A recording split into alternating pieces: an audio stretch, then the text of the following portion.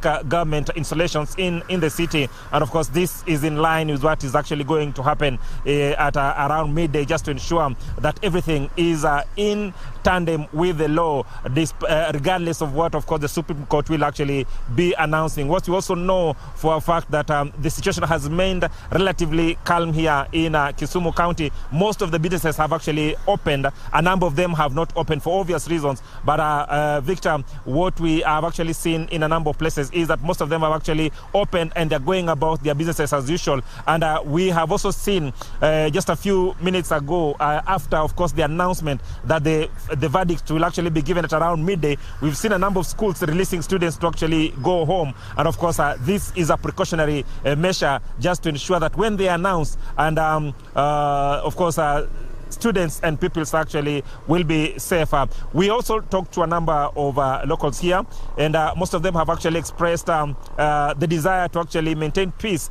not just before, but of course after the announcement of the Supreme Court verdict. So we'll be expecting that they'll actually stick to their promise that they will actually be maintaining peace. And of course, that has been the rallying call from various leaders from this particular region, and of course opinion shapers too. Each and every person, each and every leader who's actually spoken to, calling on the locals to actually maintain peace before, during, and of course after the announcement by the Supreme Court.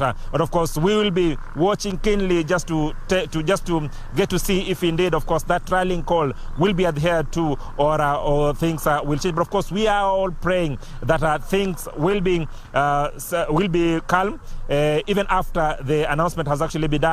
Regardless of the outcome, of course, everything shall remain calm and peaceful. However, we have a number of locals here who will actually be giving us what they feel, how we are going to carry ourselves, of course, before, during, and of course after the announcement by the Supreme Court. Habari gani ndugu? Salama sana ndugu yangu. Naomba niambie majina yako, wewe ni nani? Mimi naitwa Morris Ochieng.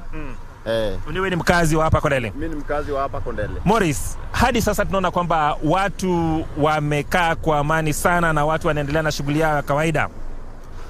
Wewe kama mkazi wa Kondele, naomba tu uniambie wito wako kwa wakazi wa eneo hili, kwa sababu tunajua hapa ndipo iwapo mambo hayaendi sawa, hapa Kisumu ndio tunaonanga mambo inaanza kuchacha. Tunaomba wito wako kwa wakazi wa eneo hili. Wito wangu, mimi kama mkazi wa Kisumu, tuko na amani, na hata ukiangalia unawezaona tuko na amani, na kila tunatarajia hapa watu wengi wako na imani na mahakama. Wanajua vizuri mahakama watatoa maamuzi sawa kulingana na sheria yetu ya Kenya. Ndio maana unaona kwa sasa watu wako na amani, watu wanafanya vitu zao polepole, na hakuna vurugu yoyote hapa Kisumu. Tuko na amani. Vizuri sana Morris. Kwa wale ambao wameogopa na wako makwao, na wale ambao pengine wanafikiria kwamba kunaweza kuwa na vurumai, wewe kama mkazi wa Kondele unawaambia nini? Mimi nawaambia tukue na imani na mahakama zetu, tujue ile matokeo maamuzi ya watatoa leo, watatoa kulingana na sheria na kulingana na evidence walipewa. Sasa sisi kama wakazi wa Kisumu na kwa Kenya jumla, tukae na amani na tungoje hiyo matokeo. Tunajua itakuwa sawa. Ni muhimu kujua kwamba kuna washindi na washindwa katika mchuano wote. Okay. Vizuri sana Morris. Victor, of course, a very important message from one of the locals here that they have trust in the judiciary, and no doubt they believe that indeed at the end of the day, judiciary will be making a very informed decision based on the fact that was actually adduced in the court of law, in the Supreme Court. So we'll have another local here who will actually give us exactly what he feels about today's ruling. Nzuri. Nataka uonekane vizuri sana, naomba utoe kofia. Nzuri sana. Naomba niambie unaitwa nani? Mimi naitwa Petition. Mimi ni mkaaji wa Kisumu hapa Kondele. Ni mtu wa pikipiki hapa, tutatarajia hapa mambo ya Supreme Court. But tunatarajia na mambo ya Supreme Court ikutole mambo ya nini? Ikuelezee as a court ifanye nini, ikuamlie. Kwa sisi hapa Kondele ni wakaaji, tumejua mambo ya vile Kondele inakaa. Tunatarajia tu mambo ya koti yenye taamua tu ndio sisi tutaenda nayo. Sisi mambo ya vita, mambo nini Kondele saa hii imetulia. Tunatarajia amani na tunatakia amani ifanye nini? Iendelee tu hivi. Wakaji wa Kondele tuko tu hivi. Viongozi wengi wa eneo hili, tukianza na governor, tukianza na MCA, wengi sana wamehimiza wakazi wa eneo hili watulie kabla na hata baada ya uamuzi wa koti. Wewe kama mkazi wa eneo hili unaona kwamba wakazi wa eneo hili watafuatilia mashauri ya viongozi wao? Uamuzi wa uongozi wa hapa, sisi tunatakia tu haki na tunataka tu koti ifanye nini? Iangalia haki ya watu. Sio waangalie vikazi wa watu, lakini sisi tunatarajia tuone haki yetu. Tulitoka kupiga kura na tunatarajia kuona haki yetu vile nafaa. Asante sana Simiu. Simiu, of course, one of the boda riders here in Kondele, of course, just telling locals that even as we await for the Supreme Court ruling, that indeed we must maintain peace and order and of course abide by the law. A very critical message, of course, Victor, that has actually been passed over and over again. However, Victor, I also just want to briefly tell you that one key issue that Professor Peter Anyang' Nyong'o has actually insisted over the years has been the fact that even when people are actually demonstrating, they must ensure that they keep off the CBD. He says that destruction of property, injuring of people, and of course any other untoward behavior works towards harming the very economy of this region. And of course he's not of that opinion, and he's repeatedly called on the locals to actually maintain peace. And even if they want to demonstrate for whatever reason, it must be done within the confines of the law. Just after, of course, the announcement of Deputy President William Ruto as the president-elect, there were a number of pockets of demonstrations here in Kondele that had actually tried to access the CBD, and of course the groups were quickly neutralized by security agents. And we're not saying that that is going to happen today. However, we are just painting a picture of exactly if someone is actually sitting at home and thinking that probably this is going to burst up if things are not announced in a manner that actually pleases the people of Kisumu County. That is not the case, because many of them have actually come out and insisted that we must abide by the law and must keep peace during and after we are done. Of course, I take you back to Victor. Last week, the U.S. Ambassador, Meg Whitman, was in Kisumu and held a meeting with Governor Anyang' Nyong'o and security agencies there in Kisumu. And there was a travel advisory which was issued against people traveling to Kisumu and even U.S. citizens working in Kisumu. How do you think, and how did this message sink down with the residents there and even the Victor, government the himself? travel advisories that were actually issued back, the governor and of course leaders from this region have actually consistently lashed out at those travel advisories. However, they have maintained that there's need for actually to ensure that peace is maintained in this region. So that is very much in order. However, they say that this remains a very peaceful region, and it must be looked in terms of being a peaceful region and not looked in the precincts of course, what the travel advisories have actually been put out there by the U.S. government and other European nations. Simon Ashola, thank you so much from Kisumu. Please just stay on standby just in case of anything, and kindly let us know what will happen from the lakeside of Kisumu. All right. Ben Troy, before I hand it over to you, I think it's now time to exit the stage and give it to Regina, who will also sit on this seat to take this discussion to the next level. But for me, it's a good morning. Ben Troy, you can take it over. Thank you so much, Victor. And I'll begin exactly where Victor and Achola were having a conversation in terms of the travel advisory. And gentlemen, I would like you to dig into this, because it's not the first time that we are having these advisories. And the good thing is that as Kenyans, we've always maintained peace. during, not always actually, talking about the last 2 election cycles, this and the last one, we were largely peaceful. And something that always comes up when you talk about Kenya and anything big from Kenya is that if Kenya sneezes, the whole region gets that cold. And I remember, Wakili, you talked about how US had even mentioned Kenya when you talk about the electoral process. What precedent or the jurisprudence that we have in the Kenya, in our country, what can you say in relations to the decisions that we make that not only affect us, affect the region, and maybe a good example or whatever example to the rest of the world? Thank you, Pentry. That's a very good question because Kenya is a big brother, as a matter of speaking, in the region, and by region we mean Africa, and sometimes to the world, because what happens here is really of keen interest for the Western countries because, one, they have a lot of interests around here. The U.S. has the embassy. The U.S. embassy is it should be the largest in Africa. They have a lot of contingent around the logistical issues they deal around the region. It's coordinated from Nairobi. So if Nairobi is catching a cold, then the U.S.'s interests and the region will be affected. Same to the Western world. That is one.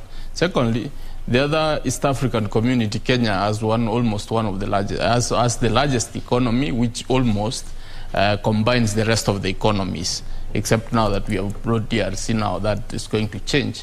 So the region depends on Kenya a lot, especially as a gateway for goods and services. I was reading the newspaper yesterday and I saw the business, if I'm not so wrong, the business daily saying now business will resume once the decision is given. Mm-hmm. I'm like, why did it stop in the first place? Because they were not voting. They were not voting. Somebody on a container, carrying a container to DRC or to Juba, why should he stop his business? So there's a sense in which even business in the other places is really affected when we are in election, especially the 2007-2008 election. Uganda was really affected. Mm-hmm. And any small thing, I've been in Uganda at some point when Kenya has issues, and it's actually affected more than Kenya.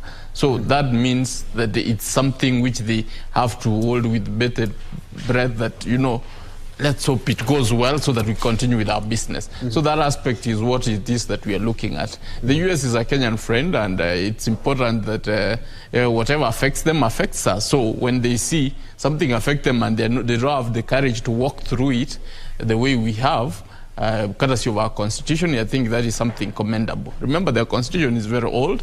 Ours is a bit new. It's 2010. And we had some safeguards which actually ensure that we act robustly to some of the things which affect us as a people. Mm-hmm. And it happened, it was given birth to after a serious crisis, so we do not need to go back there. As Kenyans, we have to see it through. Mm-hmm. Because in a sense, if anything happens in Kenya, it affects these other people. Mm-hmm. So we need to work as the elder brother. You know, when your elder brother whom you depend on seriously is affected, so your head is not clear. Mm-hmm. So we need, as Kenyans, first to do the right thing, then set up precedent. You see, after us annulling the election in 2017, mm-hmm. Malawi, our good friends to the south, also had the courage to do the same thing. Mm-hmm. So, you know, that means we are setting precedent. There was a communication, a silent communication from the East African community, people saying, begging Kenyans that please do a fair and verifiable election because we are also looking at you so that we can also be able to task our people to do the same. Mm-hmm. Because there's a way, if we do it right, the other people will be behooved to also do it right. Mm-hmm. So that is I think, something we need to look at. Yes, and I would also want to pick your mind, Wamboi Shadrach, as well on that, because at the end of the day, you are officers of the court as well. What precedent does that our decisions set? Because in 2017, the world was watching, and after that historic decision, Kenyans, even the countries that were not watching, were like, we need to watch how Kenya conducts itself. And as Gesori has talked about, is that even Malawi, and not only that, Kenya's example, the decision, the bold decision by the Apex Court, is being watched keenly, not only by our East African brothers, but by the rest of the world. Well, Ben, I mean, to be very fair to ourselves, we have always proved to be first amongst equals. And this, in a sense, should be, I mean, this is a conclusion you should arrive at when you reflect on the history of, the governance of this country. Now, remember, if you look at our neighbors, we are probably one of the countries that basks in a lot of glory as far as the respect for the rule of law is concerned. If you visit just our neighbors here, the Ugandans, they have been a subject of so many coups. And in any event, if you're to look at even the current presidency of Yoweri Kaguta Museveni, he actually assumed these reins of power after a coup was conducted, and then subsequently there has been, lip gloss service on their democracy. There has been some intimation that they actually participate in democratic elections. Well, we might, I mean, some people might have a different thought on that as a conclusion. And again, if you go back to our neighbors here in Tanzania, what the Chebukati says is, the final declaration is not up for challenge in any court. In any event, our brothers in Tanzania. Our brothers in Tanzania, the Chebukati, once the Chebukati says something, it is a done deal. You cannot question that before any court of law. Yeah, it's cast in stone. So really, when you look at us, we have proved, and this is after the independence. Since we got our independence through blood and sweat, we have ensured that we respect our constitutional democracy. In any event, the little attempts that have been there to have a coup probably has been through, the infidelity when it comes to the implementation of our laws, so that we have had regimes that have ascended to power, but through constitutional means, during by use of processes that are not as the ones that have been anticipated in our constitution. So when you want to look at Kenya becomes unique when it is compared to her neighbors. Many countries in this continent have been a subject of so many coups. People who have refused to yield power, people who have always participated in violence and war. Go to Gabon, go to Congo, DRC, Congo. We have so many examples. I mean, Africa is just with replete of examples. So that when you want to look at Kenya, you want to look at Kenya from an American point of view. Because our constitution, it's even one constitution that has been applauded. It has received so many accolades, even from our neighbors in America. It has received so many accolades from our friends in India and even in South Africa. So that when you cannot compare us with the likes of Uganda, you cannot compare us with the likes of Gabon, DRC. No. When you want to compare Kenya, you must compare Kenya with its equivalent, which is the United States of America, where there is some respect of the law and the constitution. And that is why probably this must explain the kind of attention we've been receiving. I've been receiving some interviews from media stations in South Africa. They are keen on establishing what is happening in Kenya. Remember, even the environment we've created for ourselves, because of our respect to the rule of law, it is what has attracted so many investors into this country. So many people actually flourish in their countries. They flourish in their businesses because of the peace and tranquility that we enjoy as a country or as a people. That is why we have so many South Africans investing in Kenya. We have so many Chinese coming to invest in Kenya. We have so many people from Japan investing in Kenya. We have Americans who are investing in Kenya. And that is why they're even, scaring some of their people. You should not be in Kondele, you should not be in Kisumu, you should not be, because of, they know too well. Because of their interest as well. Yes, they know too well that they have invested so much in this country. And that is why what we do, our business is part of their businesses. And as you well put it, when we sneeze, they all get a cold. Yes. And I'll throw this on the other side. I will be coming to you, Wakili, on the Kenyan foreign policy, bearing in mind that, or judging by what has transpired in the last couple of years, just shows how strong our foreign policy is. I'm saying this because looking at the organizations that we've been able to head, IGAD, AU, East Africa Community, and also the non-permanent seat at the UN Security Council, just underscores how strong our foreign policy is, and all eyes are on this judgment, bearing in mind that we even have judges, retired judges from other countries who are just seated there and watching, and of course they're going to write a report on how they have seen how the whole exercise has been. And as Kenyans, we also have another chance to cement ourselves in the annals of history in regards to how we conduct ourselves in this, not only in the judgment, but post-judgment. Maina. Oh, yes. The significance of Kenya to the global community can never be enough because in the colonial times we were said to be the gateway of the continent and East African region. Indeed, if you look at the various unprecedented verdicts that we have made in the Supreme Court for the last 3 presidential elections, is actually a testament of what have actually been adopted by other democracies in Africa.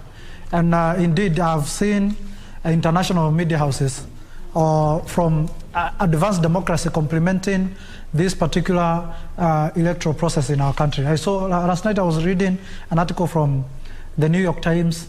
I saw Washington Post also writing an article in regards to the whole process. And that underpins the interest that these people have seen in our electoral process. That actually shows that our democracy has really grown. I saw them actually comparing the insurrection of 2020 on Capitol in the U.S. Capitol, where there was the conservatives trying to dispute the elections through the unorthodox means. And they were comparing the experience then with how Kenya is handling its electoral outcomes. That is in 2017 and also 2022. That is the kind of maturity that Kenya has come into. And I must say that our constitution has really helped us in actually getting this global respect and also the regional respect from our peers in the region. And that is the kind of direction we should take as a country. Even in terms of the economy, we need to take the direction that our democracy has taken, where we have diversity in terms of the products that come from our country, and also how we govern our commercial sector, so that vibrancy can be realized and we can be able to have the strength that comes with the vibrancy of the economy. Where we are heading to, my brother Troy, is that there might be a unification of the East African region in some years to come. In fact, the drafting of the constitution of the East African Federation is underway. I think it was supposed to be out by 2023.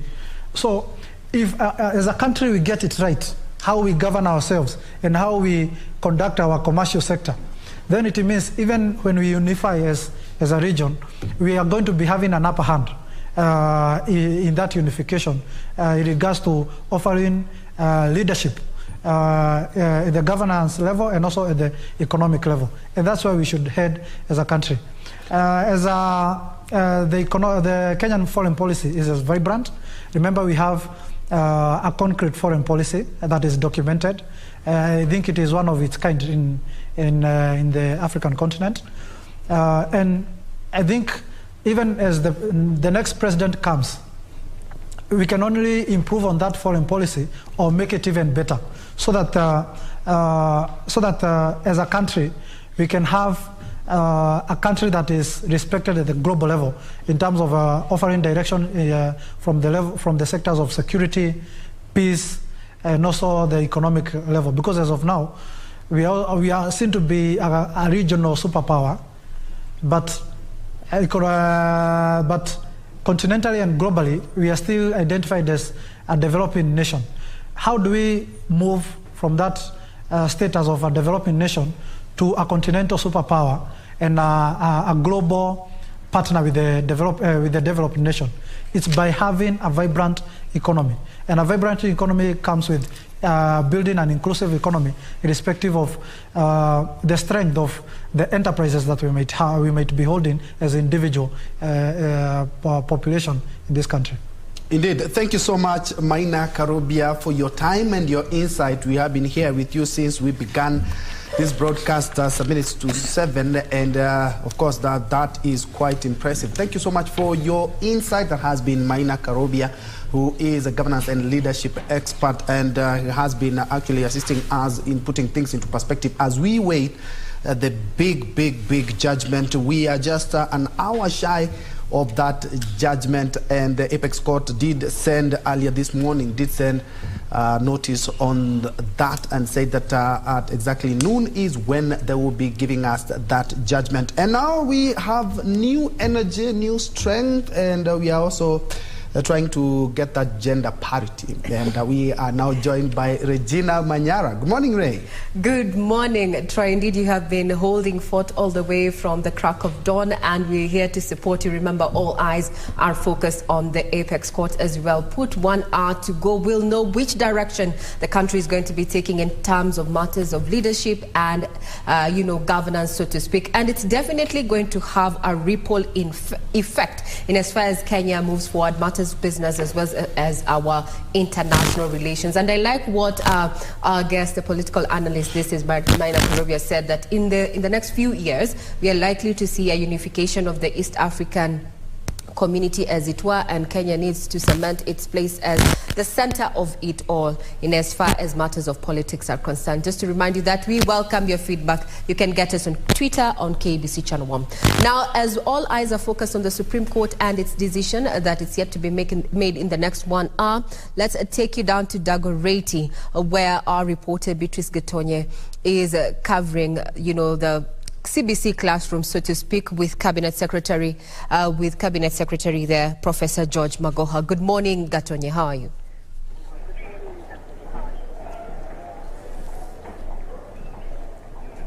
Thank you very much, Regina Manyara and Ben Troy in studio. I'm coming to you live from Dagoretti High School, where Professor George Magoha was here, the Education Cabinet Secretary. He was here to open 2 classrooms. As we all know, the CBC transition is happening next year, and grade 6 learners are expected to join junior secondary. And the CS has been busy running up and down, ensuring that the classrooms that had not been built are actually being built. And he says by Friday, the 20,000 classrooms will be ready, both in public and private schools, ready for learners come next year. He says the next government that will be coming in will find all systems go in terms of the CBC transition. And he says, as we know, in a few hours, the country is awaiting the Supreme Court verdict. CS Magoha says, however the outcome goes, or whatever the decision will be, he doesn't see it affecting the school calendar. And he further says that in case the political players decide to extend their time, there will be more consultation on how the education sector will continue operating. But he says he doesn't foresee any major challenges in terms of the students and pupils going on with their studies. He says the school calendar come next year, it gets back to normal. As we all know, due to COVID-19, the school calendar was a bit affected, and in 2023 is expected to normalize. And he says he doesn't see any major challenge in terms of the verdict that will be given today affecting those plans. Otherwise, the CS, as we all know, he's been running up and down, ensuring that the learners, especially the grade 6 who will be transitioning next year, will find all the classrooms ready. Here at Dagoretti High School, the students are going on with their studies. They are in class, and as you can see behind me, it's their break time. I think they're going for a cup of tea, and with the Supreme Court verdict being awaited, the schools are going on and the studies are going on. And earlier on, we were at a secondary school just here in Dagoretti, and the students are in class, calm and studying. So that's what I can say as of now from the CS Magoha, and even as the country awaits for the Supreme Court verdict. Back to you in studio, Regina.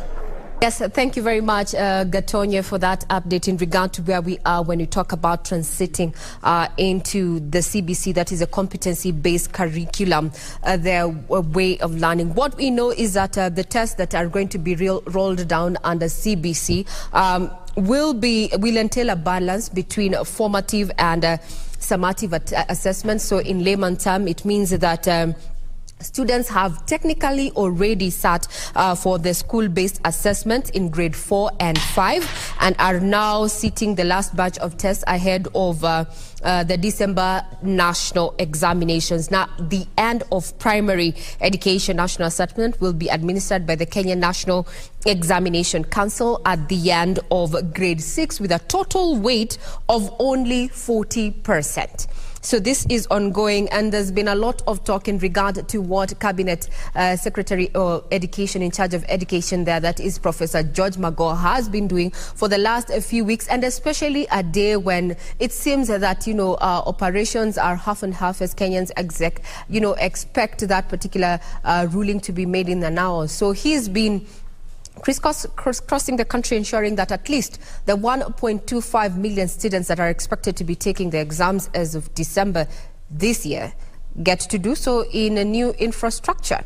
Well, we'll be speaking that as we continue just looking at what we expect ahead of the Apex Court ruling that is set for noon this afternoon. Now, O'Brien, take it away. Just give us a quick summation of what key issues the 7 judges are going to be looking at this afternoon, or rather have been looking at. Well, thank you, Regina Manyara. Actually, in the morning, we looked at the 9 issues that were presented before the Apex Court that they are supposed to use to determine their judgment. And of course, we went through them, quite lengthy. Last week, we saw the presentation by various legal councils representing Azimio Kwanza, Kenya Kwanza and Azimio la Umoja. And of course, now today, we expect now the Apex Court to give us a verdict on what they have agreed or what is the way forward. And of course, the countdown has started. And when I look at the clock, the 1 hour countdown is already underway. We are talking about 2 minutes have already elapsed and about 50 seconds. So the clock is still ticking, and the whole country is now waiting and watching what would definitely to hear from the Supreme Court in Milimani. Of course, as we were telling you, the security around the Milimani Law Court has been beefed up with restricted movements for both vehicles as well as human beings. And so that is a sign that it's all systems go there. We have our reporters there who are on the ground, of course, tracking the happenings, not only here in Nairobi, but we also have our team in Nyeri, in Uasin Gishu, in Kisumu. We have just seen our reporter there, Simon Achola, giving us an update. We have also seen our reporter in Uasin Gishu as well as Kirinyaga and Nyeri. They are tracking the happenings there so that we can get to understand the reactions from the residents of these areas. And the reason why the 4 areas are critical. Remember, Kisumu is the stronghold is actually seen as a stronghold for Azimio la Umoja presidential candidate, that is Raila Odinga. While in Gishugu constituency, that is in Kirinyaga County, that is where the home of his running mate, Martha Karua. And in Nyeri, we have the Kenya Kwanza running mate, Mr. Gashagwa, that is where he hails from. And in Uasin Gishu, the Sugoi, in Sugoi, that is where we have the Kenya Kwanza presidential candidate, William Ruto, the president-elect, he hails from there. So those areas are very critical. And of course, our reporters are there so that they can give us an update on how the people will react to the Supreme Court verdict. But I want to take you through the 7-judge bench and try to help you understand who are they, and what is their background so that you can clearly understand who they are. even as they make that very much awaited decision. And so we start off with the President of the Supreme Court of Kenya, that is Chief Justice Martha Koome. She was born in 1960 in Kithiu village of Meru district. Back then we used to have districts, we never used to have counties. That was in the 1960. That was 3 years before we achieved or we attained our independence or self-rule from the British. And so in 1986, that is about, he graduated with a Bachelor's of Law from the University of Nairobi, and in 1987 he was admitted to the bar to be an advocate of the High Court after going through the Kenya School of Law, which is mandatory for any lawyer practicing in Kenya. And in 2010, she graduated with a Master's of Laws in Public International Law from the University of London. And why this day is very critical, remember, this is the day that Kenya promulgated its constitution, and she was a member, or she played a critical role in ensuring that this constitution was delivered in 2010. In 1988, she began her legal career as an associate of Madenge and Mushemi advocates here in Nairobi. And in 1993, she started her own law firm, that is Martha Koome and Company Advocates, and she became a managing partner in 2003. She was going to serve that position for another 10 years, and in from 1993 to 2003. So in 1996, she served as a council member of the Law Society of Kenya. She's one of the people who is credited with bringing the vibrancy of the Law Society of Kenya, with, among others, Gitobu Imanyara and other people, you know, who are critical in shaping the legal fraternity in this country. And she partnered with many other people, including the senior counsel, Paul Moite, who we just saw the other day. And so she has quite a big profile there. And she has also served as a chairperson of the Federation of Women Lawyers, FEDA, where she was important.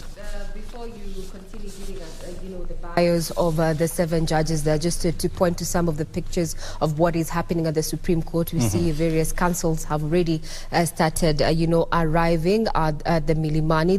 Those are just live pictures that are coming to you there. Well, as you can see, we are less than 1 hour away from the delivery of that judgment. We have tried to just do a preempt. What are we likely to see? And from our eminent panel that we have in our studio is that there are only 2 ways that this could go. It's either a nullification or the election is upheld. And we all know if it's...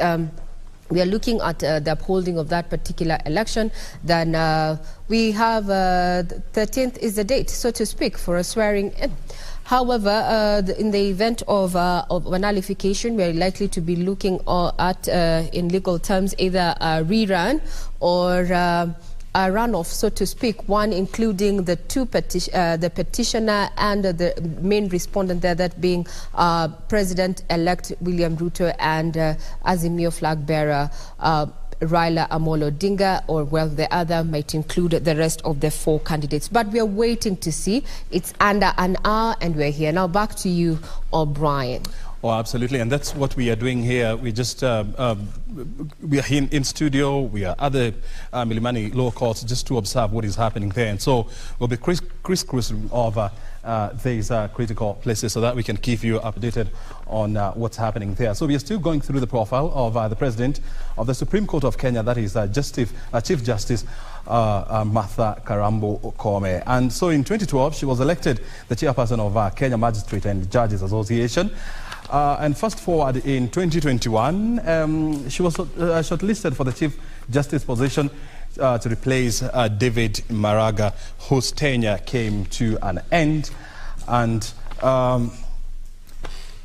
apparently, she managed to clinch the position, becoming her nomination was actually approved by the Parliament Committee on Legal Affairs, and she became the 15th Chief Justice and the first female to occupy that office in independent Kenya. So in 2021, the Justice and Legal Affairs Committee, as I told you, vetted her and recommended her, and so President Kenyatta appointed her as she took her oath of office at State House in Nairobi on May 21st, 2021.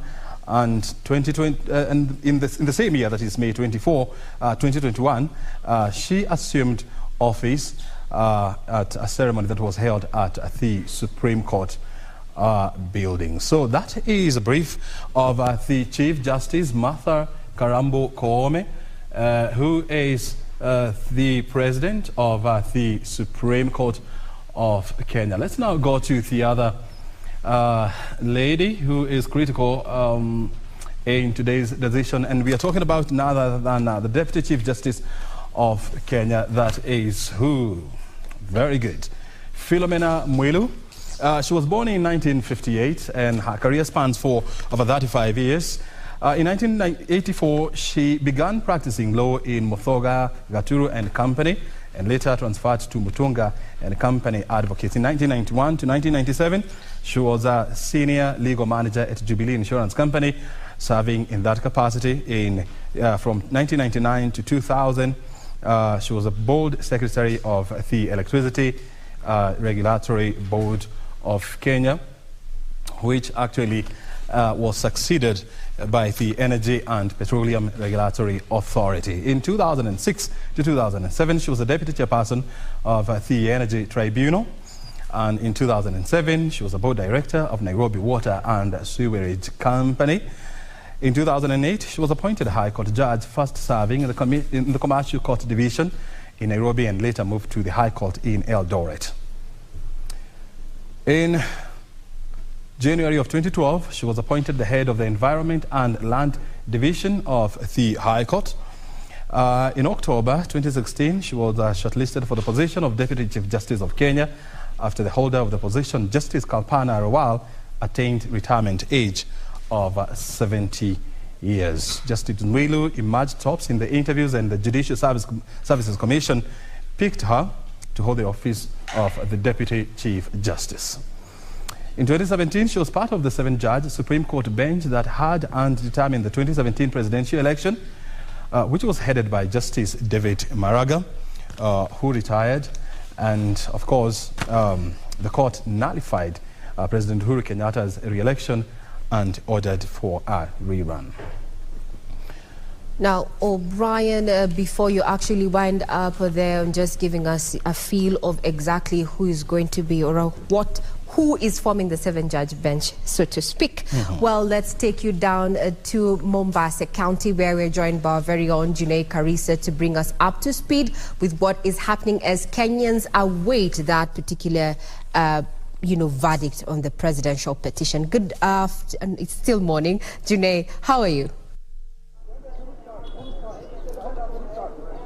Good morning, Regina. I'm at the Kenya Ferry Likoni crossing channel, and I'm joined by the residents just to give me a feel of their expectations upon the 12 noon verdict by the judgment by the Supreme Court. Tueleze tu unaitwa nani na matarajio yako ni yapi pole? Nataka nishukuru kwa nafasi hii kwa majina Nathan Mokaya. Naomba kwamba yale matokeo tunayongoja kutoka kwa Supreme Court, uamuzi ule utakao toka uwe wa haki na kweli, si haki ya mwanadamu bali haki na kweli ya kutoka juu mbinguni. Tutashukuru na kuipokea na kuendelea mbele. Ungewahimiza Wakenya nini wanaposubiri? Wakenya wawe na amani na utulivu. Wakenya msibabaike kwenda kukimbia barabarani. Wanasiasa ni marafiki kule wako, na sisi tubaki kwa marafiki hapa chini, tuendeleze Kenya yetu mbele. Sawa, asante. Karibu sana dadi. Tueleze tu waitwa nani na matarajio yako leo ni yapi? Mimi naitwa Mr. Jabeso Kwany. Kulingana na matarajio yangu kutokana na hii kesi ambayo iko kwa koti, sisi kama wapiga kura tutaipokea vile itatokea. Mtu yote ambaye atatangazwa kwamba ameshinda, sisi ni Wanakenya tunataka tufanya na yeye. Pengine una vipengele vidogo ambavyo ungependa Supreme Court kwenye judgment iweze kugusia? Mimi ningependa ya koti kuu ya Supreme Court ya kwamba they should follow the haki, the rightness of the court. Wasijudge bila weighing other side, lakini the justice, we only need only the justice to be done to the Kenyans. Asante. Kuwarai pengine wakaaji wa Mombasa wanaposubiria? You know, Mombasa is a peacemaking town. always we believe in peace, and whatever shall come out, we shall simply exercise our peace as usual. Asante sana. Yeah. Dadi, waitwa nani pengine na leo hii matarajio yako? Je, una vipengele ambavyo ungetaka ile judgment iweze kugusia? Yes, kwa jina naitwa Mohamed Ahmed Hassan, na hudumu kama Secretary General wa National Kenya kitaifa kwa madaktari wa tiba za kiasili Kenya. Kwa ujumla matarajio ambayo nayatarajia leo ni matarajio ya ule ushindi ambao uko wazi. Kwa hivyo ningependa mahakama isiangalie kipengele chochote ambacho ni cha kuridhisha wananchi, isipokuwa iangalie uhaki na usawa. Pale uhaki uko na usawa, basi itekeleze. Wakaaji ungewaraji? Wakaaji ningewarai wawe watulivu na wakubali sheria na katiba ya nchi. Asante sana. Yes. Asante mzee wangu. Nimalizia naangalia tu kamera iliyoko mbele yako. Kipengele, nipe story. Kipengele kipi? Mimi kwa majina naitwa Malik Chelimo, mzaliwa wa Trans Nzoia, mkazi wa Mombasa tokea 2013. Na Mombasa kwa hakika ni mji wa amani. Na kile tunachotarajia kutoka kwa Supreme Court, tutolee tu haki na tuendelee kuwa na amani. Kuna kipengele ni kipi ambacho ungependa kiangaziwe zaidi? Kile ningependa kiangaziwe sana sana, especially hii mambo after every 5 years tunarudi kwa mambo na kesi. Tungetaka hiyo kitu hiyo kidogo sugu itolewe kabisa. Kama ni uchaguzi utakafanyika ifanyike bila mambo zingine. Huenda kesi ikasema kwamba pengine rais na naibu wa rais hakushinda na pengine kuna uchaguzi mwingine. Wewe ungeweza kulipokeleaje jambo? Tuko tayari kwa vyote vile, maana mahakama ya upeo na mahakama ya mwisho, na tutapokea kwa njia yote inayofaa. Asante sana dadi. Asante sana. Waitwa nani? Naitwa Jackson, mkazi wa Mombasa na kiongozi wa vijana. Tupe matarajio ya kwanza, nipe story. Vipengele gani ama ni kipi ambacho unaona kinafaa kuangaziwa zaidi kwenye ile judgment itakayotolewa? Commission ya IBC. Mimi sina shaka mahakama ya juu itafanya kazi yake na itatoa uamuzi kulingana na sheria. Sisi kama wa Kenya tuko tayari kupokea uamuzi wowote ule ambao mahakama ya juu itatupatia sisi kama wa Kenya. Je, unaona kwa mtazamo wako IBC ilifanya mukshili yote? Kulingana na mimi commission ya IBC ilifanya kazi yake. Sasa hizi zingine mimi naona ni kama ni commission tu ilifanya kazi yake kama vile commission yote ile inafanya kazi. Ndurusu wa mwisho, dadi, waitwa nani? Na kuona na mzigo kweli, pole kwa kuchoka, jua ni kali kweli. Naomba uangalie kamera tu iliyoko mbele yako. Waitwa nani na leo watarajia vipi mambo na Supreme Court? Mimi naitwa Paul Akelo Barasa, na matarajio yangu katika Supreme Court na tarajia ile uamuzi wa court ndio mimi nitafuata, kwa sababu sisi hapa nje tulimaliza. Imebaki mambo ya court. Supreme Court ikitoa uamuzi, sisi kama wananchi tufuate. Tusije tukawatu wafujo, kwa sababu hali ya Kenya ni hali ngumu dada. Himizo lako la amani pengine kwa wakaaji wanaposubiri hiyo judgment saa 6 kamili? Mimi naomba wananchi wenzangu wawe wapole, kwa sababu hali ya Kenya yetu imeharibika. Sisi tusije tukatoa uamuzi ubaya na ile hali koti imemaliza. Asante sana. Hayo tu dadi, pengine unamalizia wito wako? Mimi nakubaliana na huyu mwenzangu. Nataka iwe uchaguzi hiyo uamuzi iwe ya watu wana imani wa amani na wakubali uamuzi utakayotokea. Pande huu ama pande wale wataambiwa ni wao, mwingine akubali matokeo. Asante dadi kwa kutuongelesha.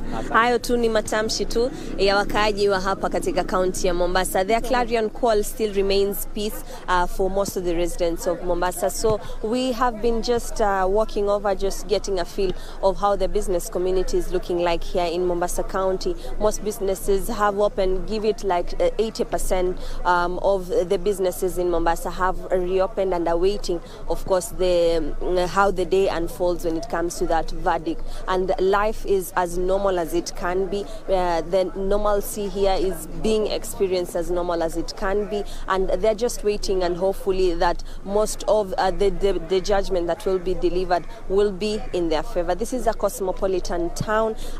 It has been perceived as an ODM stronghold. However, we have seen that the peace has been maintained since the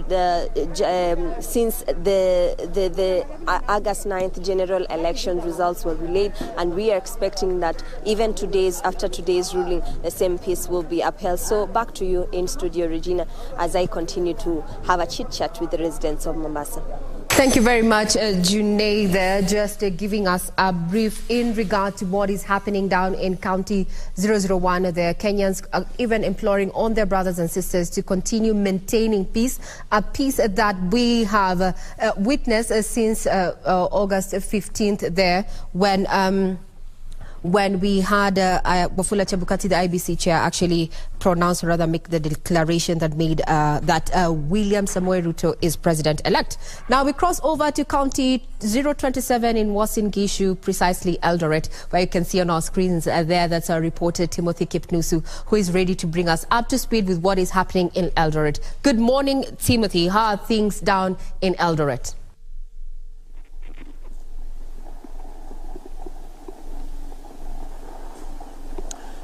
A very good morning to you, Regina Manyara, there at the Broadcasting House. Yes, indeed, I'm coming to you live from Uasin Gishu County. This is the home county of the Deputy President, the President-elect William Samoei Arap Ruto, and we have been traversing a number of places here in Eldoret, and generally the area is calm, but a number of residents are waiting with bated breath to understand what will be the verdict from the 7-judge bench. Remember that 349,863 residents of Uasin Gishu went to the ballot to elect their leaders, and William Samoei Arap Ruto garnered 272,868 votes, with his closest competitor Raila Amolo Odinga getting 76,009 votes among the 506,138 registered voters from Uasin Gishu County. And generally, just waiting to get to understand what will be the verdict. A number of them say that whatever the judgment that will be given by the IBC, they will really welcome and continue with their lives, as this is a time when economy, they're crying about the economy, the cost of living, and they want leaders to get to their office and start working. And joining me is the Catholic Bishop Dominic Kimingich, and I understand they had a meeting with the spiritual leaders, perhaps to give a message to Kenyans about just embracing peace. Many thanks indeed for joining us, Bishop. What is your assessment of the 7-judge bench and how things are panning out? We are all waiting with a lot of expectation that the 7-judge bench will definitely deliver their judgment in accordance with the facts and the truth. And that is what we expect from them, that they will make a decision which is really based on the real facts and on the truth. And this is also what our people are expecting, because that's the only way in which people will be able also to accept whatever judgment they will make, and they will want to move forward with their lives. So we are waiting eagerly for that judgment, and as we have mentioned here in Uasin Gishu, the people really are waiting eagerly because they want to hear that decision and be able to continue with their lives. Yes. But perhaps what's your message to Kenyans? Actually, Uasin Gishu County, remembering that it was mentioned as a hotspot area. Generally, when election was announced, William Ruto was announced as the president-elect. We saw those calm, even other counties. Perhaps what's your message to people of Uasin Gishu, whichever the outcome from the 7-judge bench? Well, what I would like to urge our people is to continue with the same peace. We voted peacefully. We waited for the tallying, we got the results in a very peaceful manner. So we want to maintain that peace, because there's no point, there's no reason why people should say this is a hotspot. Let it be a hotspot of peace, not a place where people will cause chaos or anything like that. As you already know, even the president-elect himself said he will accept whatever verdict will be said. So I think that is very important for our people to remain calm. After all, these elections will come and go, and we'll continue with our lives. So my message is that let us maintain our peace, let us maintain our calmness, let us continue with our lives as we wait for the verdict. Yes. Perhaps your message to the Independent Electoral and Boundaries Commission, because anytime we go to the election, we always have a number of leaders poking holes on the electoral process. What is your message to the IEBC and, of course, being an independent body that conducts election in Kenya? Well, being an independent body, I believe IECB tried to do their best. Of course, just like any other institution, any other body, there's nobody who is perfect. And also using all these, even you rely on so many other people, they rely on technology. So definitely there could be some mistakes here and there. But as an independent body, we have to respect IECB. And if there are reasons, major reasons why maybe they didn't do their work, then that should be looked at. But as an independent body, we have to respect IECB and let them continue with the mandate which Kenyans have given them to conduct general elections. Yeah. Perhaps your parting shot? Well, let us remain peaceful. Let us wait calmly. It will be in the next 1 hour or two. We will know the verdict, whether the president-elect now will be declared the winner and he will continue now to be the 5th president of Kenya. Or if there's any contrary decision, we'll wait and see. Yes, but for us as Kenyans, let us remember that we are Kenyans. We have to maintain our unity. We are one family. We are one nation. Let us not allow all these things to divide us or to bring any animosity between our people. Let us live together and continue with our lives together. Yes. Many thanks indeed for talking to us, KBC Channel 1. There you have it, Regina. That is Dominic Kimengich, the Catholic, Eldred Catholic Archbishop, just making his remarks concerning the wait-and-see situation from the 7-judge bench. And of course, the most important thing is that Kenyans should remain peaceful, whatever the outcome. If the 7-judge bench will annul or affirm the win of Deputy President or the President-elect William Samoei Arap Ruto. A number of residents say they are tired of waiting and they want to go back to business, and they are saying that whoever will be elected or whoever will be mentioned as the president or whatever, if they are going to the ballot again, they say they will really welcome that idea, just to ensure that we have the president. The most important thing also they say is whoever becomes the president doesn't matter at all, but the leaders who have been elected down there, ranging from the governor, senator, woman member to the National Assembly, and the member of County Assembly, those are the people they are focusing on to ensure that they have development in this particular country. From me, Timothy Kipnosu, I hand you back to studio, Regina Manyara. Now, before I let you go, Timothy there, and I know you're going to be keeping tabs awaiting that particular verdict to be delivered at noon. A quick question to the bishop there. What is his take in regard to, the role that the church, or rather the religious sect has played in regard to the August 9th polls? Maybe you can just ask the bishop that question. We really wanted you... Are you related to the secularists?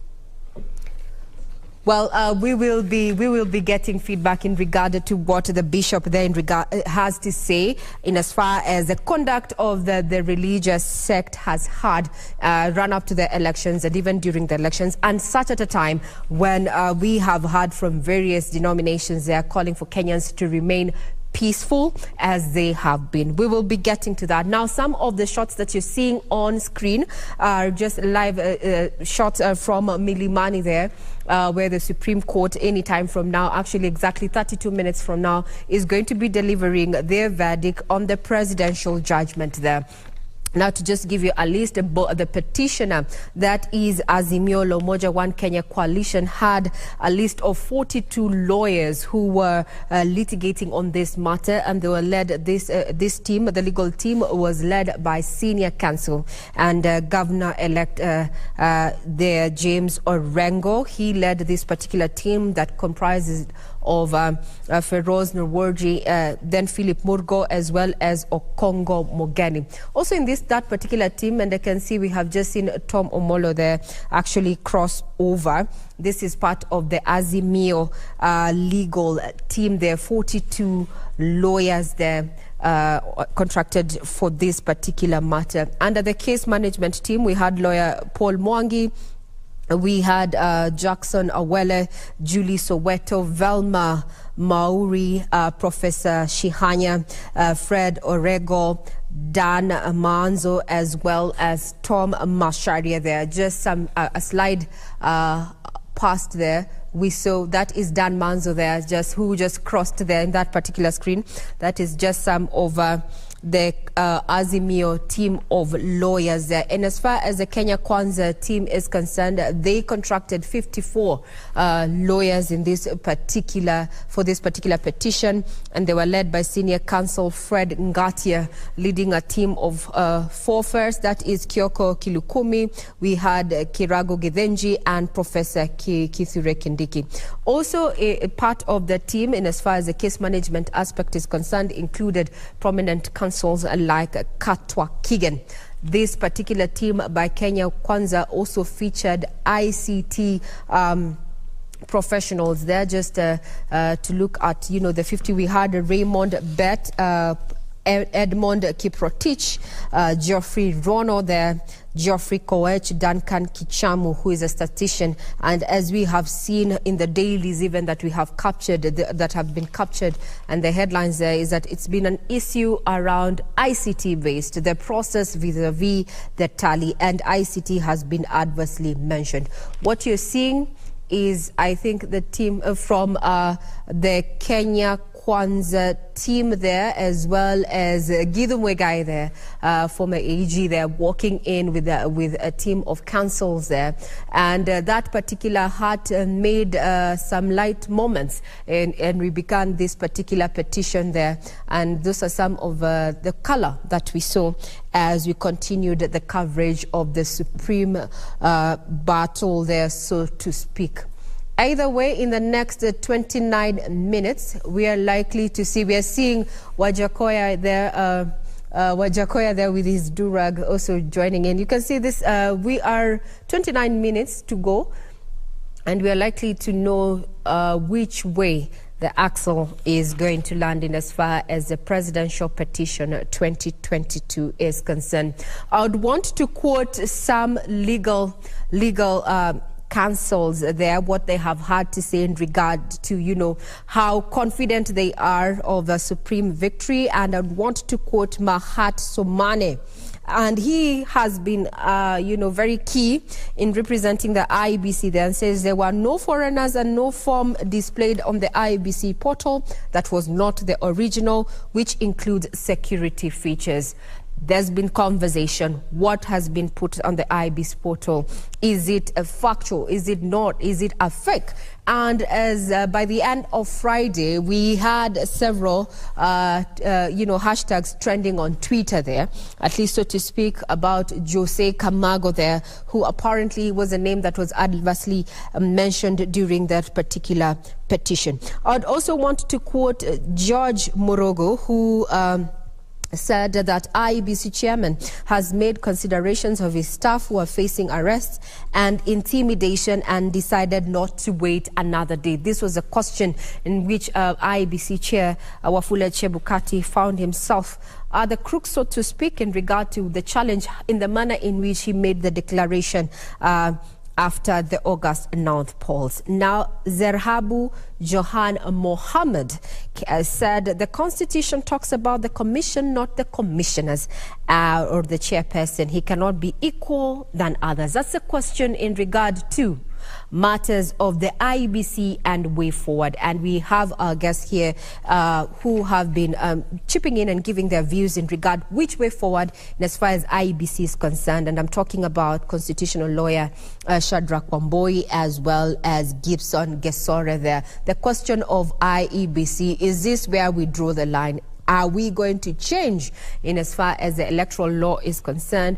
After we saw what happened, we have 4 dissenting commissioners. We have a chairperson who, though criminal charges have not been leveled against them, there's been talk around, especially with the petitioner, saying that he should be found culpable of malpractice and that. But by end of today, that is exactly 26 minutes from now, we will know the direction in which we'll take in as far as the August 9th petition is concerned. From the screen, security is quite beefed up at Milimani, as you can see there. And also, there was a communication made earlier in regard to the roads that are going to be blocked, just to ensure that this particular process runs simultaneously and seamlessly there. And it was made public, and including KBC Channel 1 actually carried that story to just enable you as a Kenyan citizen go by your duties, being asked to remain peaceful and calm as we let the 7-judge bench there, led by none other than Chief Justice Martha Koome, tell us which direction the presidential petition is going to take. And just to bring back this conversation back to studio, and I'd want to engage our two guests here just as we wait to see if there's any activity that we are likely to see from the screens that you're seeing. First one, we showed you that this was a security, the Supreme Court, where is going to be has been sitting for the last 14 days or so, pre-trial, deciding what key issues are going to be decided. They settled on the 8th, and now there are only two options. It's either a nullification or a validation, upholding the elections as well. And each have ramifications in as far as leadership and governance of this country is concerned. What you're seeing is that it's down to 24 minutes before we have the Supreme Court session on, where we're waiting to have that verdict given there. From the screens, you can see councils continue getting into the chambers there. This was quite a petition, so to speak, each side not taking any chances there with first petition and second petitioner there, hiring at least 42 lawyers led by senior counsel James Orengo there, while on the other side, one of the respondents, that is Kenya Kwanza there, engaged 54 lawyers led by senior counsel Fred Ngatia there. And we have been treated to quite legal matters, so to speak, having to learn a little bit of legalese during this time. Now, I want to bring back the conversation, but we'll continue keeping tabs on what is happening there at the Supreme Court, and also looking at the security within the CBD. What our reporters on ground have shown right now is that it's business as usual, though a majority of Kenyans are not within the central business district. A majority of them, I am guessing, they're either home just waiting to see what is going to happen after noon or at noon. Now, Gibson Gesore as well as Shadrach Bomboy, I'd want to pick your brains in regard to what is in your opinion, let's start off with you, Gibson Gesore. What is your opinion of how the media has carried itself during the coverage of the August polls up to now, as we speak? Do you think we have done a fine job in comparison, especially to 2007, 2008, and 2017? Gesore, let's start off with you. Thank you so much, Regina. That's a very interesting question.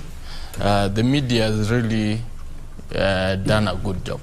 Done a good job in a sense that they have been part of the partnership in this electoral process, trying to bring the nitty-gritties or the information as it comes from the IBC or wherever it's happening. And that is something we need to actually shine light upon and say that people have spent tireless, quite a big amount of time trying to cover the election.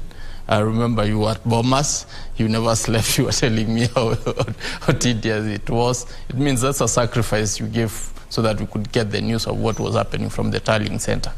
And there were several journalists across the country, both local and international, who really burned their midnight oil to actually bring to Kenyans what is happening and where it's happening from. And looking at that sense of patriotism, that sense of being alive to duty is something which we need to commend you for.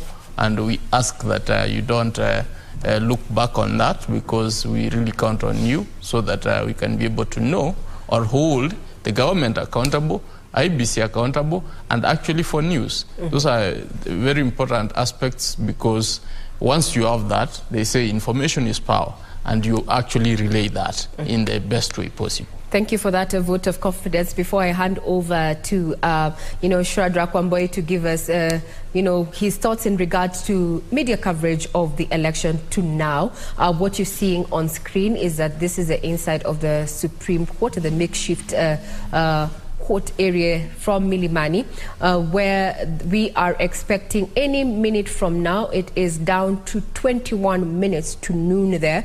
We're expecting that the 7-judge bench led by Martha Koome there, the Chief Justice Martha Koome, is going to be sitting and will be delivering its verdict in regard to the August presidential petition there. What you're seeing on your screen, we're seeing some counsels there from the Kenya Kwanza team. We're seeing Professor Kithure Kindiki there, as well as IEBC lawyer Mahamat Somane there, who's been very vocal in defending the IEBC, saying that there were all the forms that were displayed by the IEBC portals were all original there. Also further on, I think I can see a lawyer there, Paul Mwangi. I'm not too sure, but we are going to be keeping tabs on that. And as you can see, we are seeing more councils just access the hall in which we are waiting to see, or rather where the verdict is going to be delivered from. Remember, this is the Supreme Court, the apex court of the land, and the decision that is going to be rendered in there is going to be final. And also some light moments there. You see Professor Wajakoya there. George Wajakoya is among counsels who are at the Supreme Court there, and he was among the candidates eyeing the top seat in this August polls there under the Roots Party. But with the numbers there, he failed to clinch that. But we will get to know if at all the Supreme Court decides that this, to uphold this election, would say that he failed to clinch the requisite votes that were required to declare him the president, so to speak. We are waiting to see, given the constitutional timelines. Actually, with the 7-judge bench sitting at noon to deliver that particular judgment. If you go back to the time, you go back in time, as per the Constitution, we are looking at around 7 days, so to speak, 14 days there. So they're exactly 2 hours before the 2 p.m. deadline. Now, Shadrack Wamboi, who is a constitutional lawyer, what is your take in regard to the coverage that the media has given the August polls, pre and up to date as we are? Well, to be fair to the media, I think on an average of 10, I will give the media 7, so that it also gives the media some room for improvement. but as far as timely reporting is concerned, I think the media has done a splendid job. It has done a splendid job as regards a balanced, reporting of issues when it comes to, matters as they are happening. But I think one thing that probably is something that we should look forward to, it's investigative journalism, so that there has been some concerns. There has been some issues about, we begin with the stalemate that we experienced between the commissioners. Perhaps we will have relied even more from the media to establish really what was the problem. Is what Chebukati has been saying really the truth, or is there something more than what is meeting the eye? So probably I think going over and above what has been quite apparent. I think the media has in the previous past told us or taught us so many things from the use of their cameras. But I think moving forward, there is always some room for improvement in everything that we do. Even with the splendid job that you people have done, the future is still ripe for exploiting other avenues or other opportunities. We need to establish so many things other than what we've been seeing just on TV. We've been seeing, some plays, people playing. We need to also get a cover of what is this that has been happening behind the scenes, so that we are treated to more. And I think this is something that we live with you. All is not lost. There is still an opportunity where you can tell us, probably, or give us a panoramic view of what has been transpiring behind the scenes that we have not seen so far. Now, that is in regard, those are your views in regard to, how the local media has covered the August polls up to this point. Maybe as I want to rope in my colleague Ben Troy in regard to, what we're expecting in the next 16 minutes or so. How does it compare when it comes to coverage of elections between the local media vis-a-vis the international media? Because there's a conversation that is currently ongoing online that there's a lot of anticipation, and it's all not good. It's actually negative, portrayal of Kenya and this particular situation we find ourselves by a section of international media outlets. Indeed. And Ray, let me pick it from where you started out when you talked about how the media has carried itself through all the electoral process and through the petition itself. Yeah. And you bear me witness that a lot of Kenyans talked about media letting Kenyans down the day that we started tallying the results.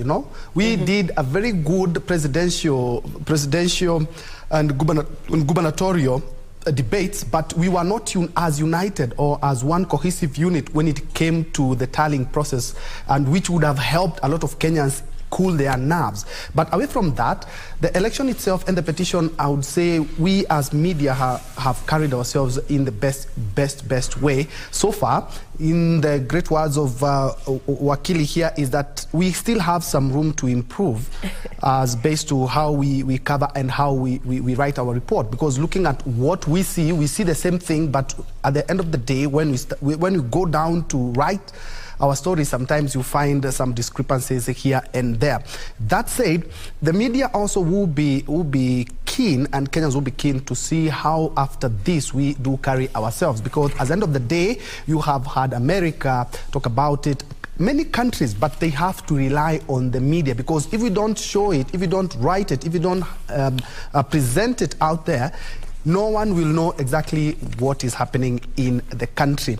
And still on the same, and I think this is something that we can have a discussion on, an interesting read written by a journalist talking about the presidential petition. Raila Odinga has been a perennial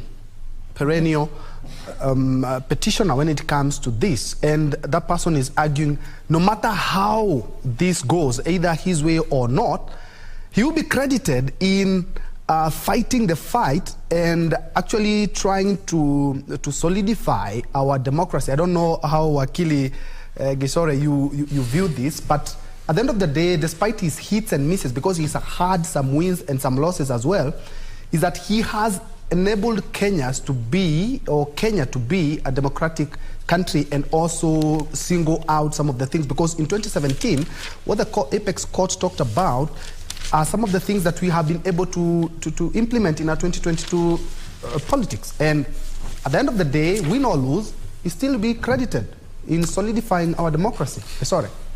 I think, Ben Troy, I want to thank you for raising that issue about Raila Amolo Odinga. Raila Amolo Odinga is one person who has serious temerity for democracy, if I might say that, because look at the man, look at his journey. This man has been in prison, came out, fought for the 1992 liberation. That succeeded. We appealed Section 2A, and then turns back and joins Moi's government, and then turns to throw Moi's government out, or his choice, giving rise to another liberation, whereby we had change of power. Then fast forward, we come to the 2005 referendum, where he had to actually leave government and champion our cause towards liberating Kenyans through a new constitution, which had dragged on for too long. So we saw his hand in all this process. We saw it in 2007, when the election went sideways. He was able and willing to share the government, as opposed to contrary views, which were telling him you shouldn't share anything, you won. If he was somebody bad, he could not have reneged on that. He actually stands out as a statesman and says, Kenya first. I choose Kenya. I fought for this because I love Kenya, because I want to see a better Kenya.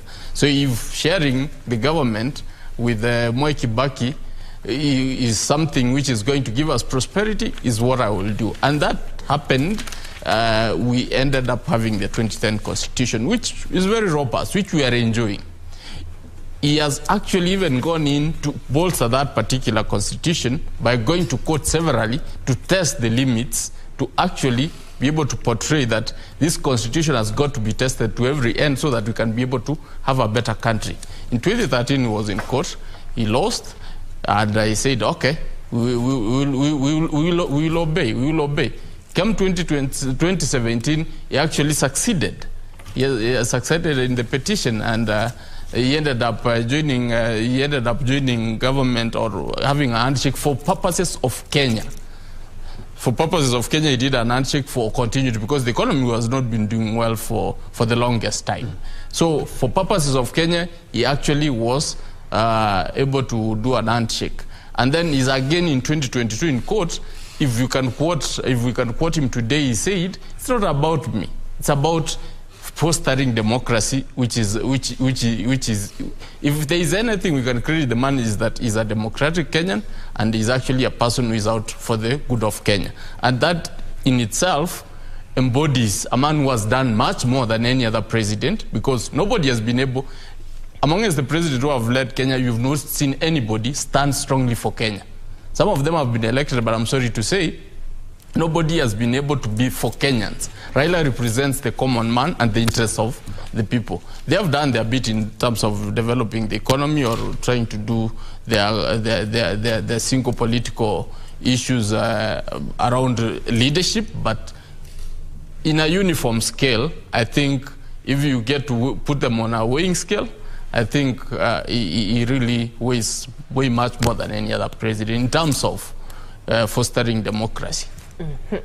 Now, Gesore, thank you for that in regard to, how we have covered. And we have seen quite sensational headlines, as you've said there, but we need to remain factual.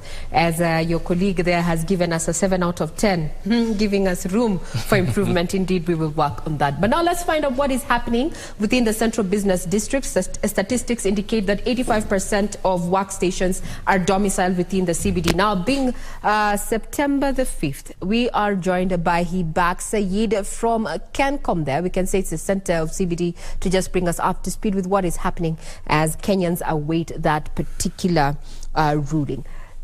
Hibak, hi. How are things from Kencom? Thank you, Regina Manyara. We are at the Central Business District and we're just trying to gauge what exactly is happening, especially here at the capital of Kenya, Nairobi City. We have a few people, a few businessmen, boda riders, who are just trying to get their daily means as we wait for the Supreme Court ruling. A few minutes to 12. If we could just have your opinion, sir, on what exactly you've seen. The Supreme Court is about to give a very important judgment today. Unaona vipi biashara yako imekuwa vipi na umeonaje town iko leo? Let me start by saying that my name is Dudhiman. I'm the CEO of Dudhiman Show, and I'm so much glad and happy to have this opportunity with you guys. God bless you so much for doing an amazing job. Now, let me start by saying that we are okay in town, we are operating, we are doing something so amazing. And to make the matters worse, our border riders here in CBD are doing quite excellent job. I have a good friend of mine who is the national coordinator for border riders here in Nairobi, and we are happy for it. We are happy. So we are waiting to see. We doesn't know what is going to happen. We doesn't know what Kome is going to say, but we are happy because my brother is your brother, your sister is my brother. We doesn't want to know the ethnicity, we doesn't want to know where you come from, your sister, your brother, but we live like brothers and sisters. Despite having anything or doesn't have anything, we share the little that we have.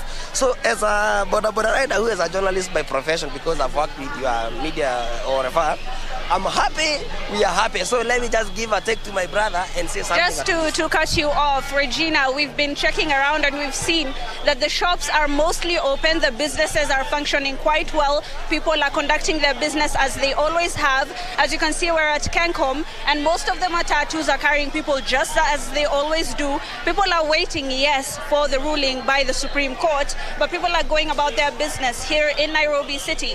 If maybe we could have the opinion of a Kenyan, unaonaje kuhusu hii Supreme Court ruling? Unaonaje, nini unatarajia? Okay, kwa majina ni Victor Chiteri from Kibra. Yenye ningependa tu kusema ni those results of the CJ has announced the results. Let us take as normal so that we can continue with our normal work, so that people can continue with their normal business. Thank you.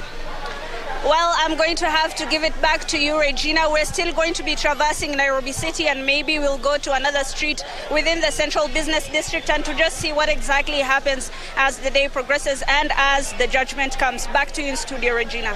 Thank you, Hibak, for that quick update. I can see, yes, Kenyans quite the, still being Kenyans, trying to make light of the situation, even as it remains, on tenterhooks. We remain on tenterhooks in regard to what we should expect come the next 6 minutes there. And we are live. We have our reporters there on ground, including Serafina Ruby, who is going to be bringing us up to speed with what is happening. Kenyans asked to remain peaceful as we wait the 7-judge bench there to make a ruling in regard to the August presidential petition. What you're seeing on your screen, those are live pictures from Milimani there.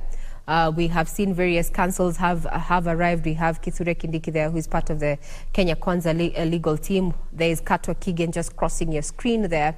Further ahead there, we are also having other councils who are either have been representing the respondents or the petitioners there, all looking calm. At the end of the day, we have there has to be peace and justice going forward. We are all brothers and sisters there. Now, I'd want to hand it over, rather take it to you back to you, Troy, there. We were talking about the performance and the conduct of the media during the election, and even at the point where we are right now, focusing on the presidential petition. And from Hibak Said's link there, you can see there's a Kenyan there who has introduced himself as Nduthi Man.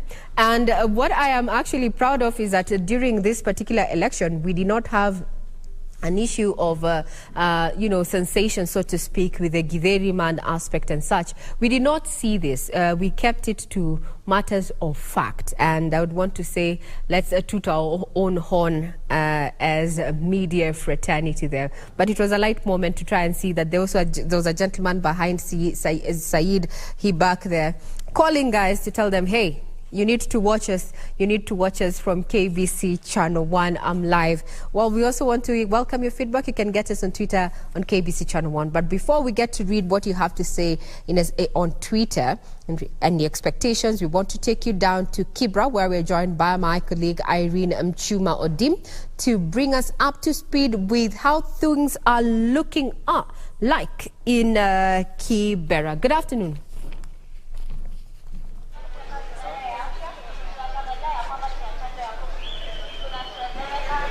Representing the country.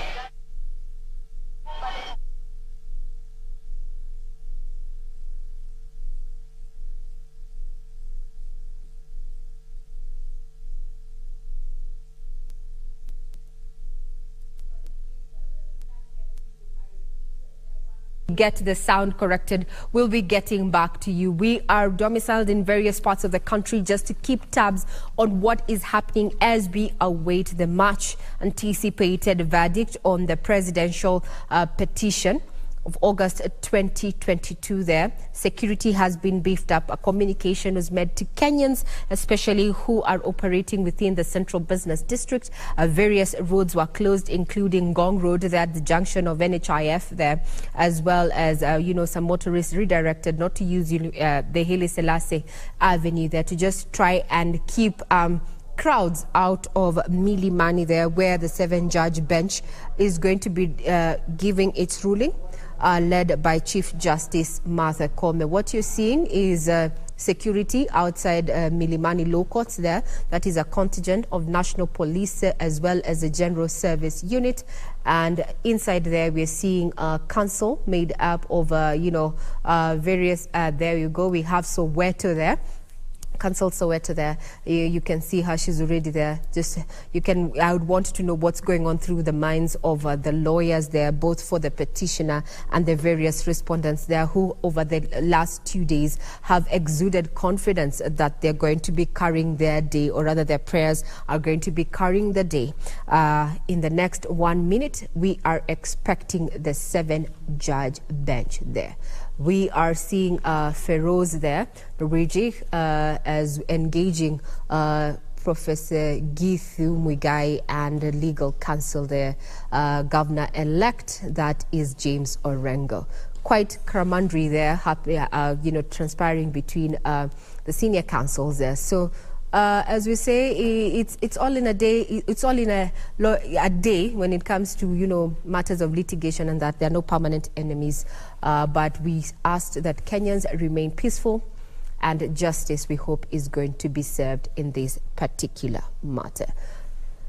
Yes, that. Is enough. Look at the pictures on your screen. James Orengo there, and other lawyers who are representing different factions.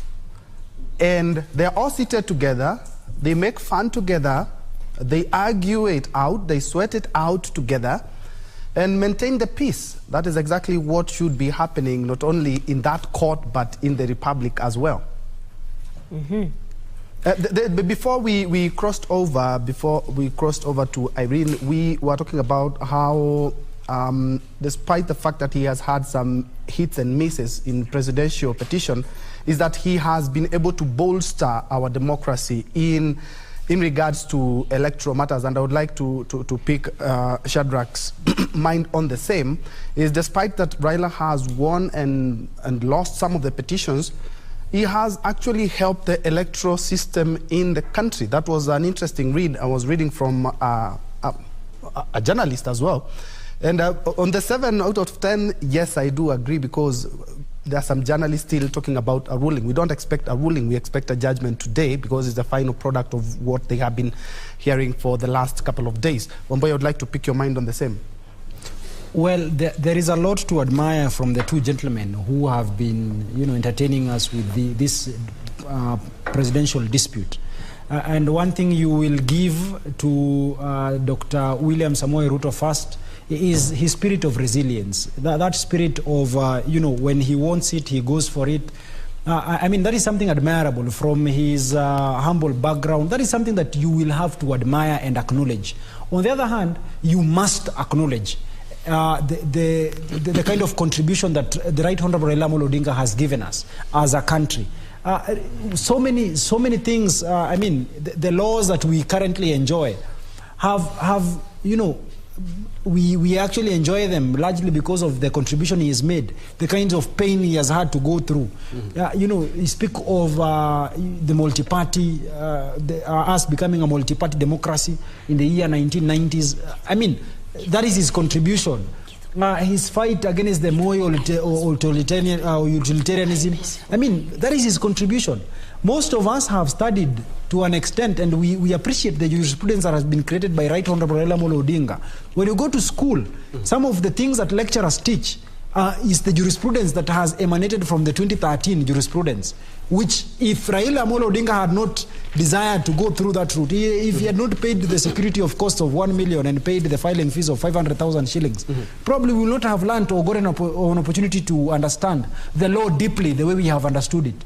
Then, champions are actually made from people who try. Sometimes they fail, because if you do not try, there is no likelihood that you will ever succeed, you will fail.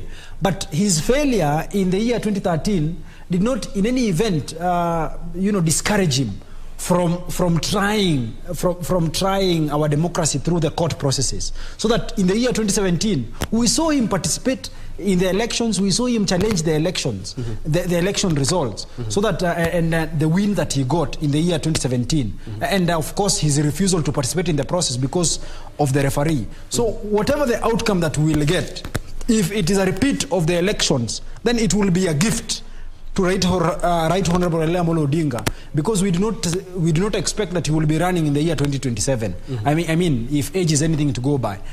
In any event, even with probably a repeat of the process, it does not necessarily mean that it is a loss to Dr. William Samoei Ruto. No, it does not mean it. It only means that probably this is just but his dream that has been deferred, so that he will have another opportunity, probably in the next or within the 60 days that are set in law, and even probably even in the future.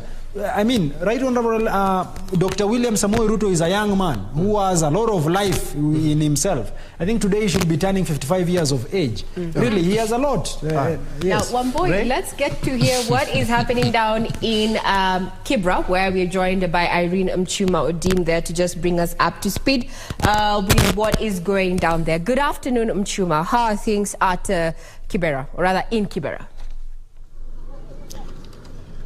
Regina, good afternoon. We are coming to you live at Kianda area in Kibra constituency.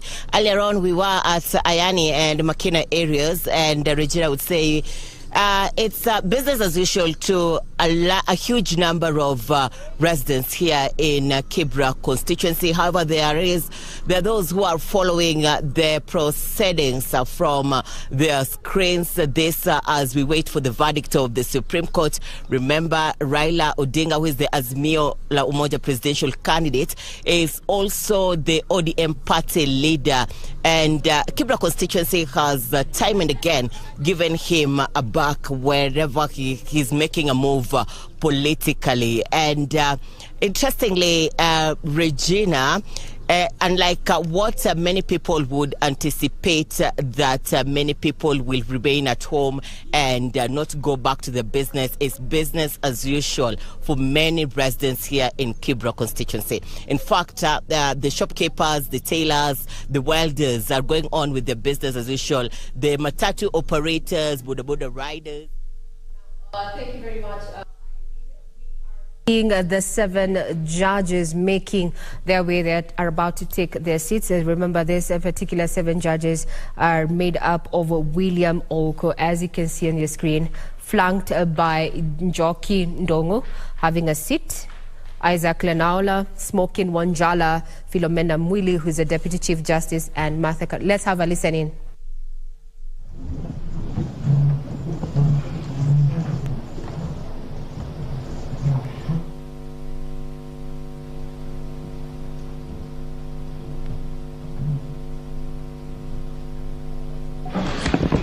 Good afternoon and welcome to the Supreme Court of Kenya for the delivery of judgment in presidential election petition number E005 of 2022 as consolidated with E001, E002, E003, E004, E007 and E008 of 2022, Raila Amolo Odinga and 6 others versus William Ruto and 13 others.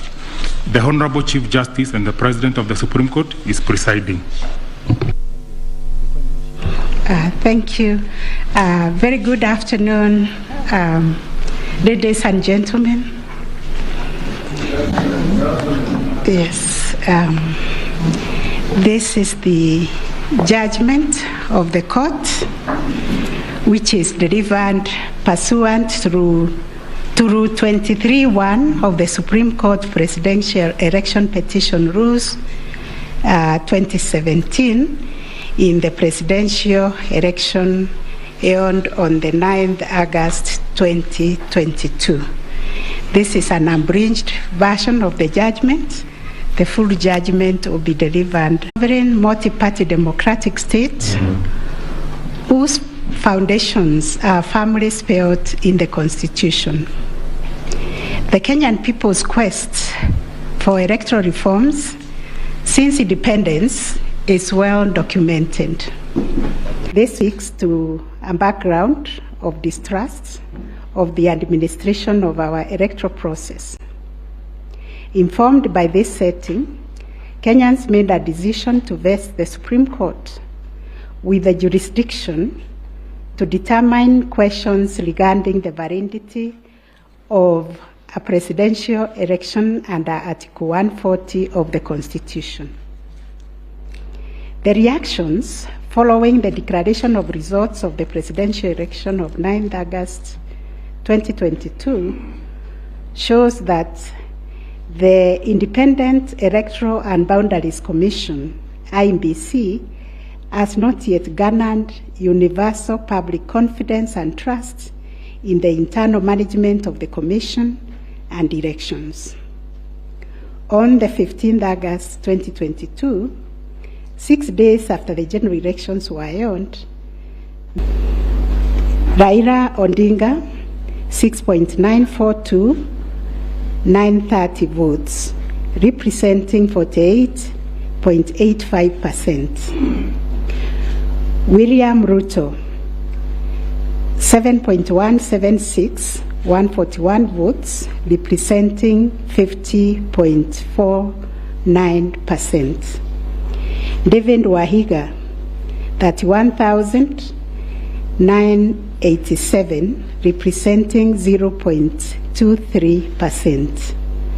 George Wajakoya, 61,969, representing 0.44%.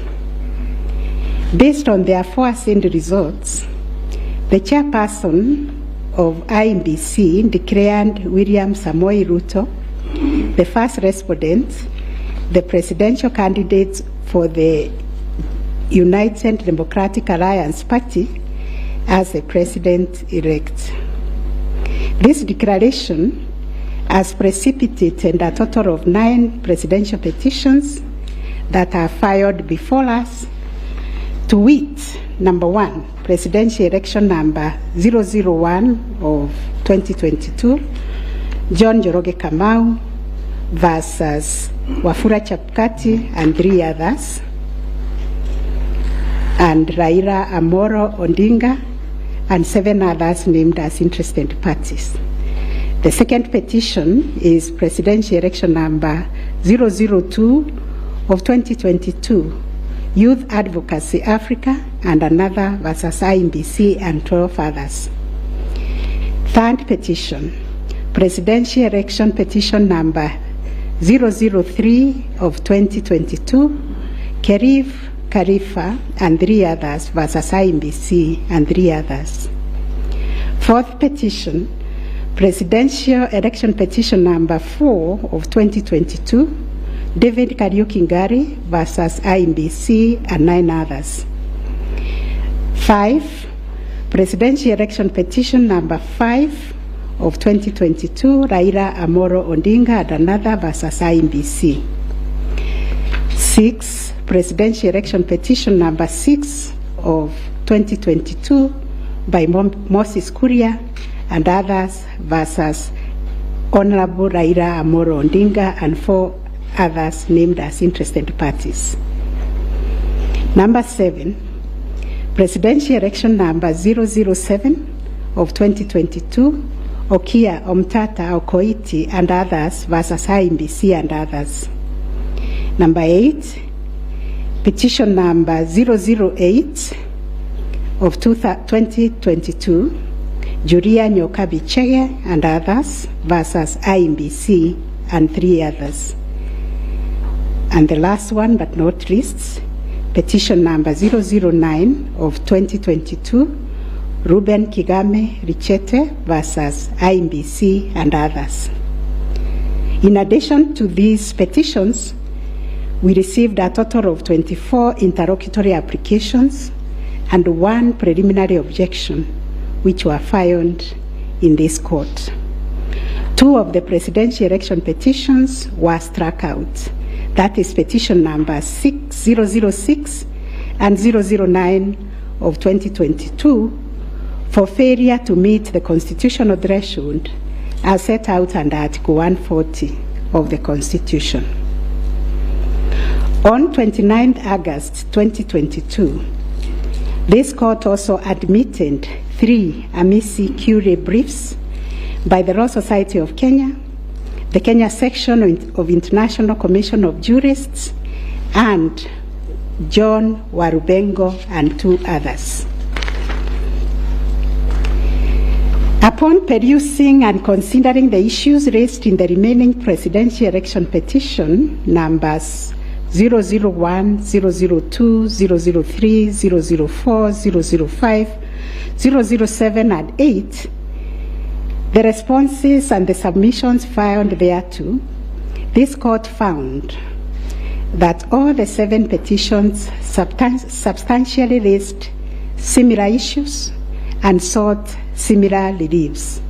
Consequently, on 30th August 2022, this court ordered that the 7 petitions be consolidated and designated Presidential Election Petition number 005 of 2022 as the read file.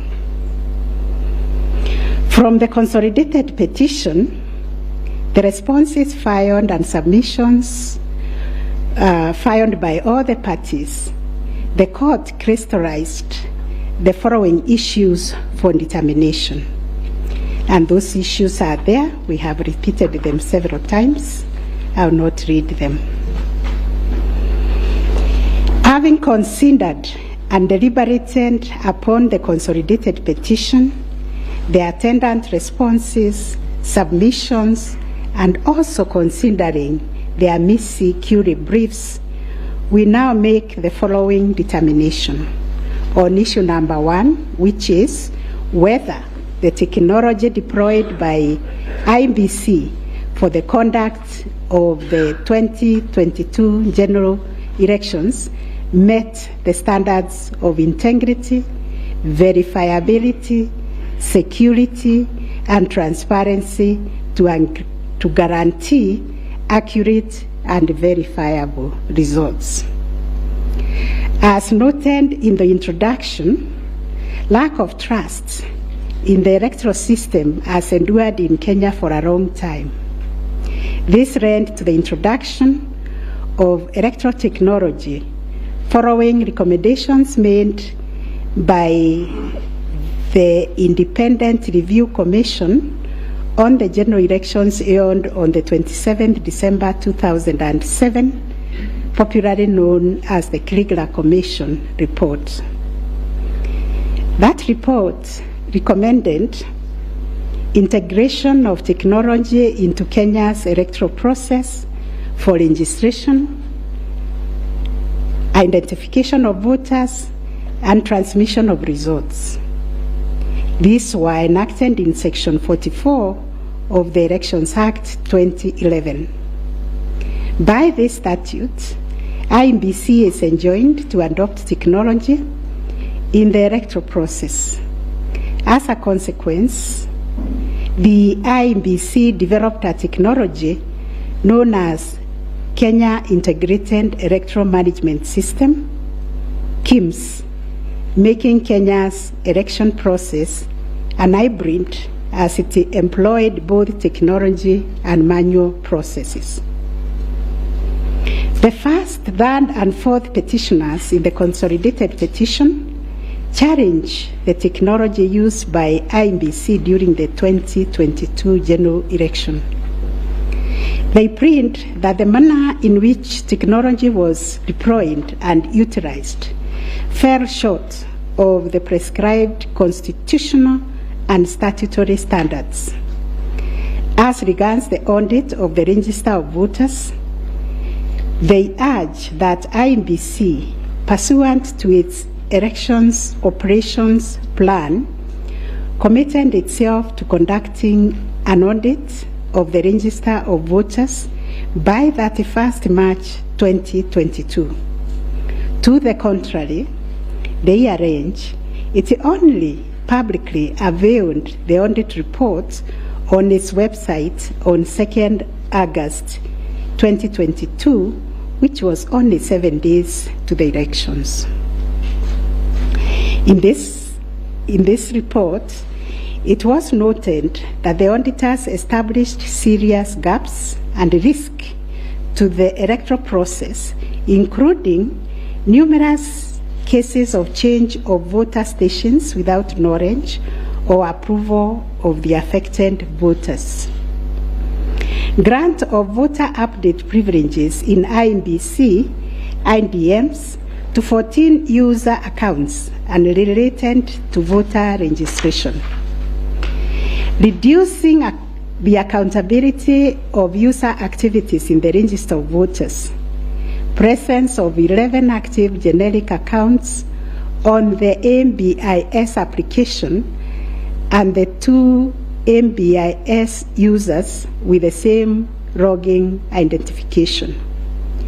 Risking unauthorized system users, possible interference change of particulars on the activation of voters in the system, IEBC's failure to set up access, decertification, and user activity review process. And IEBC was also alleged to have failed to respond to requests by auditors for crucial information. On the integrity of the technology deployed, it was the case for the 7th petitioner that in order to comply with Article 86 of the Constitution and Section 44 of the Elections Act, the technology deployed must be simple, accurate, verifiable, secure, accountable, and transparent. On the simplicity of technology, the 7th petitioner contends that the KIMS kit failed the tests as they were not easily usable by ordinary citizens without expert knowledge. They further assert that IEBC was expected to procure and put in place a technology necessary for the conduct of the general election at least 120 days before the election and ensure consultation with the relevant agencies, institutions, and stakeholders. Furthermore, the petitioners arranged that IEBC violated its constitutional duty by delegating the design, implementation, and conduct of the KIMS components of the election to a foreign company, Smartmatic International Holdings BV. As a result, IEBC staff and the public did not have full comprehension of the KIMS component. They conclude, therefore, that IEBC abdicated and surrendered its role to conduct elections to Smartmatic, and that IEBC vigorously fought any attempt to subject Smartmatic's activities to accountability and transparency, including the safeguards required by Regulations 61, 69, and 75 of the Elections General Regulations 2012. In response, IEBC has submitted that the electoral system met the constitutional threshold, that all the necessary information was accessed only by the authorized persons. The information was accurate, complete, and protected from malicious modification, either by authorized or unauthorized persons. IEBC maintained an audit trail on activities related to information, and that the information was available and could be authenticated through the use of various security features. In further response, IEBC contended that they engaged KPMG on 7th April 2022 to conduct an audit of the register of voters, which was submitted on 18th June 2022.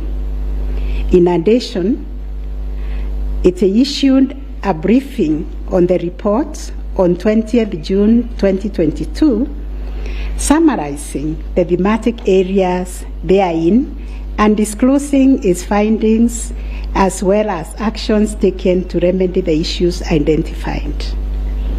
It also conducted its annual audit in compliance with Regulations 11 and 12 of the Election Technology Regulations 2017 and a certification of compliance issued to it on 3rd August 2022.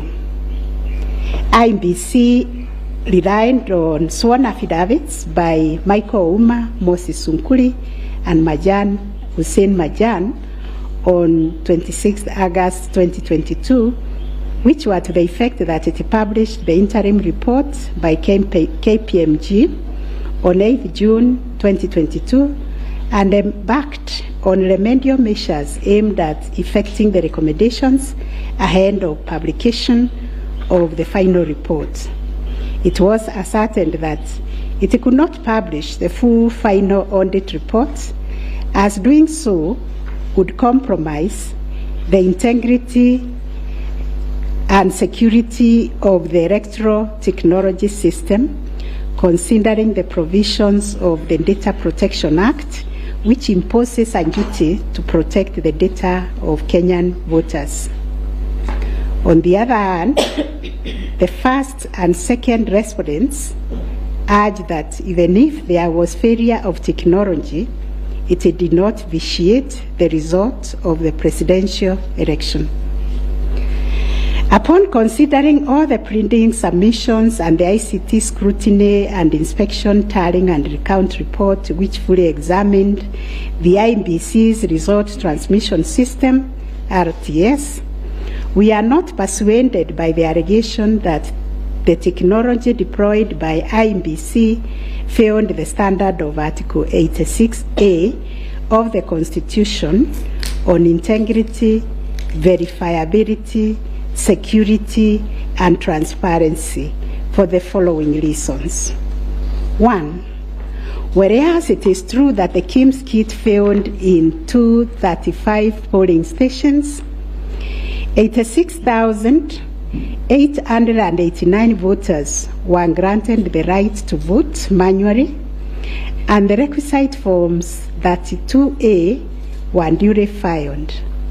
This happened successfully in Kibwezi West constituency and parts of Kakamega County. 2.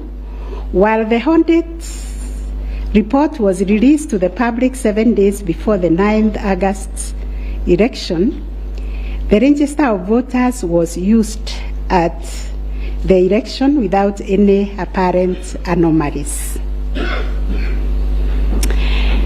3. Smartmatic was procured to provide the necessary technological infrastructure, as IEBC did not have the capacity to do so. No credible evidence meeting the requisite standard of proof of access to the system by unauthorized persons was adduced by the petitioners. The scrutiny report prepared by the registrar of this court did not reveal any security breaches of the IEBC's RTS. IEBC successfully deployed a biometric voter register system which captures unique features of a voter's facial image, fingerprints, and civil data to register and update voter details across the country and also in the diaspora. The BVR captures a voter's facial image, fingerprints, and civil data, which features are unique to each of the voter. In compliance with Section 6A of the Elections Act 2011, IEBC opened the register of voters for verification of biometric data by members of the public for a period of 30 days. Thereafter, the register was revised to address issues arising from the verification exercise. KPMG then audited the register, and we are satisfied that the inconsistencies and inaccuracies identified during the audit were somewhat successfully addressed. The second issue was whether there was interference with the uploading and transmission of Forms 34A from the polling station to the IEBC public portal. The first petitioner arranged staging that a person who had access to the RTS intercepted, detained, or stored Forms 34A temporarily to convert or manipulate it before uploading it on IEBC's public portal. It is arranged also on 11th August 2022, IEBC dumped over 11,000 Forms 34A on the public portal between 11 to 11:09 hours. To rebut this allegation, IEBC and its chairperson, in their response dated 26 August 2022, denied staging and unauthorized intrusion of the RTS. In that regard, they urge that every image of Form 34A was uploaded immediately after the transmittal of results. The form was received as evidence by the timestamp. Similarly, the first respondent denied these allegations.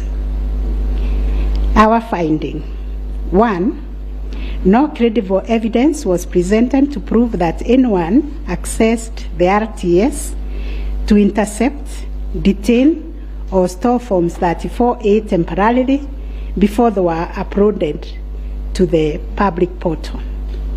The allegation that 11,000 Forms 34A were affected by staging was similarly not proved.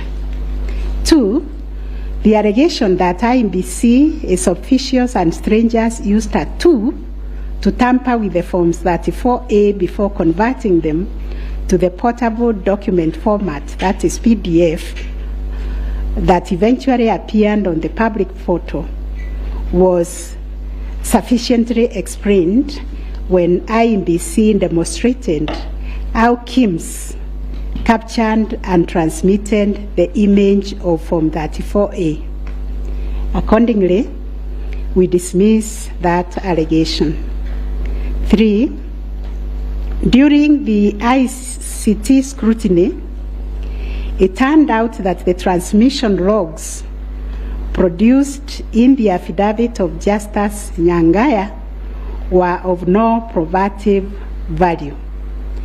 The registrar's report shows that the original Forms 34A from the contestant polling stations, which were allegedly intercepted, were exactly the same as those on the public portal, and the certified copies that were presented to this court pursuant to the provisions of Section 12 of this Supreme Court Act 2011. 4, regarding the allegation that the integrity of the public portal was compromised, this was disproved by evidence of consistent attributes such as unique timestamps, uniform PDF conversions at the polling stations, correct polling station mapping, and consistent KIMS reporting from verification to transmission of results. 6, the RTS was configured on a virtual platform network, VPN, and the SIM cards locked to a specific polling station. The server was also configured to accept results only from authorized and properly mapped KIMS kits. In our view, the petitioners failed to produce credible evidence to the contrary. 7, a review of some of the logs presented as evidence of staging showed that they were either from logs arising from the 2017 presidential election or were outright forgeries. In our considered view, there was no evidence of a man-in-the-middle server configured to the IEBC's VPN network, and no evidence was produced to show that the chairperson of IEBC and staff were part of the arranged conspiracy to stage the transmission process. 9, whether there was a difference between Forms 34A uploaded on the IEBC public portal and the Forms 34A received at the National Tallying Center and Forms 34A issued to the agents at the polling stations. On this issue, the first petitioner's case was that there was deliberate manipulation and tampering with Forms 34A, as demonstrated in the affidavits, to the effect that votes were being deducted from the first petitioner and being added to the first respondents. To support this petition, evidence was contained in the affidavits of Honorable Martha Karua, sworn on 21st August 2022, Celestine Anyango Opio, Arnold Ochieng Oginga, and John Mark Githongo, which was sworn also on 21st August 2022, and a further affidavit sworn on 28th August 2022. Dr. Nyangasi also swore an affidavit on 21st August 2022, and so was Martin Papa, to support that allegation of handing and subtraction of votes. On the other hand, IEBC and its chairperson urged that all Forms 34A transmitted to IEBC portal were not interfered with or manipulated. Further, that the Forms 34A signed at the polling station and issued to the agents were identical to the Forms 34A uploaded on the public portal and delivered to the National Tallying Center at the Bomas. It was contended that in any event, IEBC used the original physical Forms 34A to tally, verify, and declare the presidential election results. This court ordered scrutiny of the forms from the 41 polling stations outlined in the affidavit of Celestine Opio to ascertain the allegation of interference. And this is our finding. 1, there were no significant differences captured between the Forms 34A uploaded on the public portal and the physical Forms 34A delivered to Bomas that would have affected the overall outcome of the presidential election. B, no credible evidence was presented to support the allegation that Forms 34A presented to agents differed from those uploaded to the public portal. The report by the registrar of this court confirmed the authenticity of the original forms in the sampled polling stations.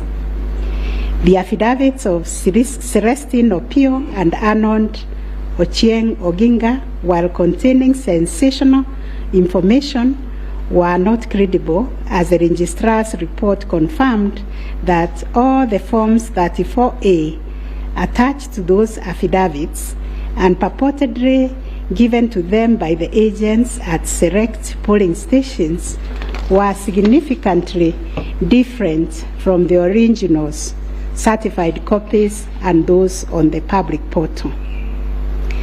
The purported evidence of Celestine Opio and Arnold Oginga, sworn in their respective affidavits, are not only inadmissible, but are also unacceptable.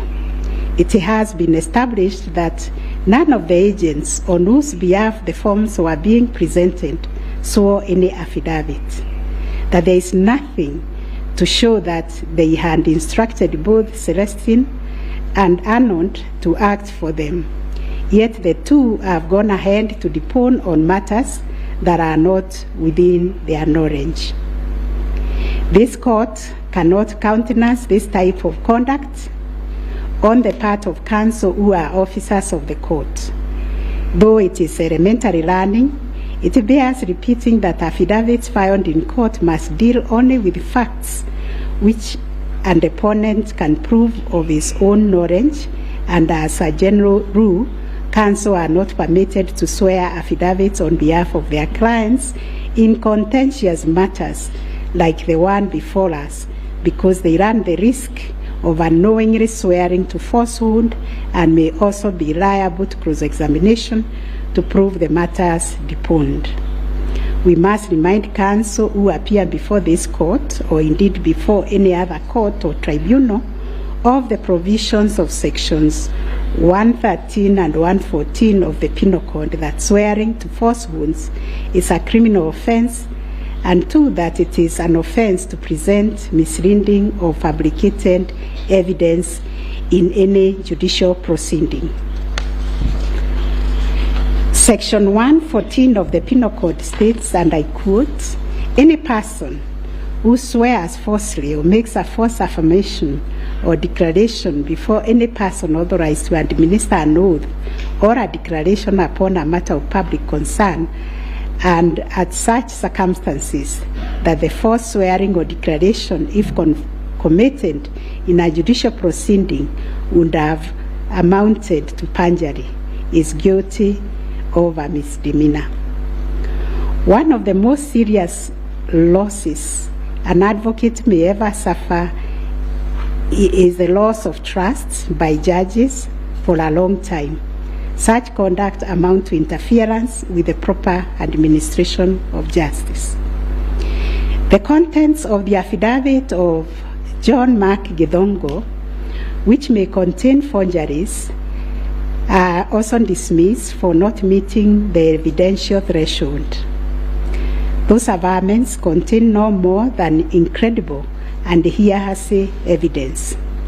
No admissible evidence was presented to prove the allegation that Forms 34A were fraudulently altered by a group situated in Karen under the direction of persons named in the affidavit and video clip attached to it. As a matter of fact, these two affidavits amount to double hearsay and incapable of being proved at each of the rears.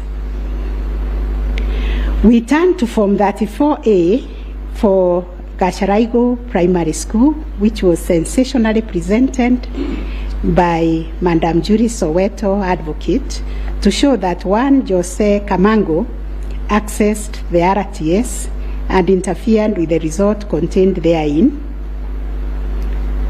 This also turned out to be no more than hot air, and we were taken on a wild goose chase that yielded nothing of probative value.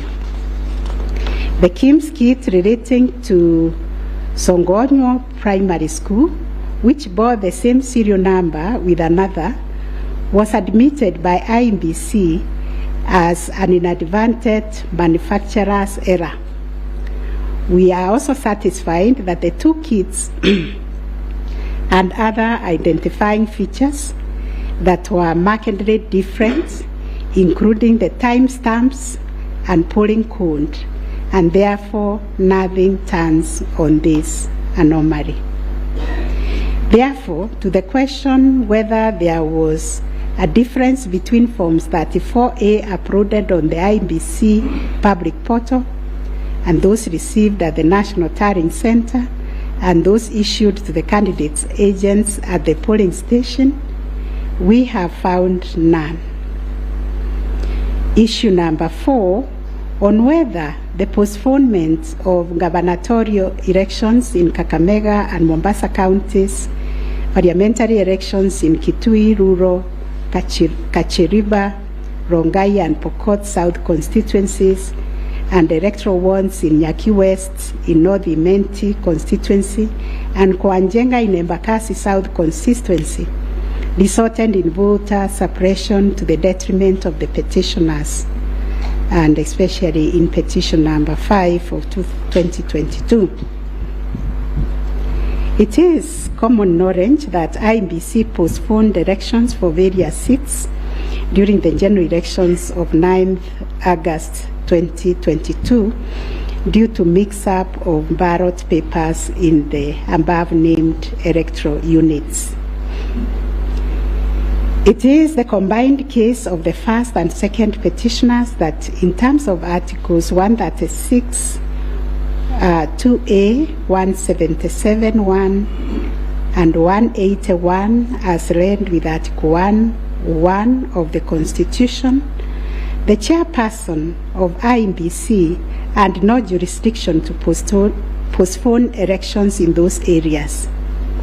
That Section 55B of the Elections Act is inconsistent with the Constitution and therefore void to the extent that it purports to donate to IEBC power to postpone elections in the constituency, county, or ward, contrary to the Constitution, and the postponement undermined the conduct of free, fair, credible elections by depriving the voters an opportunity to vote for all the candidates on the dates stipulated by the Constitution. The petitioners further contend that the postponement of elections and the overall effect of suppressing voter turnout in the electoral units in question, which was prejudicial to him. Both the first and third petitioners also believe that elections were deliberately postponed in Kakamega and Mombasa counties. It was arranged that these areas are considered to be first petitioner strongholds, and as such, the postponement of elections worked to his disadvantage and added that benefit to the second respondent. These assertions were denied by IEBC and its chairperson. They, however, admitted that they experienced confusion with the printed ballot papers and explained that they only discovered the mix-up on the eve of the election when the ballot papers were being distributed to the polling stations. That as a practice, ballot papers can only be opened on the eve of the election day to avoid any mischief, and that by the time the mix-up was discovered, it was logistically impossible to print and replace the ballot papers in time for the elections. For this claim to succeed, it must be demonstrated first, IEBC and no authority in law to postpone the elections, and secondly, that the postponement was deliberate and calculated to suppress voter turnout so as to affect the result by reducing the petitioners' overall votes. We've looked at the provisions of Section 55B of the Elections Act, which provides for circumstances when elections can be postponed in a particular electoral unit, including in cases of emergency. We are therefore satisfied that on the basis of the foregoing provision, the third respondent and the requisite power to postpone election in the constituencies, counties, and wards in question. Concerning the allegation of voter suppression, we note that voter suppression is generally recognized as a political strategy which takes many forms, but whose practical effect is ultimately to reduce voting by deliberately discouraging or preventing targeted groups of people from exercising their right to vote and thereby to influence the outcome of an election. It therefore goes against the letter and the spirit of Article 38, which guarantees every citizen the right to make political choices based on universal suffrage. As regards this allegation, it has not been shown that by postponing elections in the named electoral units, IEBC acted in bad faith or was influenced by irrelevant factors and considerations. From the explanation tendered, we are satisfied that the postponement was occasioned by a genuine mistake, which in our view could have been avoided had the members and staff of IEBC been more diligent when they went to inspect the templates in Athens, Greece, where the printing of ballot papers was undertaken. In the absence of any empirical data, we cannot find a basis upon which to conclude, as a matter of fact or evidence, that the postponement affected voter turnout, as a consequence of which the first petitioner alone, as a presidential candidate, suffered disadvantage. At any rate, the nature of the ballot being an individual decision and secret, there may be other factors to which the turnout in the named units can be attributed. From the evidence on record, however, it appears to us that 2022 general election recorded one of the lowest turnouts since the introduction of multi-party political systems some 30 years ago. If there was a low voter turnout, it affected all the 6 categories of candidates, and its explanation, in our view, lies elsewhere, but certainly not a calculated suppression. On the other hand, in rebuttal to these claims, IEBC illustrated with examples to our satisfaction that there was no nexus between the postponement of elections and voter turnout in the affected units, far from the fact that this claim was undoubtedly just another red herring. It has nothing to do with the question under review, and accordingly we reject it and own that there is no proof that the postponement resulted in voter suppression to the detriment of the first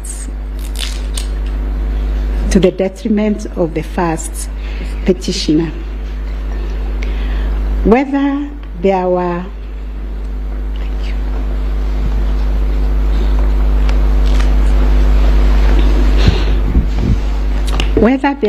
unexplainable discrepancies between the votes cast for presidential candidates and other elective positions.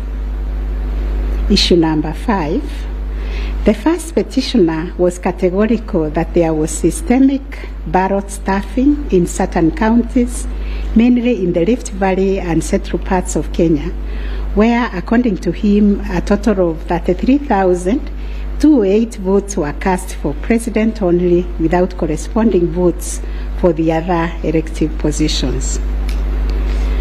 On the part of IEBC and the chairperson, while acknowledging that indeed in some instances there was vote differential between those cast for president and for other positions, but maintained that they were insignificant, and those instances related to votes by prisoners and citizens in the diaspora who only vote for the president but did not take part in other elective positions.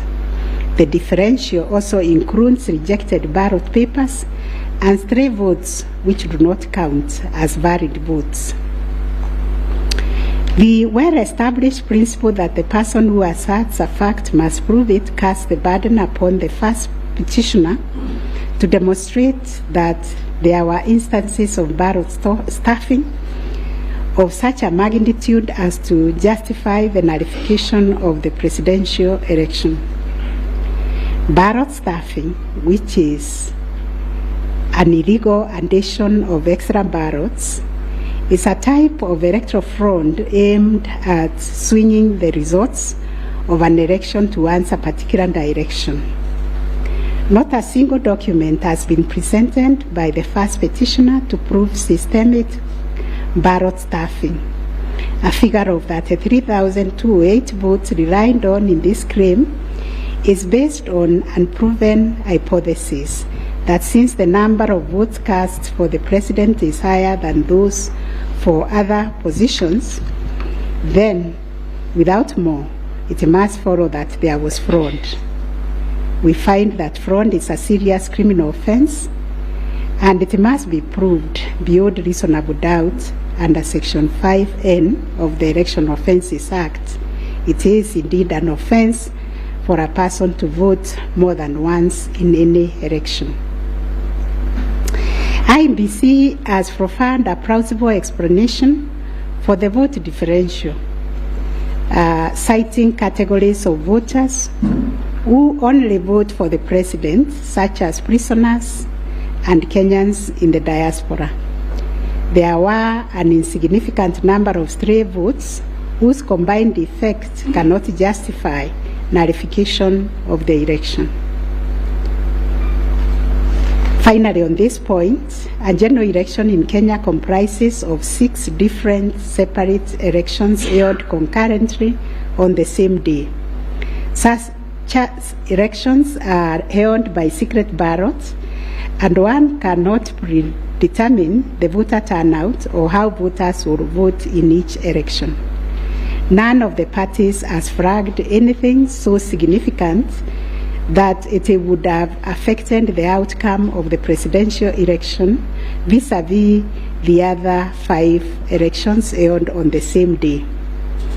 We find, therefore, there were no unexplainable discrepancies between the votes cast for the presidential candidates and other elective positions.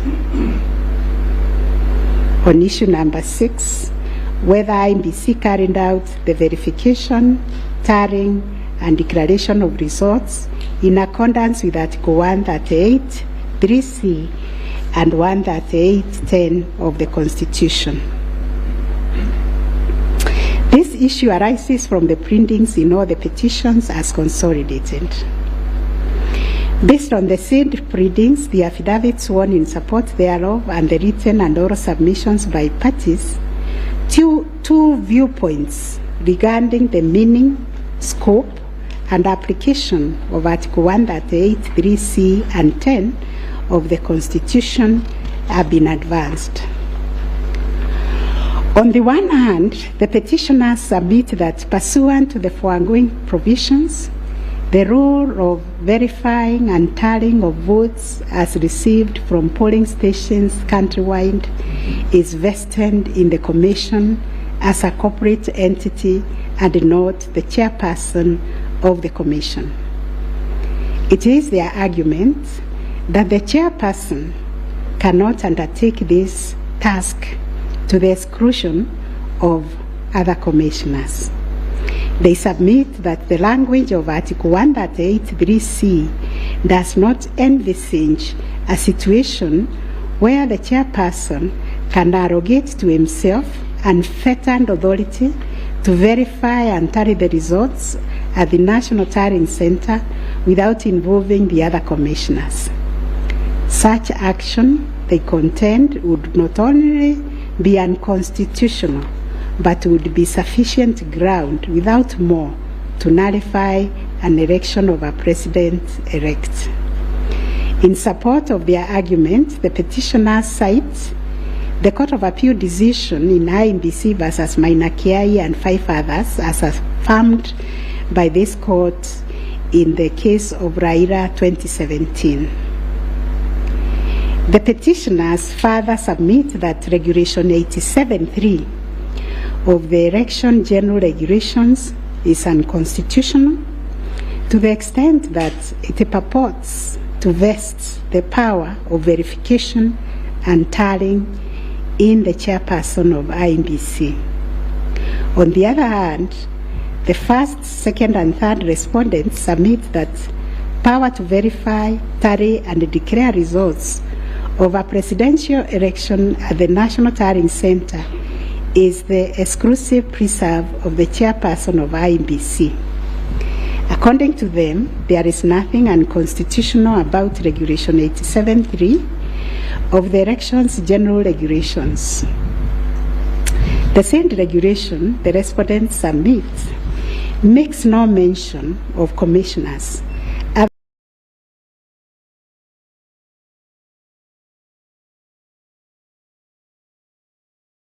other than the chairperson. Argue of the Constitution that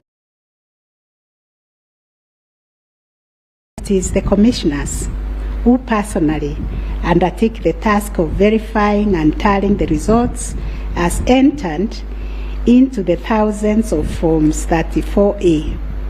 Such an undertaking would be humanly impossible, they submit. For good measure, the respondents submit that Section 11A of the IEBC Act provides that the chairperson and members of the Commission are responsible for the formulation of policy and strategy of the Commission and oversight. In their view, the Act does not contemplate a situation where commissioners would be directly involved in the verification and tabulation of presidential election results. The task of verification and tallying, as stated by the respondents, is executed by the staff of the Commission under the direction and supervision of the Commission Secretary, who in turn reports to the chairperson. As to whether the chairperson acted unilaterally in verifying and tallying the presidential election results at the National Tallying Center, the petitioners claim that he did. This is what happened. It is the petitioner's case that the chairperson published an illegal Gazette Notice number 4956 of 2022, in which he designated himself as the presidential returning officer, a position unknown in law and the Constitution. Having done so, the petitioner states that the chairperson proceeded to conduct the verification and tallying process to the exclusion of other commissioners, each of whom he had assigned verifiable roles and related to the verification and tallying exercise. On his part, the chairperson of IBC submitted that although he has the exclusive authority to verify and tally the presidential election results as received at the National Tallying Center, he did involve the other commissioners in the exercise before eventually declaring the final results. He submitted that he did this in the spirit of teamwork.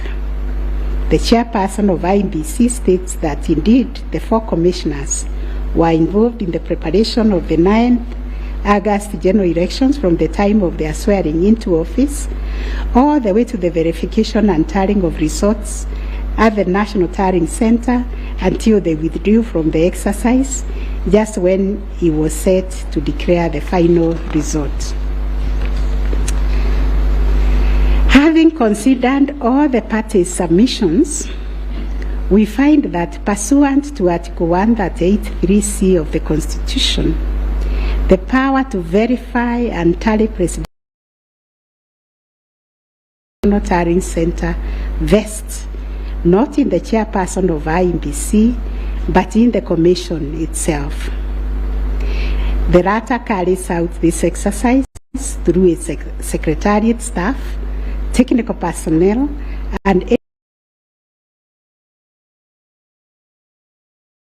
supervision of the chairperson and the other members of the Commission. In line with this court's decision in Raila Amolo Odinga versus another versus IBC and 2 Kenya Law Report, appeal decision in IBC versus Maina Kiai, we also find that the chairperson cannot arrogate to himself the power to verify and tally the results of a presidential election to the exclusion of other members of the Commission. Indeed, Article 138(10) of the Constitution, although the power to declare the result of a presidential election after verification and tallying is vested in the chairperson, he does so only as a delegate of the Commission. Consequently, to the extent that Regulation 87(3) of the Elections General Regulation purports to vest the power of verifying and tallying presidential election results as received at the National Tallying Center solely on the chairperson to the exclusion of other members of the Commission, the same is contrary to and inconsistent with the provisions of the Constitution. That said, we, however, take cognizance of the fact that the 4th, 5th, 6th, and 7th respondents, referred to as the 4 commissioners, actively participated in the verification and tallying exercise from the beginning up to and until just before the declaration of the results by the chairperson. They took turns announcing the results as verified and tallied, and were present and active during the actual verification and tallying at Bomas. An example is when one of them, Justice Nyangaya, stood on the podium to announce to the public results and also announced an adjustment that had been occasioned by errors of tabulation. The events of 15th August 2022, therefore, came as a surprise. As the public waited for the chairperson of IEBC to declare the final results, sporadic violence broke out at Bomas. The violence swiftly was contained by the security forces, but there was unexpected drama as two different factions of the commission began to emerge. Kenyans found themselves watching an appalling split-screen scenario on their television sets. On one part of the screen was the chairperson readying himself to declare the results in accordance with Article 138(10) of the Constitution. On the other part of the screen were the four commissioners on the where they announced that they would not own the results that were soon to be declared by the commissioners informed the public of their rejection of the yet to be announced results, terming them opaque due to the manner in which the chairperson had been conducting the verification and tallying exercise. In his affidavit dated 25th August 2022, Justice Nyangaya averred that the chairperson's actions during the tallying and verification exercise at Bomas made it difficult to ascertain the total number of votes cast and the actual number of votes attained by each candidate, so as to enable him authoritatively state the commission and declared accurate results. All the petitioners have anchored their arguments for the nullification of the 9th August presidential election in Taharia on the walkout from the Bomas by the four commissioners.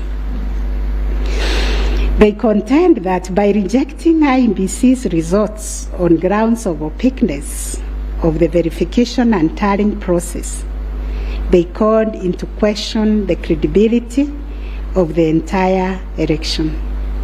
They further submitted that being commission,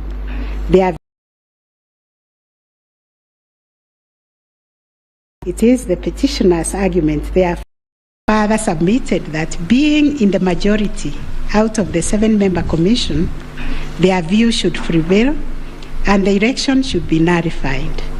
It is the petitioner's argument, therefore, that a dysfunctional commission cannot deliver a credible election. We note that apart from their 11th hour denunciation of the verification and tallying process and their averments regarding the conduct of the chairperson, the four commissioners have not placed before this court any information or documents showing that the elections were either compromised or that the result would have substantially differed from that declared by the chairperson. Critically, they have not explained why they participated in a verification process when they knew that it was opaque up until the last minute. Indeed, at the Serena Hotel press briefing, the four commissioners acknowledged that thus far the entire election had been managed efficiently and credibly. The chairperson on his part did not make matters any better by maintaining a stoic silence, even as things appeared to be falling apart.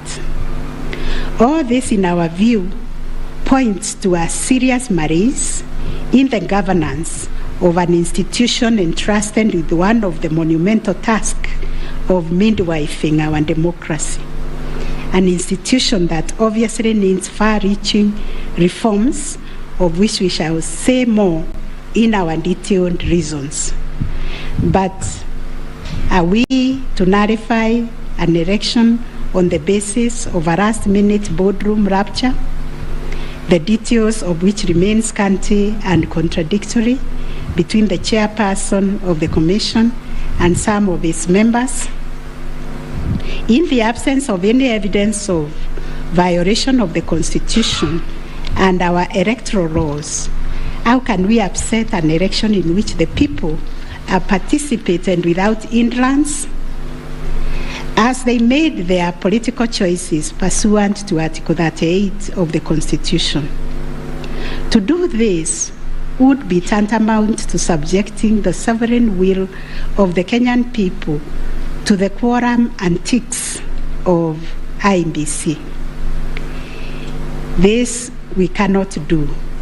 Clearly, the current dysfunctionality at the Commission impugns the state of its corporate governance, but does not affect the conduct of the 2022 election.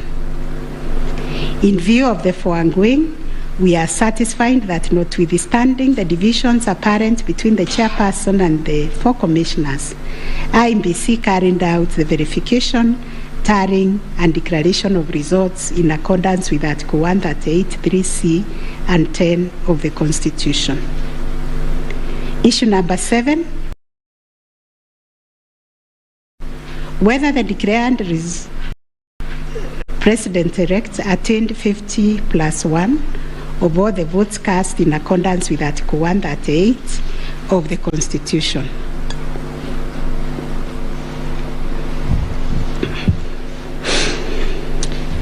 The first, second, and third petitioners averred that the first respondent did not garner 50%+1 of the total votes cast, and therefore did not meet the threshold provided by Article 138(4)(a) of the Constitution. They anchored their claims on the basis that in order to determine whether a candidate has attained 50%+1 of the votes cast, this ought to be calculated based on the total number of votes cast, excluding rejected votes. They argued that 50% of 14,353,165 votes, in their view, were the variant votes cast, which amounted to 7,176,582.77 votes. They therefore contended that by attaining 7.176141 votes, the first respondent did not meet the constitutional threshold to be declared president-elect. Supporting the claim that the first respondent did not meet the 50+1 constitutional threshold was the 6th petitioner. His contention was founded on the backdrop of a press briefing issued by the chairperson of IEBC after the official closure of voting on 9th August 2022. According to the 6th petitioner, the chairperson of IEBC announced that the voter turnout was 65.4% of the total number of registered votes based on the verification of the KIMS kits which were functional during the process of voting. In addition, the 6th petitioner urged that the voter turnout of 65.4% did not include some 238 polling stations where the KIMS kit had malfunctioned, necessitating use of the manual register. It was therefore urged that the minimum number of votes cast could not be less than 14,466,779. Additionally, that this number was bound to increase once the number of votes from the areas that used the manual register were included. The 6th petitioner further claimed that a summation of the minimum number of votes cast and untallied manual votes would represent the actual voter turnout. In challenging the declaration made by the chairperson of IEBC, the sixth petitioner affirmed that the final tally published in Form 34C only accounted for 14,326,641 votes cast, including some 113,614 rejected ballots. The sixth petitioner contended that this tally did not factor in some 140,138 votes cast using the manual register. The sixth petitioner computed this number by subtracting 14,326,641 declared votes cast from 14,466,779 generated by the sixth petitioner as representing 65.4% of the voter turnout. Referring to the tallies in Form 34C, the sixth petitioner summed the number of votes cast for each candidate as follows. Raila Odinga, 6,942,193. William Ruto, 7,176,141. Wahiga Mwaura, 31,987. And George Wajakoya, 61,969, adding to a total of 14,213,027. He then added 140,138,000 arranged to be untallied votes, and this yielded a total of 14,353,165 total valid votes, which the sixth petitioner used to compute the percentages garnered by each candidate as follows. William Ruto, according to him, garnered 49.9%, Raila Odinga 48.3%, Wahiga 0.22%, and Wanjakoya 0.3%. It is on this basis that the sixth petitioner grounded the claim that none of the candidates met the constitutional threshold as set out in Article 138(4)(a). IEBC and its chairperson disputed the sixth petitioner's claim. They submitted that the declaration of results is based on the number of people identified as having voted on the KIMS kit and not the total persons on the voters register as arranged. They contended that the final voter turnout comprising of the voters who were identified through the KIMS kit and those who voted manually was 64.76% and not 65.4% as arranged by the petitioners. They urged that the announcement error by the chairperson of IEBC on 10th August 2022 was immediately clarified during the same press briefing. And evidence of this correction was provided to this court in an affidavit of the first and second respondents in Presidential Election Petition number 7 of 2022. According to IEBC and its chairperson, 14,239,862 voters were identified using the KIMS kit, while 86,889 voters were identified using the printed voter register.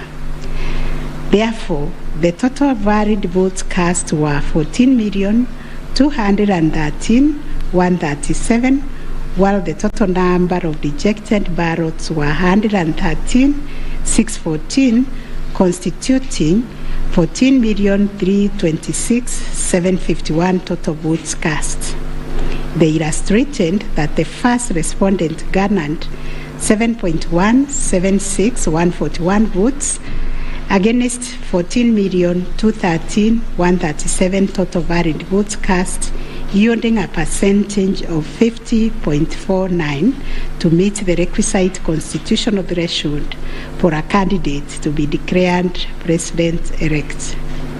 In the upshot, the percentage attained by each candidate was as follows: Raila Odinga 48.84%, William Ruto 50.48%, Waiga Mwaure 0.22%, and George Wanjakoya 0.43%. IEBC and its chairperson also submitted that the KIMS kits malfunctioned in 235 polling stations, necessitating the use of the printed voter register. In these polling stations, backup KIMS kits were later deployed for purposes of results transmission. The first respondent, in response to the question of 50+1 constitutional threshold, maintained that he attained the threshold under Article 138(4) of the Constitution as elaborated by the IEBC and the chairperson. This court has considered the differing formulas and threshold arguments presented by various parties to this petition, while the first, second, and third petition has raised pertinent questions connected to this issue. We shall address them together with those of the sixth petitioner, who has addressed and focused on the issue as specifically framed in detail. It must be restated that the case made by the sixth petitioners concerns a data-specific threshold as enunciated under Article 138(4) of the Constitution, that without attainment of which there can be no declaration. This data-specific threshold is what this court declared in John Aaron Mwau and two others versus IEBC and others. Petitions numbers 2 and 4 of 2017, consolidated, referred to as the ultimate yardstick for determining the winner in a presidential context. In Raila Odinga and 5 others versus IEBC, petition number 5, 3, and 4 of 2013, this court asserted that rejected ballot papers do not constitute a vote cast to be included in calculating the final tally in favor of a presidential candidate. We are not persuaded by amicus curiae's brief, that is Law Society, who attempted to persuade us to consider our position on this finding. We reiterate that rejected votes cannot be taken into account when calculating whether a presidential candidate attained 50% plus 1 of the votes cast in accordance with Article 138(4) of the Constitution. Similarly, in the same Raila 2013 case, the court further laid down the parameters of burden and standard of proof in electoral disputes. More specifically, the burden and standard of proof required in disputes challenging the outcome of a presidential election. And this is what the court said, I quote, "In the case of data-specific electoral requirements, such as those specified in Article 138(4) of the Constitution, for an outright win in the presidential election, the party bearing the legal burden of proof must discharge it beyond any reasonable doubt."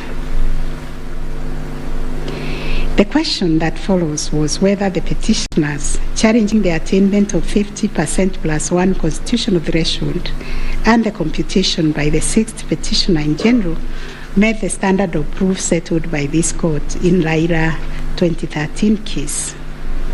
The premise of the sixth petitioner's percentage computation was a press briefing made by the chairperson of IEBC on 10th August 2022, when the evidential burden shifted to IEBC and its chairperson, as it does in election cases. They produced video evidence correcting the percentage voter turnout to read 64.6 at the time of the briefing. This percentage, however, did not include reports from all the KIMS kits and 86,889 votes voters who were identified manually using the printed register of voters. In our view, the assertion by the sixth petitioner that the percentage voter turnout was firstly predicated on the uncorrected percentage given by the chairperson of IBC was negated by evidence adduced to prove the correction. Secondly, the sixth petitioner based his percentage of voter turnout on the total number of registered voters, while the chairperson of IBC made reference in the press briefing to the number of registered voters who were identified through the KIMS kit progressively. The sixth petitioner also asserted that rounding off of votes cast in a presidential election as a means of assessing the threshold under Article 138(4) of the Constitution kills and bars voters, which is illegal and unconstitutional. We have deliberated on this proposition and found that it is not mathematically sound and that the rounding off done by IBC and the chairperson was correct. Consequently, we find that the petitioners did not provide a watertight case to warrant the setting aside of the results of the presidential election on the basis of not having met the threshold provided under Article 138(4)(a) of the Constitution. On the voter turnout, therefore, we find that the formula predicated on the number of voters identified through KIMS kits progressively and used by IBC and the chairperson to generate a percentage of 64.76% was correct. Having settled the issue of voter turnout, we must ask ourselves whether in the making of the declaration, the chairperson of IBC applied the formula in Article 138(4) of the Constitution, which is total votes cast less rejected votes divide by 2 must always give 50% plus 1 vote. Given the numbers that were presented to us by IBC and the chairperson, this would translate to 14,213,137 divided by 2 plus 1, which makes 7.106569. The question that must inevitably follow is whether this formula, when applied, will confirm that 7,106,569 votes is less than 7.176,141, which represents the number of votes received by the first respondent. We find that it is, as such, on the basis of the foregoing formula and from the numbers provided by IBC and the chairperson and the declaration by the chairperson of the president-elect on 15th August 2022, it is our finding that the declared president-elect attained 50% plus 1 of all the votes cast in accordance with Article 138(4) of the Constitution. Issue number 8, on whether there were irregularities and illegalities of such magnitude as to affect the final result of the presidential election. Although the petitioners have provided numerous averments pointing to possible irregularities and illegalities marked by failure of technology, arranged voter suppression, printing and utilization of Book 2 of 2, EU preparation by the IBC and its chairperson, commission indiscretions, transposition anomalies, agent absence, and many others, we are of the view that the pointed illegalities and irregularities were not of such magnitude as to affect the final result of the presidential election. We will delve deeper into the details of this issue in our recent judgments. Last issue, what reliefs and orders can the court grant? Under Article 163(3) of the Constitution, it is provided that the Supreme Court will have A. Exclusive original jurisdiction to hear and determine disputes relating to the election of the office of the President arising under Article 140. And Article 140 provides, I quote, a person may file a petition in the Supreme Court to challenge the election of the President-elect within 7 days after the date of the declaration of the results of the presidential election. 2, within 14 days after the filing of a petition under Clause 1, the Supreme Court shall hear and determine the petition, and its decision shall be final. If the Supreme Court determines the election of the President-elect to be invalid, a fresh election shall be held within 60 days after the determination. In exercising its jurisdiction pursuant to these provisions, the court sits as an election court with a mandate to determine the validity or otherwise of the election of the President-elect. It is clear to us that the jurisdiction of the court is quite circumscribed in terms of the orders or reliefs it can grant following the hearing and determination of the election petition under Article 140 of the Constitution. In the event the court determines that the election of the President-elect is invalid, it must make an order nullifying the election. Consequently, it has also to make an order directing IEBC to hold a fresh election within 60 days after the determination. Should the court determine that the election of the President-elect is valid, it shall issue a declaration to that effect. The court has then, as a matter of course, to make an order dismissing the petition with or without cost, as the case may be. In the strict sense, therefore, these are the only orders that the court may make under the Constitution. The court cannot assume jurisdiction that goes beyond the purview of Articles 163(3) and 140 of the Constitution.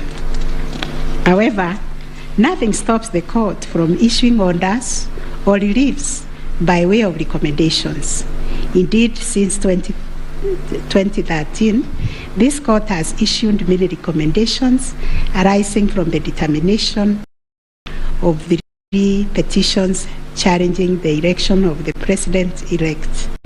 The recommendations are meant to improve our electoral landscape and hence aid in the development of our democracy. In this regard, this court has been greatly aided by the contributions also of the amici curiae, and the court places a heavy premium on those briefs that were filed and those which were admitted. The final orders made by the courts.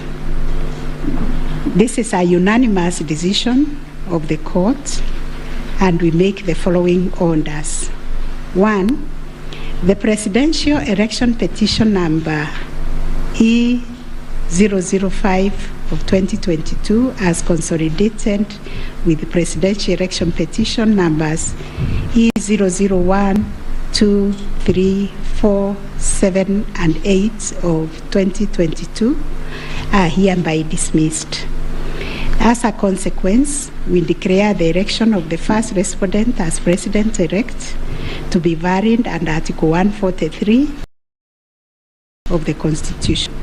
This being a matter cutting across the public interest, we order that each party do bear their own costs.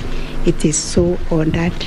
And finally, the court has asked me to also acknowledge, although we'll do it in the long draft, the enormous contribution made by counsel in these proceedings, and also the orderly way the counsel, all the advocates and parties conducted themselves.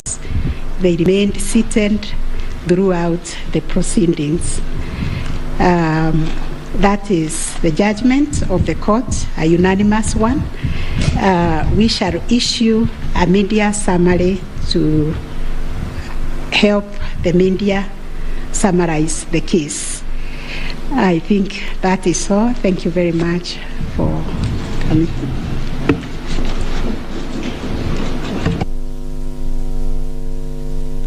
My Lady, Madam Chief Justice, and the learned judges of this court, again, I am requested by my colleagues to thank you most profusely for your labors into delivering this judgment, listening to all of us, and giving our nation this judgment so that we may move forward. Thank you, and God bless you.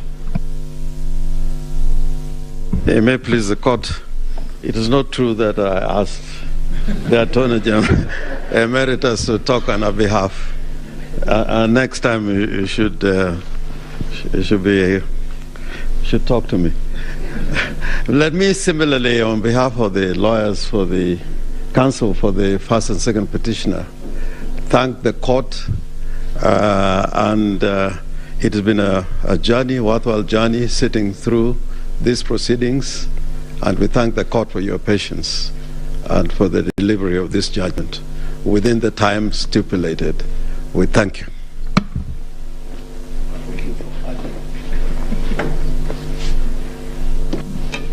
Madam President, members of the court, I wish to request just a couple of minutes for the chairperson of the Law Society of Kenya to make a few remarks in appreciation of the work that the court and Kenyans have done on this exercise, if you allow.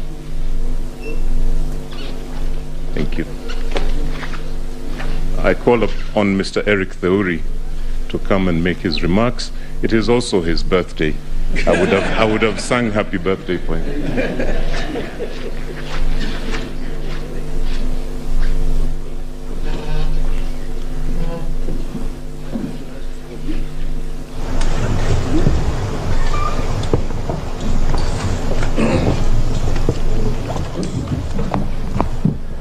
My Lord, the Chief Justice of the Republic of Kenya and the President of the Supreme Court, the Deputy Chief Justice and all the Justices of the Supreme Court, I think it would only be fair that I make my remarks after counsel for the respondents, Senior Fred Ngatia, makes his remarks to the court.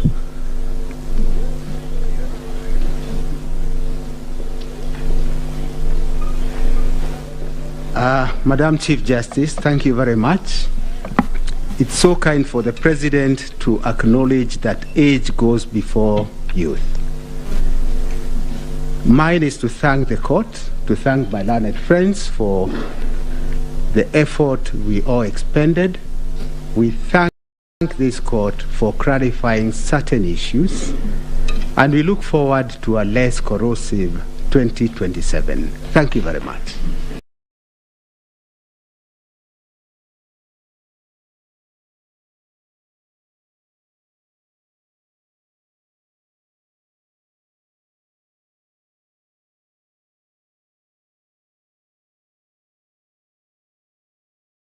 Thank you very much.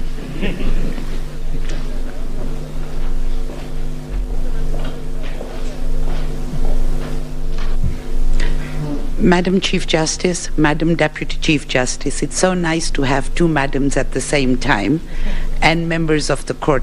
Since there are only men talking, I decided that I should become a woman and talk. It's become too much of a male affair in here.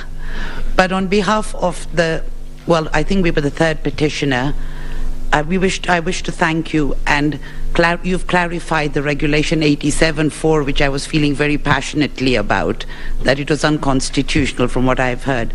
But thank you very much for the time you spent, and we do apologize if at times we looked like hooligans. I mean, you have said we behaved well, but we didn't behave as well as we should have.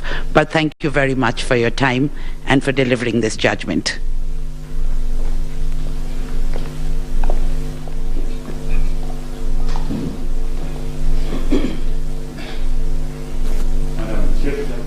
Madam Chief Justice, Madam Deputy Chief Justice, members of the court, I, on behalf of Attorney General, take this opportunity to thank you most sincerely for a great job done and for the courage to clearly define the limits of the law, which will help us empower IBC on the way forward, and hope that this might be the last of the petitions after elections once we carry out a proper elections based on your guidelines. Thank you.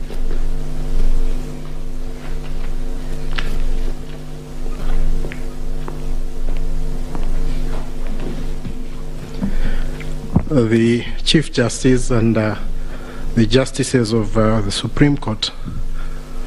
On a light note, my members would be extremely worried if we take the submissions of Senior Counsel Orengo that this should be the end on account of fees.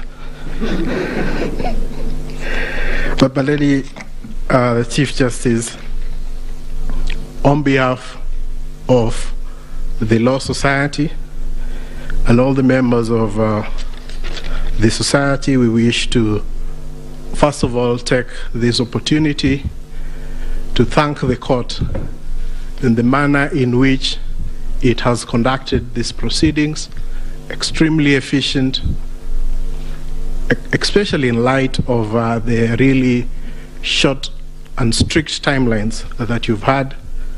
But the management of the proceedings, the manner in which the court adopted a somewhat inquisitorial nature to the conduct of these proceedings is something that as a society we have noted, and we wish to commend the court. And we do hope that the other courts, as they determine any petitions, election petitions that would go before them, will similarly adopt such inquisitorial attitude, so that we try and really enrich the process that these proceedings intend to achieve. Secondly, I wish to also thank the council, all the advocates who have appeared before you. They have demonstrated extremely high standards of decorum and courtesy, and have also demonstrated a flair for persuasion of the court, including the use of PowerPoints, and of course the now famous Pinky Pinky Ponky mimic. But all that really, I'm sure, has demonstrated, especially to the younger members of the society, how to conduct themselves before the court and how to really prepare a persuasive brief. And we thank all the advocates who appeared before this court for the good work that they have done. And of course, as a society, we feel extremely proud that they have been able to raise the profile of the advocates in this country a notch higher from their presentation. So, my lady and my lord, it's not lost to us that at the end of these proceedings, and once we are able to get your judgment after 21 days, that it is democracy and the Kenyan people who are the winners. The decision today, in a way, validates the choices that were made by the Kenyan people on the 8th of August, and they also help to build confidence in the institutions that manage the elections and the court. We recognize that no country is born as a democracy, and that it is a process, and the process of challenging an election, as has happened before this court, is part of the processes of building confidence within the electoral system. And we thank all the petitioners for choosing to challenge the results before this court. But at the end of the day, Kenya stands tall as a beacon of democracy, and we're very grateful that we've had this opportunity also as a law society to appear before the court and to give an amicus brief which the court has had time to consider. So we thank you and we wish you a good day. I know it has been a long 14 days, but you can rest, and we'll be looking forward to the decision that you deliver within 21 days. Thank you so much, my lady and Justices of the Supreme Court.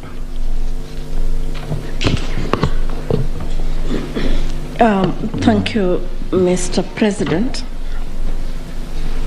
I have been asked by the President of our court to react to your submissions, and in so doing, I am obliged to say that we are truly humbled by the statements that you have just made.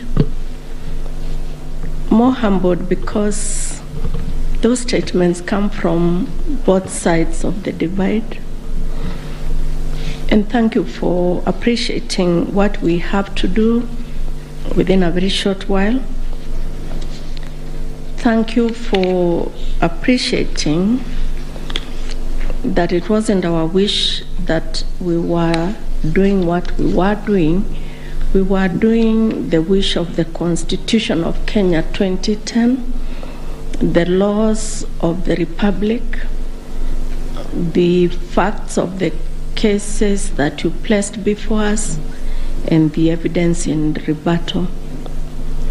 We know that, and we have repeatedly said this, the President and I, whenever we have had time to talk to you in other fora, that we are incomplete without this side of the bar. We are incomplete without the advocates. We thank you. We will get opportunity to do that in the main judgment, in the reasoned judgment. But we really appreciate your industry. We were impressed by the submissions you took. And we were impressed, and we said this the last 3 days, I'll tell you something about that in a minute, by how deeply you believed in your clients' cases. That we think is a mark of an extremely grown legal profession, and we ask that you do not bring the bar down. You keep taking it up. In any contest of whatever nature, and even if we say there are no winners and losers, and even if we say that the winners are the Constitution and the people of Kenya, the truth is that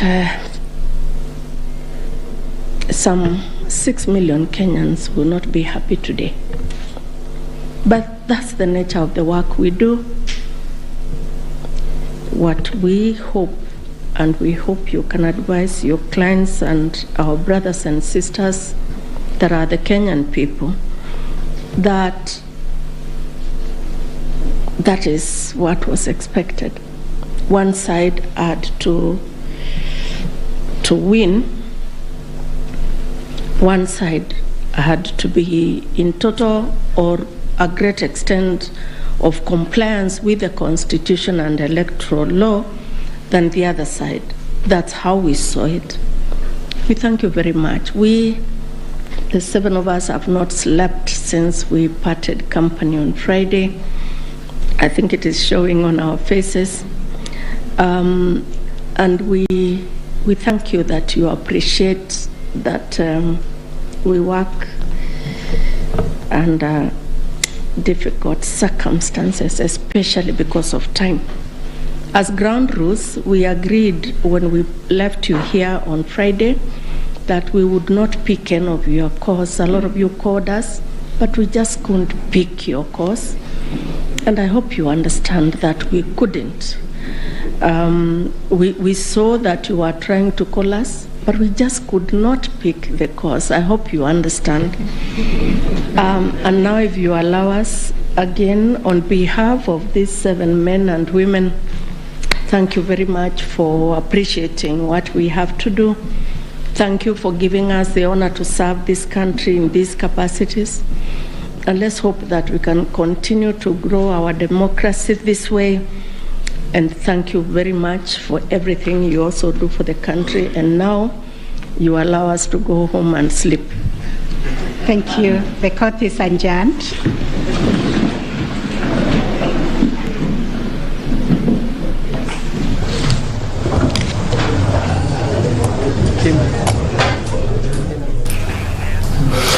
Very well, there you have it. William Samoei Arap Ruto is officially Kenya's 5th president after that win. His win was affirmed by the Apex Court there. They say once you've cleared the bush, you cannot hide it in it anymore. Well, the Apex Court judges have cleared the 9 bushes that were standing between William Ruto and his win and given the clean bill of health to the Independent Electoral and Boundaries Commission. Were there some issues here and there at the IEBC? Yes, but that did not warrant the annulment, and they have affirmed that democracy and Kenyans are the winners. All the 7 judges, it was a unanimous decision. All the 7 judges have upheld that win. Ray? Indeed, yes. I was just thinking about those 9 bushes there. And there was one of the issues that rather came out. And this one, we actually even saw. Yeah, indeed, William Ruto is the president-elect, and as soon as he is sworn in next week on Monday, then he officially gets into the Kenyan history books as Kenya's 5th president. That is after all the 7 judges said yes indeed. And talking about bushes or the petition, the final orders being the presidential petition has been dismissed. The election was valid and carried out in a manner that was free, fair, and verifiable. And as you can see from the pictures on your screen live from Uasin Gishu, Yosonyeri, and Milimani, and let me correct myself there, the swearing in will be next week on Tuesday. As you can see, jubilation in Nyeri, the yellow colors, the people there, the UDA colors, the UDA logo there, people celebrating the win. It's not anything different from the picture above, that is in Uasin Gishu. As you can see there, people had to brave the heavy rain, the heavy downpour in Uasin Gishu to ensure that they listen keenly to one of their own, William Ruto, hailing from that county. And as I had alluded to earlier, is that all the 9 issues have been dispensed with. And talking about the technology failing and integrity verifiability, that has also been dismissed. Actually, one of the key issues that all Kenyans we were looking at is the 50+1, and from what the judges have talked about there, giving us calculated and verified reports, say that yes indeed William Ruto did hit the 50%+1 as required by the law. And also, did the irregularities affect the final outcome? Yes indeed, there were here and there, but that did not warrant any, the irregularities did not warrant the annulment of that presidential election. Was there interference, transmission of Form 34A, uploading of Form 34A? No evidence presented, according to the 7 judges, to show interference on the form before or during the uploading. That has also been dispensed. And also, they're talking about the postponement of the election in 8 electoral units. That has also been acted upon, and said it was a genuine mistake, and IEBC should have examined the template, but it was not a calculated move to suppress voters in the 8 electoral units. Another issue that has been dispensed with is whether the IEBC tallied verified results as required in Article 138(3) and 138(10) of the Constitution. Yes, indeed, they did that. Right? Now, some of the issues there, and I'd want us to zero in on that one of the fifth, actually the number 5 of the issues, whether there were unexplainable discrepancies between the votes cast for the presidential candidates and other elective positions. This is an issue that has perennially been questioned whenever we've had presidential petitions. We saw this happen in 2013, we saw this happen in 2017, and also now in 2022. But now issue number 6 on the conduct, and this heavily lied on the conduct of the IEBC as the agent that was in charge of, in as far as oversight is concerned, whether IEBC carried out the verification, tallying and declaration of results in accordance with Article 138.3C and 138.10 of the Constitution. Here we had the 7-judge bench actually go further to even issue a recommendation, and I'd want to paraphrase there with the CJ, their Chief Justice Martha Koome, saying that there are far-reaching reforms required of the IEBC, and thus pointing at serious grievances in as far as governance of the IEBC is concerned. However, no information shows that the election was compromised, and also questioned the participation of the dissenting 4 commissioners there, questioning why they participated up until the last minute. And very curiously there, she further pointed out and said that it was a last minute, an 11th hour boardroom rapture. I'd want to bring in the views of our lawyer here, Gibson Gisore, in regard to that particular issue, the verification, tallying and declaration of results, and the implications it has therein into the conduct of the IEBC and also the conduct of the chair. These have been adversely mentioned by the petitioners and now the judges while actually doing the pronouncement of the verdict therein. So what is your take in regard to that, Gisore? Regina, I think first, before I go into into answering your question, let me congratulate William Ruto the 5th, because that is now a momentous occasion for the country, because there has been an issue. We have been through this electioneering period for the longest, now that we have a president-elect, substantive. Now, talking about a president-elect, our viewers, what you're seeing on your screens is our live pictures from the current residence there. We are also having live pictures from the, that is Nyeri jubilation, as you can see. Kenyan celebrating now the Supreme Court there, unanimously upholding the election of William Ruto as the 5th president. He's currently William Ruto president-elect. We expect that the swearing in is going to take place within 7 days after this particular judgment has been made. That makes it effectively September 13th. That is Tuesday. On your split screen there, you're having different views there. We have Nyeri there in celebration. We are having sights and scenes also from current residents, and we are also having pictures from Uasin Gishu County, County 2, 027 there, and in Eldoret. Seemingly a calm crowd there celebrating that particular decision by the IEBC, by the Supreme Court there, upholding the election of William Ruto as president-elect. His swearing-in ceremony will be on the 13th of September, 7 days after the pronouncement there by the 7-judge bench there, led by none other than Chief Justice Martha Koome.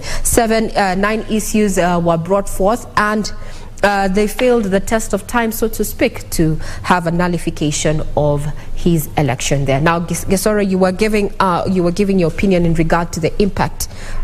Yes, as I was saying, I want to congratulate William the 5th. Now, sorry, let me interject there. Let's have a listen in to lead counsel, senior counsel, and governor-elect Siaya James Orengo there in Mani. Are we all right?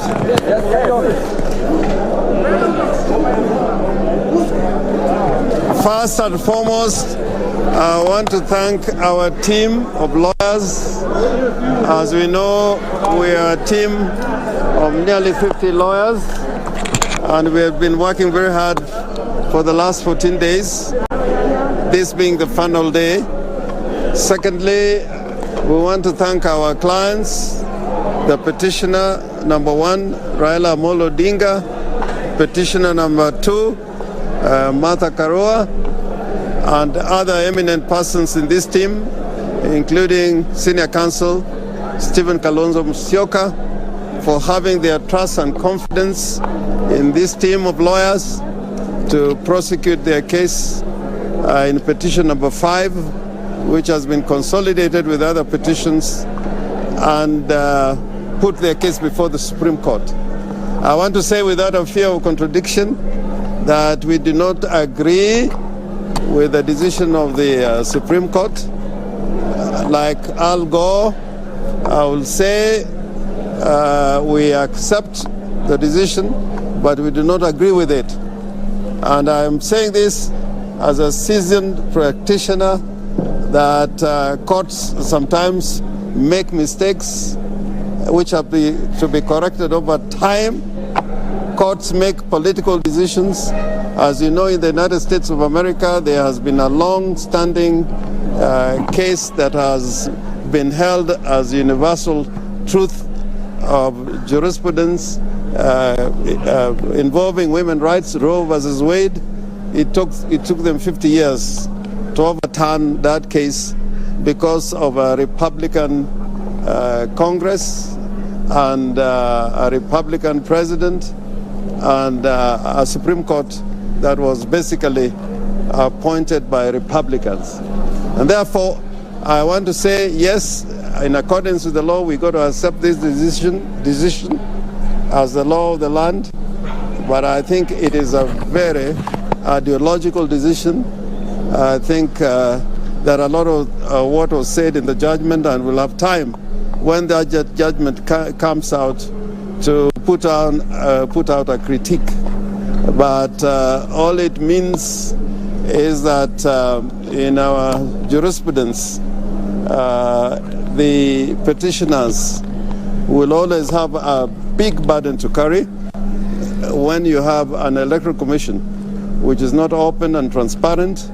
The best way for this court to have made a decision was with the servers to be fully opened and all the election materials be placed before the court, as would happen in a case where justice has to be rendered. As you know, and I am saying this again without fear of contradiction, we wanted a comprehensive audit of not only the technology that was applied by the Electoral Commission, but we wanted a proper audit. Although time was of the essence, but I think we had sufficient time to carry out a proper audit, including looking at the issue of the foreign intruders, the Venezuelans, which you'd notice the court avoided in making any comment about those intrusions and invasions of the system, the technology, the IT structure. That again, the court did not refer to, but probably in the judgment, the recent judgment that is coming on the 21st, they will say something about it. And therefore, I want to end by saying the rule of law should prevail. The court normally has the last word in making a statement as to what is the law of the land. But as citizens who are sovereign, we're entitled to disagree, and disagree very vehemently. I think the court, in conducting the proceedings during the hearing, I think they were patient. They listened to us. It is only the outcome that we do not agree with. Finally, I think our clients, the two petitioners, Raila Amolo Odinga and Martha Karua, may be addressing another press conference, but we are happy to talk to you on this issue. Have a watertight case, but we saw them talking about forgeries and wild goose chase. Did that surprise you? No, I mean forgeries. When the DCI, the Director of Criminal Investigations, what we put before the court, a lot of it was from an agency of government. I didn't see them talking about similar incidents. in matters concerning the Independent Electoral and Boundaries Commission. That's why I was saying it was a little ideological. They were looking for things on which to destroy our case, but similarly not taking sufficient time to look at what happened on the other side. And that will be another story for another day. Would you admit you might not have been well prepared for this case? We were very well prepared. What are the I think compared to 2017, we were a lot more well prepared. What would be the 2 or 3 points of mistake that you say the court might have made mistake on that? Fundamental. In 50% plus 1, I think they were ideological. We are using the baseline of total registered voters in the land as against those who turned out to vote. If you read any legal material on what should be a turnout, including the Black's Law Dictionary, turnout is normally based on the registered members in a country as against those who turn out to vote. So there are so many other examples we can take up. Are you still confident you lost on all grounds? Yeah? On all the key 8 issues you lost? The issues that the court formulated, but we're quite happy to live with it and talk about it another time. Philip, you want to say something? Just on the idea that we lost on all 8-9 points, we find it incredible that that could be the holding of the court. In more than several of those cases, we had overwhelming evidence. As my senior counsel, Mr. Orengo says, the servers were not opened. The involvement of the Venezuelans for a full month before, half a month before the elections and up to the 16th of August was not explained. No, it wasn't even offered. We perhaps are a little distressed on the over-reliance of a registrar's report that has no input from us. That report was completely silent on the failure to open the servers. The servers, repeat, the servers have all the answers. The exact role, we provided evidence that the Venezuelans were downloading documents, creating documents and generating documents. None of that was touched. But as my colleague says, we hope they'll address all this in the final judgment. As somebody has said, it's incredible that we could lose on all points and they could win on all points. But as Senior has explained, it's probably the ideological aspect of this judgment. Are you still confident on the 21st it will be a different one? No. They have tied their hands. They can't get out of it. They have given their final decision. It's now a question of them finding the reasons for those findings and justifying them. It's not always easy, but I think they have some time to do it. The other thing that I found a little bit disturbing is the presentation of the Form 34A by somebody I really respect as an advocate, Julie Soweto. It was described as hot hair, but you could see when that evidence was being adduced before the court, how engaged even the justices were. So I found it rather odd for them to describe it as hot hair. I think that's why I'm saying this is ideological, because they would have said on the evidence presented, we find there was more weight as to the evidence which was adduced by the other side. But to say that it was hot air and it was a document coming from the Electoral Commission, I found it very, very disturbing. If I may explain a little further on that point made by Julie Soweto in the petition, that gentleman, Camargo's name was not supposed to be on Form 34A. If at all he was involved in this election, he was involved on the technology side. So to find it anywhere near a Form 34A raised more questions than answers. There was silence. And of course, on the issue of the famous 34A that Julie was describing, it was found to have been signed by the agents of UDA and UDM on the 7th, which is before the elections. No mention was made of that. So many things, many questions, perhaps more questions than answers, but it is the decision of the court. They have to live with it just as we have. Is that all? Thank you. Agenda, okay. Sawa. Kazi ya mkono hii.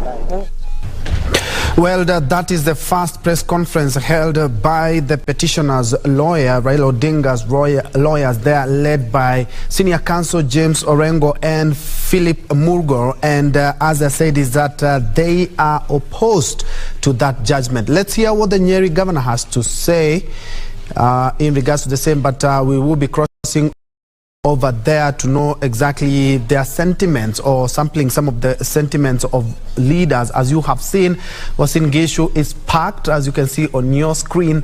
There are also, as you can see, in Nyeri as well. Earlier on, we had a live feed from the president-elect residents in Karen, but the live picture that you can see on your screen is live from Uasin Gishu, where it is the home of the president-elect William Ruto. And indeed, as you can see, they have braved the rain to just listen up to the whole judgment by the 7 judges, and they are elated. As you can see, earlier on they were dancing to that, but as the lawyers representing the petitioner have talked about, is that despite the overwhelming evidence, they say that without any fear of contradiction, they do not agree with the decision, and say that mistakes are to be corrected over time, challenged availing of election materials for comprehensive audit. But they say that they will look at the judgment keenly after the 21 days that the judges have talked about, so that they may give a more detailed report on the same. They say they were more prepared than the year 2017. Ray, they say that they were even more prepared than 2017. Yes. And looking at all the issues were trended on by the 7 apex judges for a unanimous decision as well. Indeed. And yes, Troy, yes, that is something that has come up there from Senior Counsel James Orengo there, who was leading a contingent of at least 42 lawyers, for the Azimio la Umoja One Kenya coalition there, putting off some of the prayers that they wanted. And they're saying, well, history has taught them something else, something new. In as much as they were prepared, well, it did not go their way. And they have picked that issue that they have not even had a single win or reprieve in all the 9 issues that the Supreme Court judges were making a decision on. And they said they even had some quite weighty evidence in some of the prayers that they sought. Remember, the question is, one of the issues was whether there was interference in the uploading of the transmission of the Form 34A from the polling stations to the IEBC public portal. This being the second issue that was they were seeking to have a judgment all. However, according to the Supreme Court judges there, who are unanimous in their decision that saw the upholding of William Ruto as president-elect, that no credible evidence was presented to show interference, as well as the judges went further to just say that even with the findings of the scrutiny of 14 polling stations, there was no evidence, and that all the forms that were uploaded at the portal vis-a-vis what they found after scrutiny of the 14 polling stations is that the documents that were uploaded by the IEBC portal vis-a-vis what was found after that scrutiny that was ordered by the Supreme Court is that the documents were original and did tally. Then also they said that another issue that took is that whether there were unexplainable discrepancies between the votes cast for the presidential candidate and other elective positions, while declaring the judgment there that are reading out the judgment is that yet this is Martha Koome there said that this was an unproven hypothesis and there were no rendering them insignificant discrepancies to have the 7-judge bench annul, or rather nullify the election of William Ruto as president-elect in the August 9th polls. Those are just some of the live pictures of what is happening in various parts of the country, including Nyeri, Uasin Gishu, and a bit of CBD there. We'll be having a listen into what is happening in Karen, where we understand that leaders under the UDA, the Kenya Kwanza coalition there, are meeting, having a meetup there, lunch, and maybe we are expecting that President-elect William Ruto is going to be addressing the leaders therein, as well as the public, being his first address officially after the judgment that has been delivered there by the Apex Court there. Now, among the issues that came up was, for determination was the issue on the verification, tallying and declaration of results at Troy there. And this bordered on also the conduct of the IEBC as an oversight body when it comes to matters of election, as well as the conduct of the commissioners and the conduct of the IEBC chair. Therein, we saw the Apex Court give recommendations, quoting and saying that their far-reaching reforms are required within the IEBC, and maybe this is something that we are likely to see prioritized once the president-elect has been sworn in on September 13th. This happens to be Tuesday there, given that after delivering that particular verdict is that no information shows that the election was compromised, and also questioning the participation of the dissenting 4 commissioners there, and quoting that, other than seeing a last-minute boardroom rapture, and I'm using the words carefully there as used by the Chief Justice there when delivering this particular judgment. So Troy would want to have this conversation then. Are we seeing what key areas should the president-elect, once sworn in, based on focus on, based on the issues that have been raised in this particular petition? Maybe we can rope in our panel here that has been with us since morning and is still here with us pre and post judgment. Troy. Indeed. For me, if you ask me as a journalist, one thing I would actually urge the president is to unite Kenyans. Of course, every election leaves some groups that divide, some divisions here and there, and I believe that would be a good platform to start from, reaching out to the other side, so that Kenyans, looking at the election cycle in Kenya is quite extended, and it would be good if we put all matters, politics and election aside, and then have a working government. That's me. And of course, we can bring in our experts. We are joined by 2 lawyers. We have been having Gibson Gisore, who is a constitutional lawyer, since morning, and also we also have Henry Kurauka, who is also a constitutional lawyer. And perhaps we have not even touched on how you guys have perceived that being officers of the court. Henry. Yes, thank you very much. I do agree with the Supreme Court. Courts do not determine matters through speculations or hearsay or assumptions. The court are guided by facts, law, and merits of each case. And you can see the judges have been able to answer all the issues that were raised by the same court. And I do agree that their findings are illegal, because they are the only 2 alternatives, either to validate or invalidate the elections. That is the power of the court. The other thing I would like to state is that for the entire judgment, that's where we may find the recommendations. That is, within 21 days, we will be able to read the entire judgment and try to see the recommendations brought by the Supreme Court.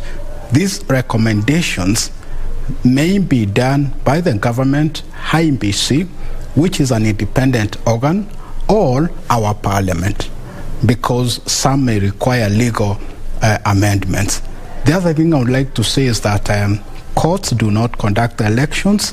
It is the IEBC, and therefore it would be unreasonable to expect the Supreme Court to declare any person as elected. Finally, Ben, I would like to say that now we have leaders, and congratulations for the leaders who have been elected. What we need now is to embrace constitutionalism, core values, whereby the leaders are able to adhere to the rule of law, to embrace the good ideas of governance, core values, integrity, and to act in good faith, because they have a time to serve Kenyans. And for Kenyans, this is the time now, I want to say, back to green. We go back to our usual activities, our day-to-day, because at the end of the day, people of Kenya are the sovereign according to our constitutions. So we have to embrace peace, we have to be, brotherly and sisterly, and ensure that no violence or any activities that may affect our peace. Perhaps I would take this opportunity to say congratulations to our president-elect, who will be sworn on 13th of September, which is a public holiday by dint of the presidential assumption office. And just a quick one. What stood out for you as a lawyer and in regards to that judgment, and bearing in mind that all judges affirmed and all issues were thrown out? Yes, one thing that came out very clearly is the unanimous judgment. It is very rare to find the judges agreeing on every aspect, every issue in the pleadings. The second thing is their analysis and their findings in all the issues. It came out very well. They were able to link the role of IEBC as a body corporate, where they raised issues of technical team. Remember, returning officers, presiding officers, the technical team, and many persons play a part. So it is one body corporate. And the way they were able to interpret Section 138, subsection 3C, which refers to IBC to render credible and transparent elections vis-a-vis Article 138, subsection 10, that gives the chairperson power to declare presidential elections. The other thing is, of course, the issue of irregularities and the standards to annul or invalidate elections. Remember, election matters have higher standard than in civil matters, where it is balance of probabilities, and lower standards in criminal matters, where it is beyond reasonable doubt. And the judge is saying allegations of fraud, criminality, and so on are matters that require very high standards of proof, and they are beyond the jurisdiction of the court. Gisore, let me throw the ball to you. What really stood out in that judgment that has just been delivered by the 7 judges? For me, Bentro, is the fact that we've been here with you analyzing this election, and I think I've been very consistent that I really didn't see any much of an issue with this election.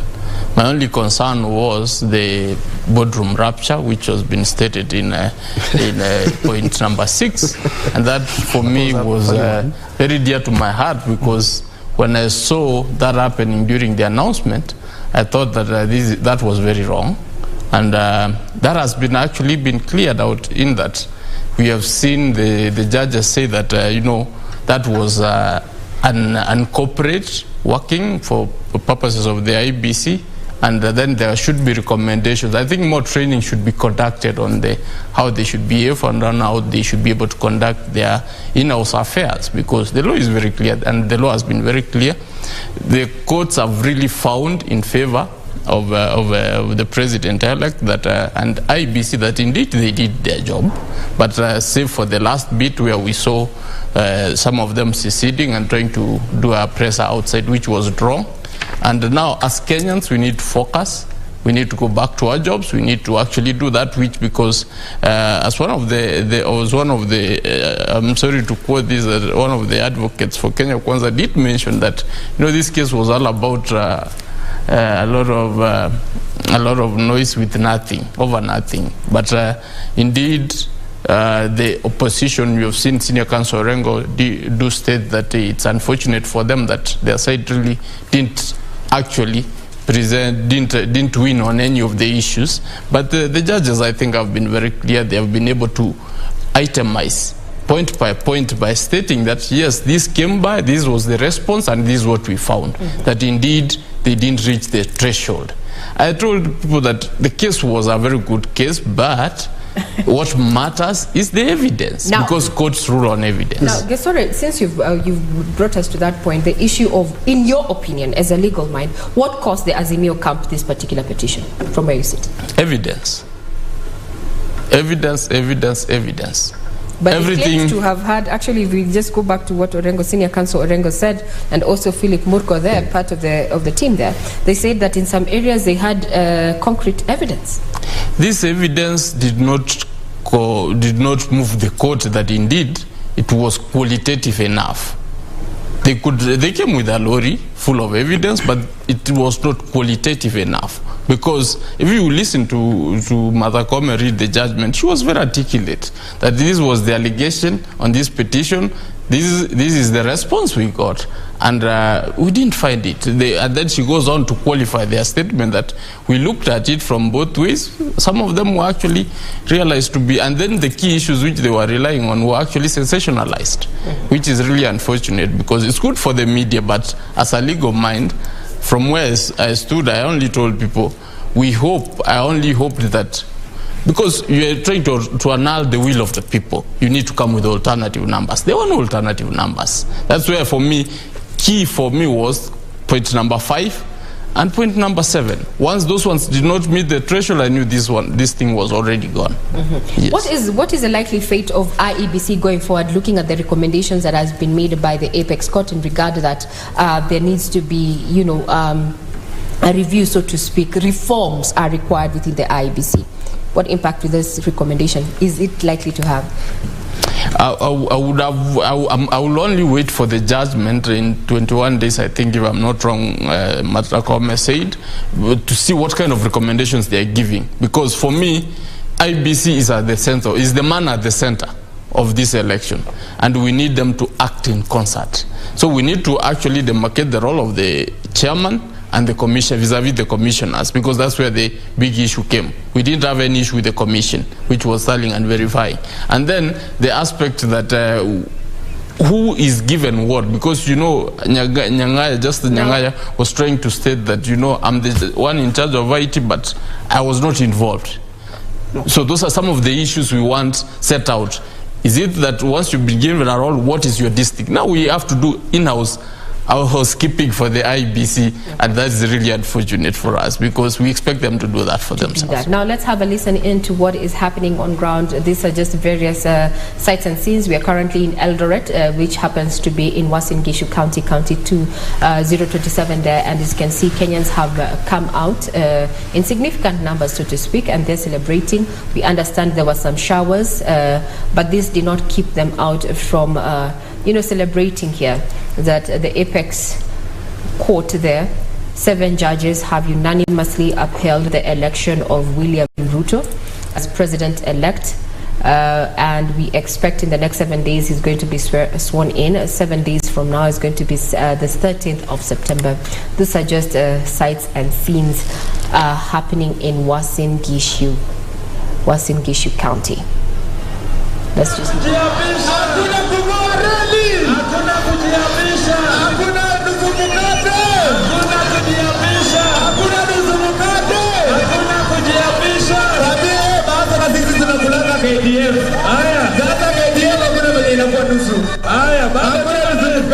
nataka muwapatie ile wimbo ya William ya kusema Bwana usehemu yangu, rafiki yangu wewe katika safari ya.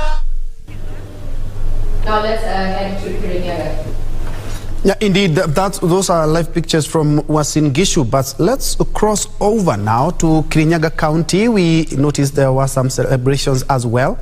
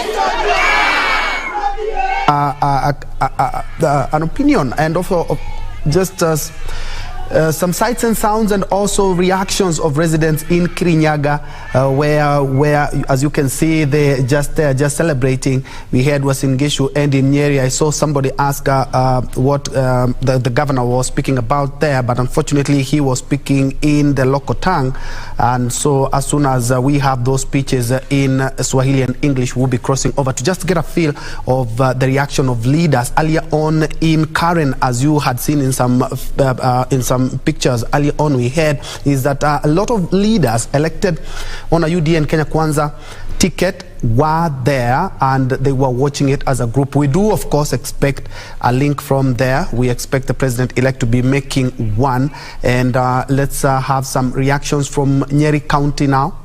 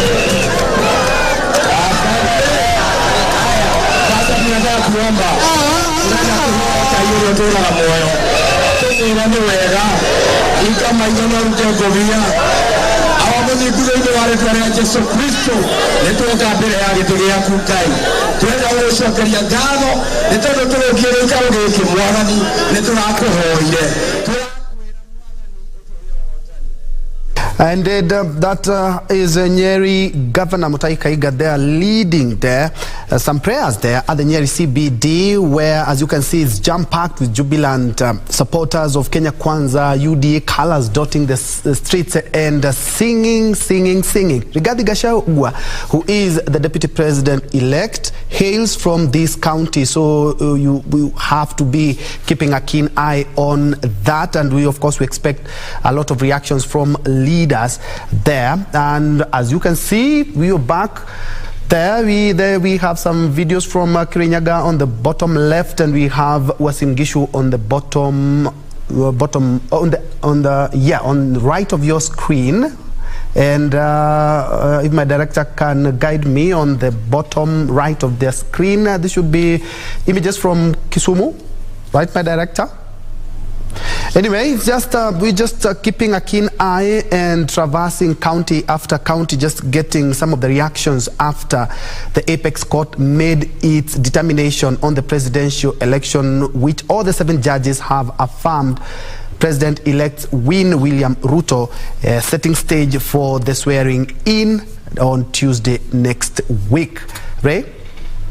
And the question is, now that this particular verdict is out there, what lies ahead for IEBC Chair Wafula Chebukati? Maybe we can hear from our counsels there. We listened to Henry Kurauka there. What does this mean? Because he has been adversely mentioned in this course of this particular petition.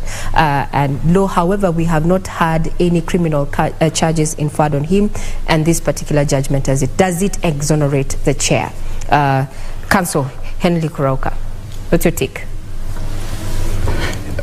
In my view, the judges rather declined to discuss issues of criminal culpability because that is not their jurisdiction.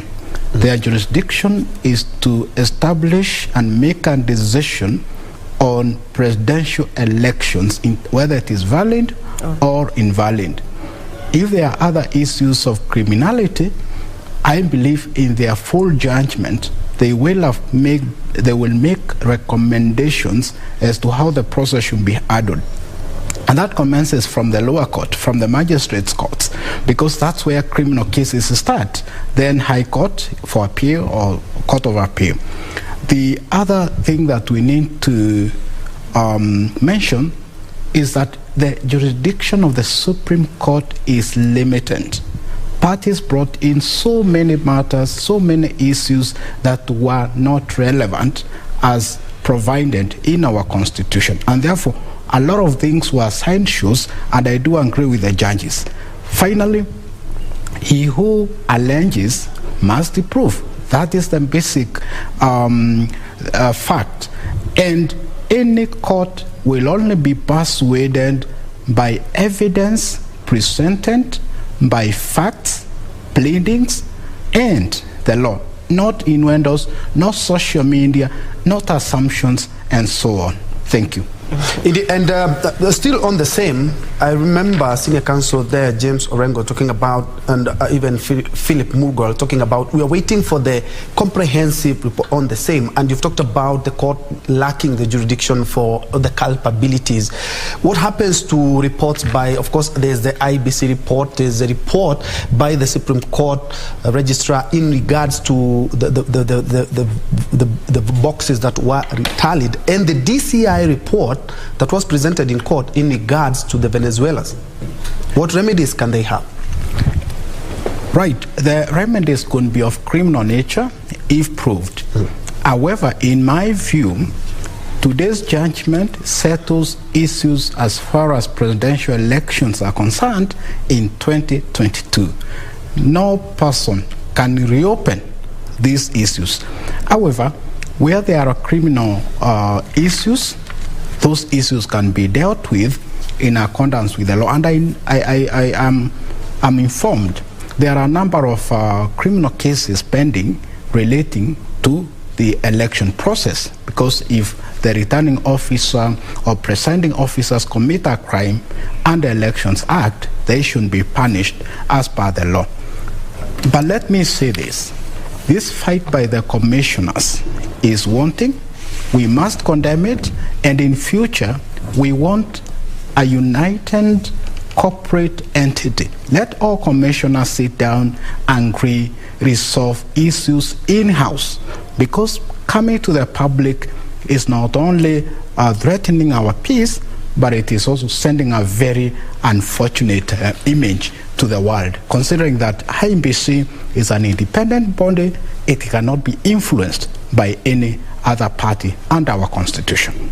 Indeed, and perhaps to come to you, Gisore, I know this is not the right time to bring this up, but it's something that, of course, it has to be heard. That is, of course, there was a petition that had been filed in court, even before the petition by Raila Odinga. There was a petition filed in court in regards to the swearing in of President-elect. What happens? It's still pending in court. Bentro, I guess, yes, there was that petition, I think, was it by Senior Counsel Kibe? Kibe, yes. It was the advocate representing. I really haven't heard much about it. I am not sure whether it was even given a date, or if it was given a date, was it before this period or after? Because if it's given after, then it means the swearing in will just go on if there were no conservatory orders. We could only be discussing about it if there were conservatory orders issued that indeed that cannot be able to go on till that matter is heard and determined. But in the event that there was no indication or any intimation from the court that that is the issue, that they are issuing conservatory orders for the swearing in of the president-elect and the deputy, then it means the process will go on as usual, and then the matter will later be heard and determined with whatever orders which will be issued. Then, of course, it means it didn't move the court to see that it was necessary to issue orders to stop that particular swearing in. And Kurauka, looking at all the presidential petitions that we've had, the Apex Court had the opportunity to have a look at, we are seeing quite a paradigm shift from all other judgments. Indeed, you did say that the court is not bound by its own precedent, but this is the first time that we are having all the issues struck out and all the judges affirming. Yes, and I commend the Supreme Court for that. Indeed, the IMBC chair appears to have followed the last Supreme Court judgment to the letter. That was his greatest defense. He came with it, he said, I complied with each and every recommendation. I disagree with my colleague. As far as presidential election is concerned, today it is the end of the game. There is nothing that can stop the swearing and assumption of powers of our newer president. On the 13th of this month, expect Dr. William Samoei Ruto to be our president. That cannot be changed.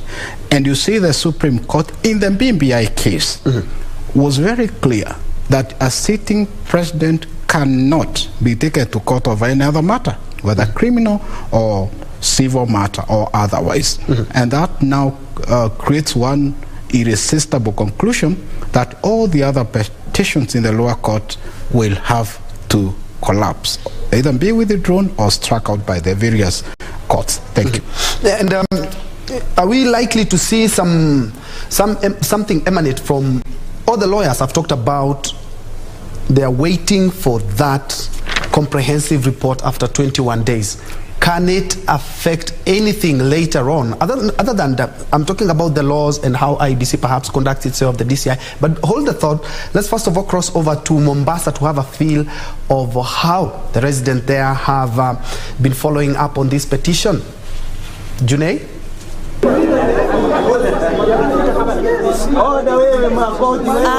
Right, we're coming to you live from the streets of Mombasa, and it's a whole lot of mixed reactions from the residents of Mombasa.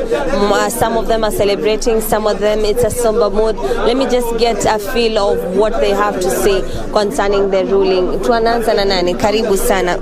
Pito huu pande wangu huu. Tuambie unaitwa nani na songa tu nyuma hapo. Unaitwa nani na uamuzi huu mpokeleaje?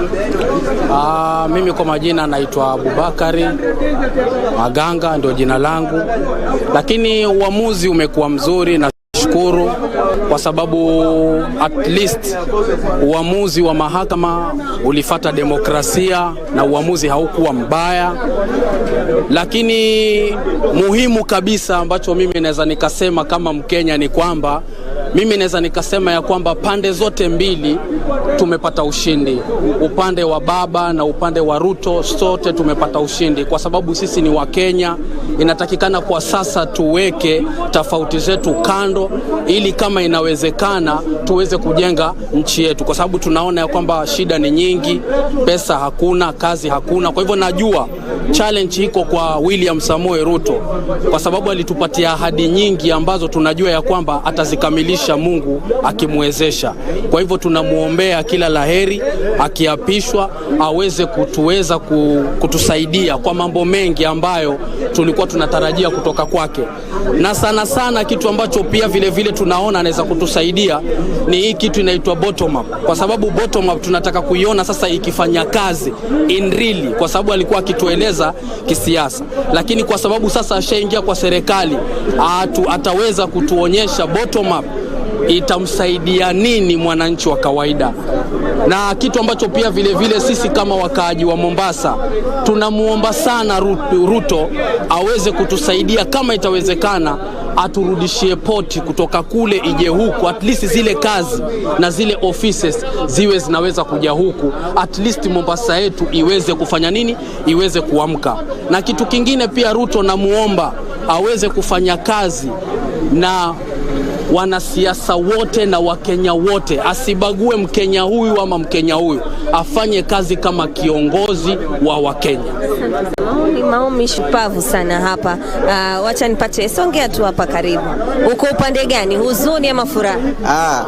Asante sana. Kwa majina naitwa Douglas, ni member wa Borana, bunge la wananchi hapa Borana Mombasa. Kwa sasa hii tumekubaliana na maamuzi ya mahakama, na kama Wakenya na kama wananchi wa Kenya, kitu kia muhimu kwanza ni tusikane, tuendelee na maisha yetu. Kitu ya pili, president ambaye amekuwa elected today as a 50th president, hakuna kibarua kigumu. Ya kwanza, yeye mwenyewe alikuwa anatupatia hopes, na saa hii imefika time tunatakikana kuona hayo matunda ya hopes zetu. Najua by that time ilikuwa za campaign, ni semi za campaign, lakini Wakenya wameweka kwa kiria ngiwa mmoja wao. Na kitu cha pili, yeye kama kiongozi na huyu mwenzake walikuwa wanashindana na yeye, wote wako na wafuasi. Kitu tulikuwa tunaomba Mheshimiwa Ruto aite wale viongozi wengine waketi chini for the stability of the country, ndio tuendelee tuweke Kenya yetu kuwe mbele. Kenya ni kubwa kuliko hao viongozi kidogo, na sisi tunawachagua wao kwa tuongoze sisi. Kwa hiyo majaji kutoka hapa bunge la wananchi Borana, na malizi hapo. Songea hapa, tuambie jina lako tu na utuambie hivi leo umeipokeaje. Songa nyuma tu kidogo dadi. Tuambie unaitwaje. Songa nyuma tu. Waitwaje na umepokea vipi? Mimi naitwa Ahmed Shipuku, mkazi wa Mombasa. Nimepokea matangazo hayo kwa uzuri sana. Kwanza nawaombea sana wale majudges, kama watakuwa hapo 2027 2032 watoe uamuzi kama huo kwa mtu yote ambaye atakuwa hajaridhika. Na kwa wale ambao walikuwa wamepeleka hii kesi mahakamani, walikuwa wamesema wanataka kujua ukweli. Wako tayari kukubali matokeo, lakini wajue ukweli. Ukweli wameambiwa, na kama hawajaambiwa, naomba mahakama iwapelekee copies ya ile judgment yao, wasome waelewe, ili watumie hii judgment kujirekebisha kwa sababu ya kesho. Natarajia uongozi wa William Ruto hapa katika kaunti ya Mombasa itabadili nini? Natarajia uongozi wa Ruto ufuate manifesto namna alivyotuambia, asiende nje ya manifesto yake, na hata kama itakuwa na maana kwamba ushuru uongezeke kwa watu ili apate kutekeleza manifesto yake, tuko tayari. Asante. Niambie tu unaitwa nani, umepokeaje, uko wapi kwanza, uko kwa huzuni ama umefurahia? Mimi nimepokea haya matokeo kwa furaha, kwa sababu hivyo ndio nilikuwa natarajia na hivyo ndio imetokea. Lakini ile ningeweza kusema kwamba katika election hakuna ruhusa. All of us we are winners, because mwenye amechaguliwa hawezi kuja kuongoza watu wa UDA na watu ni ataongoza wa Kenya kwa uchumura. Na sisi Kenya tuwajua hii nchi imeenda mpaka uchumi umeenda chini kabisa, na huo uchumi tukienda kwa supermarket hatuna watu wa ODM, hatuna watu wa Simio, sisi wote ni familia moja. Kwa hivyo tunatarajia kiongozi ameingia mamlakani, especially Kenya tuko na brokers wengi, ambapo unaangalia katika kila sehemu. Kama hapa Mombasa tuna familia ambao zina control Mombasa. Tunataka Kenya kama ni election tunaenda, iwe si election ya family fulani inakuja inasema tunataka kupiga nini, tunataka kucheza hiyo nini. Tuwe ni mtu yoyote ambaye anaweza simama achaguliwe, kama vile tumeona kwamba Anasura Kanikamu, ukiangalia katika Levity vile kuna watu mpaka walikuwa wanaenda na mkokoteni, sasa hivi ni wabunge. Kwa hivyo ile naweza kusema ni kwamba zote ni washindi. Those are just sentiments of the residents of Mombasa. One key point that I have noted is that there is no winner or loser in this race, and that every side, depending whether they were supporters or losers in this election, they should come together and work and to move Kenya forward. So I'm still with the residents of Mombasa County. I'll be bringing you more feedback or more of their celebrations, or some of them I know, I have interacted with them, they have not received the results well, so we'll be bringing you these reactions a little bit on with the bulletin. Back to you in studio. Thank you, June Karisa, sampling some of the sentiments of residents of Mombasa live from the CBD. And from Mombasa, of course, they're optimistic that the president now will ensure that inclusivity and reach out. Quite some powerful sentiments there. Let's now cross over to Kirinyaga County, where we have our own Khalid Abdullahi, who has been keeping a keen eye on the happenings at the Supreme Court live from Kirinyaga County, and joins us with this report. Khalid? Sadakta kabisa mwenzangu Ben Troy, njoo huko studioni katika makao makuu ya shirika la KBC kule Nairobi, na tunakujia moja kwa moja kutoka kaunti ya Kirinyaga, hususan katika soko la Kirogoya Market, ambapo baada ya mahakama ya upeo kutupilia mbali ile kesi ambayo iliwasilishwa na kinara ama kiongozi wa azimio la One Kenya kutupiliwa mbali, siku hii ya leo kulikuwa na sherehe ya si cha haja hapa katika eneo la Kirogoya, ambapo wakazi katika eneo hili wameonekana kusherehekea uamuzi wa mahakama ya upeo. Na katika pita zetu tumepata kuwaona kuwa wakisherehekea vigelegele, nderemo, vifijo ya aina yake imeonekana hapa katika soko la Kirogoya. Na nataka tu nikupatie tu taswira kamili, kwani sitaki kutumia mate ilhali wino uko. Nataka kuongea na moja ya wakilishi wa eneo hili ambapo anafahamika kama Eric Muchina, angalau atupatie tu maoni yake na ni nini hasa wanatarajia. Karibu sana kwa KBC, shirika la KBC, angalau utupatie maono yako na jinsi taarifa hiyo imekufikia. Kwanza kabisa ni kuwashukuru wakaaji wa Kirogoya. Majina ni Eric Muchina, mwakilishi wa wodi eneo la Kirogoya. Kwanza kabisa tulikuwa na matumaini makubwa sana, na tukasema leo ni leo, asemaye kesho ni muongo, na tumeshukuru majaji 7 ambao wametoa uamuzi siku ya leo na wakaidhinisha kuwa rais wetu wa 5 ni si mwingine bali ni William Samoei Ruto, ambaye ni kinara wetu wa chama cha UDA. Kwa hivyo watu hapa ni shangwe na nderemo, kwa sababu waliomba, wengine walienda fasting, wengine pia walikuwa na matumaini makuu. Lakini kwa siku ya leo, hata venye tumeona kwa koti la upeo ambalo ni Supreme Court, tumeona masuala yale ambayo iliwasilishwa na watu wa azimio ni masuala ya ambayo haikufikia, ambayo masuala ilikuwa ya uongo, ambayo masuala ilikuwa ya fitina, ilikuwa mambo mingi ambayo pia siku ya campaign kinara wetu pia alisema vile tu alisema sisi tuko na Mungu na wananchi, lakini wale walijigamba wakajipiga kiburi, wakasema tuko na deep state, sijui tuko na nini, tuko na... Nataka nikukatiza hapo katikati. Yes. Tumeona kuwa baada ya uchaguzi wa Kenya wamedumisha usalama, hususan pia sasa hivi. Je, unawahimiza nini wa Kenya katika maeneo tofauti? Kwanza kabisa hapa Kirogoya niliwaambia supporters wangu pia wa viongozi wengine baada ya uchaguzi na baada ya rais mteule kutangazwa yeye ni mshindi, tunashukuru wa Kenya wote, hata wenye wako Kisumu, hata wenye wako Kibira.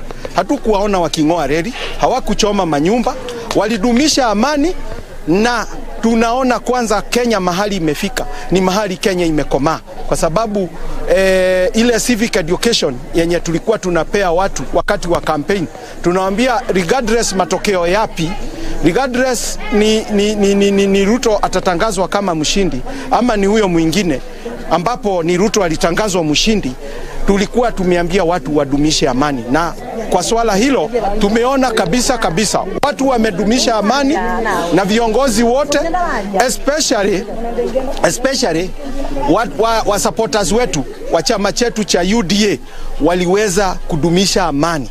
Tuliweza kuambia tugojee matokeo ya Supreme Court, tugojee majaji 7 vile watafanya uamuzi, tukawaambia watulie na wakatulia, na tumeona kwamba wametulia mpaka hali siku ya leo.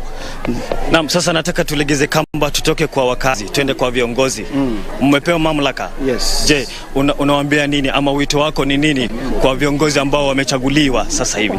Kwanza kabisa ni kushukuru wakaaji na pia wapiga kura kwa vile wametupea majukumu ya miaka 5 kuwashughulikia na kuweza kuwatetea masuala mbalimbali. So kwa niaba ya viongozi wengine, mimi naweza waambia tuko na majukumu makubwa, majukumu ambayo tuliweza kuambia wananchi wakati wa campaign. Tuliweza kupeana manifesto zetu, tuliweza kuambilia watu campaign promises mingi. Kwa hivyo mimi nawaambia viongozi wengine, tulishirikiane pamoja, umoja ni nguvu, tuweze kuletea wananchi maendeleo, tuweze kuwatetea katika bunge, tuweze pia kuleta manifesto ambayo ilikuwa chama chetu cha bottom up, kwa sababu hawa watu unaona hapa ni mahasla. Hii ni hustler nation. Tuweze kupeleka bottom up venye kiongozi kinara wetu ambaye ni rais wetu wa 5 vile alikuwa anasema kwamba tuweze kuinua uchumi. Sasa wakati huu kwa viongozi si masuala ya siasa, na wale walioshindwa wakubali kushindwa, kutoka MCA, kutoka MP kwenda senator, hata governor, hata twende president. Hata hiyo swala limetolewa na uamuzi Supreme Court. Ni vizuri mzee wetu Raila Odinga akubali matokeo ya Supreme Court, asiturudishe kwa ati, kwa sababu justice, vile wimbo wa taifa unaimba, justice be shield and defender. Kwa hivyo akubali matokeo ya Supreme, na pia ambie supporters wake waweke amani, kwa sababu sisi tuliweka amani kutoka hiyo wakati wakati IBC ilitangaza kwamba William Samoei ndiye rais. Na tena ni kushukuru IBC leo tumeona pia kwa Supreme Court majaji wamesema hizo zote zilikuwa fitina, kwamba wao hawakufanya uchaguzi wa haki. Sisi tunajua, tuliamka asubuhi tukapiga kura, pia sisi wananchi wakatupea majukumu la kuwa maofisini, na tena hivyo Supreme Court imesema kwamba the elections zilikuwa za uhuru na haki. Kwa hivyo hakukuwa na wizi hata kidogo. Kwa hivyo tunashukuru majaji kwa kufanya uamuzi huo. Asante. Naam, mtazamaji, kama unavyoona, kama unavyosikia pia na kama unavyotazama, huyo ni mwakilishi wa wadi hapa katika eneo ama wadi ya Keregoya, ambaye akitupatia tu taswira yake kamili na hisia zake kuhusiana na ile uamuzi uliotolewa na mahakama ya upeo siku hii ya leo, ambapo wamesema kuwa rais mteule William Ruto ndio atashikilia usukani. Wanasema kuwa samaki ama nyama yote imepikwa, sasa tunangoja kupakuliwa. Kwako studio, Bentorenjwe. Shukran Halid Abdullahi akiwa county ya Kirinyaga. They are sampling some of the leaders. Actually, I sampled some of the responses from this current MCA there. And as you can see in your screen is set, those are live pictures from Karen. Yes, mic chest 1, 2. We're expecting the president-elect to to be giving his statement. And as you can see, Kenya Kwanza leaders, UDA, there we can see Musalia Mudavadi, Alfred Mutua, we see Kirinyaga County Governor and Waiguru also there. We are expecting that the president-elect will make his first major statement in regards to this apex court decisions. And also, as you can see, those are live pictures from the Nairobi CBD, right, my director? Yes, indeed, it is just Kenyans there at the Kencom bus station, and Kenyans there are waiting. There are big screens in various parts of the CBD there, and jubilant, some are continuing with their business after that decision. And those are live pictures now again from Karen, that is the resident of President-elect William Ruto there. Our leaders had gathered there and they were listening and keeping a keen eye on the happenings at the Apex Court. We do expect that a major announcement will be made. Leaders, as you can see, they are still streaming in just to congratulate the president-elect. We expect to be sworn in as the 5th president on Tuesday the coming week. Ray? As you mentioned it there, and we have been having a view of the country, so to speak, in various strategic counties as well as towns there, to just look at what Kenyans have to say and what is the general mood. This was highly anticipated. Noon was a time that was slated to have the decision, and the decision has been rendered unanimously, so to speak, by the Apex Court that has upholded the election of William Ruto there as president-elect. Those are live pictures from Karen, where we expect that the president-elect William Ruto is going to be giving his address, the first after the delivery of the judgment in this petition. This particular petition had 9 issues, among them the issue of interference, whether technology deployed by the IEBC in the elections met the standards of integrity, verifiability, security and transparency. All the 7 judges there unanimously making the decision and saying that all the 9 key issues, there was no substantive evidence to nullify the election. And such, we have William Ruto as the president-elect, and those are live pictures from Karen, where he's expected to take to the podium anytime from now to address leaders under the Kenya Kwanza coalition there, as you can see, as well as affiliate members who are already at the current residence, anticipating to hear from the president-elect William Ruto there. That's the residence, and we can see contingent of security apparatus already there. We can see GSU as well, some plainclothes police there, just trying to ensure that the stage and the area itself is secured, awaiting that particular address. We're also having leaders there, as you can see. We're zooming in on Kirinyaga governor-elect there, as well as Ken Lusaka there. We're also having some members of the communication team under Kenya Kwanza there, led by former journalist Mohammed Hussein there.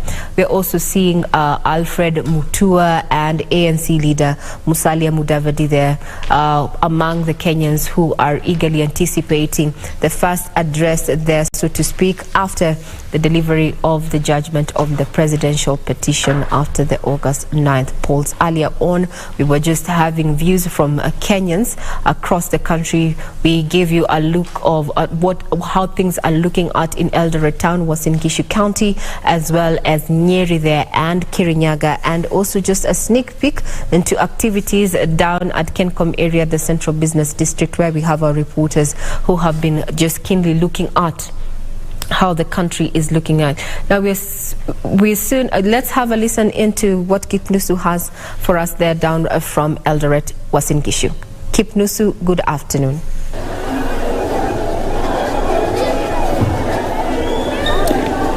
A very good afternoon to you, my colleague there at the Broadcasting House in Nairobi. Yes, indeed, I'm coming to you live from Uasin Gishu County, one of the counties where all eyes have been focused on. Bearing in mind, this is the home county of the president-elect William Samoei Ruto. Residents here have been eagerly awaiting this proclamation from the 7-judge bench, and they have been here enduring heavy downpour just watching a big screen mounted here in the CBD, and after the after the announcement from the 7-judge bench, of course, from the Chief Justice and the President of the Supreme Court, this particular place went into celebration. The residents here are excited, and it is actually on another level. As you can see behind me, a number of them are continuing with their celebrations. Of course, traditional songs from the Kalenjin community is the one renting the air, and joining me is a number of them just to tell us their views about the pronouncement from the 7-judge bench. Asante sana, karibia hapa, naona umevalia magwanda haya. Pengine tueleze kwanza unaitwa nani na mbona uko katika hali hii na umechukuliaje uamuzi uliotolewa na majaji wa mahakama ya upeo? No, first of all, let me start by introducing myself. My name is Kevin Kosge. This is the region where I belong. Mimi ni mkazi hapa wa Singishu, nimezaliwa hapa. Kwanza mimi nina furaha zaidi, manake nina furaha kwa sababu nimeweza kupata president ambaye anatoka area hii. Ni furaha, ndio maana naona nimevalia hii kitu hapa. Hii kitu kwa Kikalenjin tunaita sinendet. Hii ndio sisi mababu zetu ndio tuambia, hii ndio kitu za zile mahali kuna sherehe, mahali yani any ceremonial yenye inaendelea. Hii sisi kwa kwetu ndio maana unaona tunavalia hii kitu hii. Mimi kwanza nina furaha kabisa. Asante. Pengine nipate mwanadada, pengine songe hapa karibu.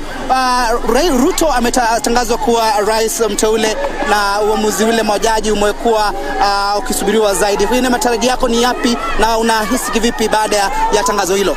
Kwa majina naitwa Petition, mimi ni mkazi hapa wa Singishu. Tuko na furaha tele. We just say congratulations to our president elect. Thank you.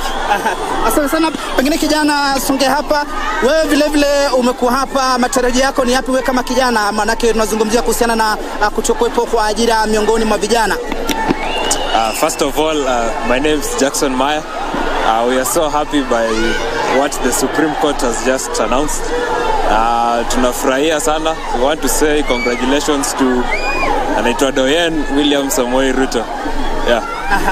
There is another lady who has been praying all through when the 7-judge bench, of course, when the Chief Justice and the President of the Supreme Court was making a number of issues regarding to the presidential petition. And I want to understand what was going on.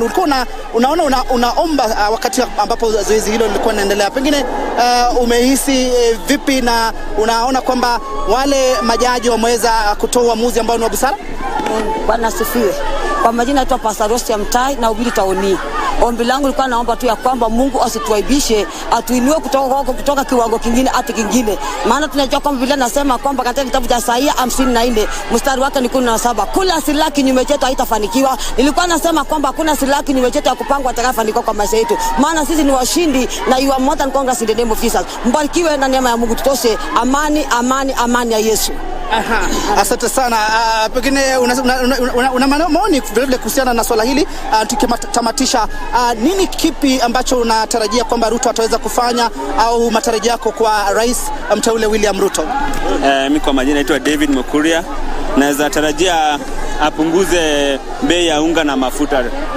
Sana sana hiyo ni muhimu kwa imeleta shida sana. Pengine swala la ajira? Ajira kwanza kwa sisi kama vijana kama sisi tumemaliza shule juzi. Tunataka ajira itokee. Kama mimi nimesomea agriculture, naweza penda agriculture. Asante sana. Wa mwisho pengine mwanadada, unaona vile vile umevalia kijundi hapa, pengine ukiteremka hapa chini, wewe unahisi vipi? Na vile vile kwa mara ya kwanza wale majaji wameweza kutupilia mbali ile pendekezo ya wale ambao walikuwa wanapinga rufaa au kupinga uamuzi wa Kenya kuhusiana na William Ruto kuchaguliwa. Pengine unasema nini? Niko na furaha sana. Kwa majina kwanza naitwa Eunice Bonai kutoka Moiben hapa Wasingishu. Niko na furaha sana kwa siku ya leo kwa sababu ni mara ya kwanza tukipata president amewania kitu for the first time na amepita. Kwa machache tunawashukuru. Congratulations sana Mother Koome. Asante. Wa mwisho? Kwa majina naitwa Kipchirchir Evans. Mimi ni mkaaji hapa Eldoret. Nashukuru chaji kwa kutupatia president William Ruto. niko na imani William Ruto atakuja kutusaidia sisi wakazi wa Eldoret, hasa sisi watu wa bodaboda. Tuko na imani naye sana kwa promise inakuwa tumepromise, tuko imani sana atakuja kutusaidia kwa hapa Eldoret. Kwa sasa kuna wale ambao walikuwa wanataraji kwamba pengine Raila atatangazwa. Wito wako kwao ni nini hasa ikizingatiwa kwamba Wakenya waliweza kushiriki katika zoezi la uchaguzi, Ruto alipotangazwa wakawa na amani, unasema nini kuhusiana na swala hilo? Mimi nawaambia watu wenye kwa side ya Raila wakuje pamoja tufanye kazi. Hii injini yetu na hii injini ya kila mtu, injini yetu sisi wote. Wito kwa watu wa Raila nawaambia karibuni Kenya Kwanza, tuunde serikali mpya pamoja na Kenya Kwanza. And kwa Raila, there is tomorrow, my leader. There you have it, my colleague there at the broadcasting house. The excitement is immense. A number of them are having expectation that William Samoei Arap Ruto, once he is sworn in on 13th of this month, is going to deliver a number of issues. Of course, the bottom-up economic model that he promised the Kenyans all over the country, and of course also they are having confidence that William Ruto will address the issue of unemployment, and of course also the issue of the bleeding of the burden of the high debt in the country. A number of issues that actually was in the manifesto of the Kenya Kwanza alliance led by William Samoei Arap Ruto. And of course I'm told, and a number of places where I went, a number of schools were closed just to celebrate this win that was really expected. Remember, William Ruto garnered 272,868 votes here in Uasin Gishu County against his closest competitor, Raila Amolo Odinga, who garnered 76,009 votes. So it is celebration in Uasin Gishu County, as you can see, as you can hear behind me, and it seems this celebration is not going to be over. We'll be here painting a picture in Uasin Gishu County, the political bedrock of William Samoei Arap Ruto. From me, Timothy Kipnusu, I hand you back to the studio in Nairobi. Timothy Kipnusu for that particular update on what is happening in Eldoret town that happens to be Uasin Gishu County. Kenyans down there very ecstatic with the decision that the Apex Court just made in under 1 hour and a half ago there, upholding the election of William Samoei Ruto as president-elect. He's going to be sworn in after 7 days. That makes it September 13th. And we are going to be keeping tabs on that. We'll continue also to keeping tabs on various parts of the country, including the Central Business District there, where Hibak Said has been setting camp to just look at what is happening and as far as business is running, is operations underway in terms of public transport and such, and we're going to be bringing you up to speed with that. We are also monitoring what is happening at the current residence there, where we expect that for the first time after declaration there, or the verdict being read by none other than Chief Justice Martha Koome there, that upheld the election of William Ruto as the president-elect there. We expect that he's going to be addressing contingent of leaders that are already at his current residence there amid a heavy security presence. Now we'd want to take you down to Siaya County, County 42 in Bondo, where we're joined by my colleague Wycliffe Okechi. Bring us up. Well, good afternoon to you, Regina Manyara, back in Nairobi. We are, of course, coming to you live from Bondo Town in Siaya County. This is the hometown of Azimio La Umoja presidential candidate Raila Odinga, and we know that the verdict that has been waited with bated breath has actually been delivered this afternoon by the 7 bench judges that forms part of the Apex Court. And now we can confirm actually the president, the deputy president William Ruto is now the president-elect and will be sworn in on the 13th. And actually that has elicited quite some reactions across the country. We have seen celebrations in parts where William Ruto was actually very famous and popular. But then coming back down to the strongholds of Raila Odinga, we do know that this is the Siaya County, the home county of Raila Odinga, and we can expect that basically this is one of his political backyards and territories. And it hasn't been quite as similar scenario as witnessed in other areas of the other parts of the country, as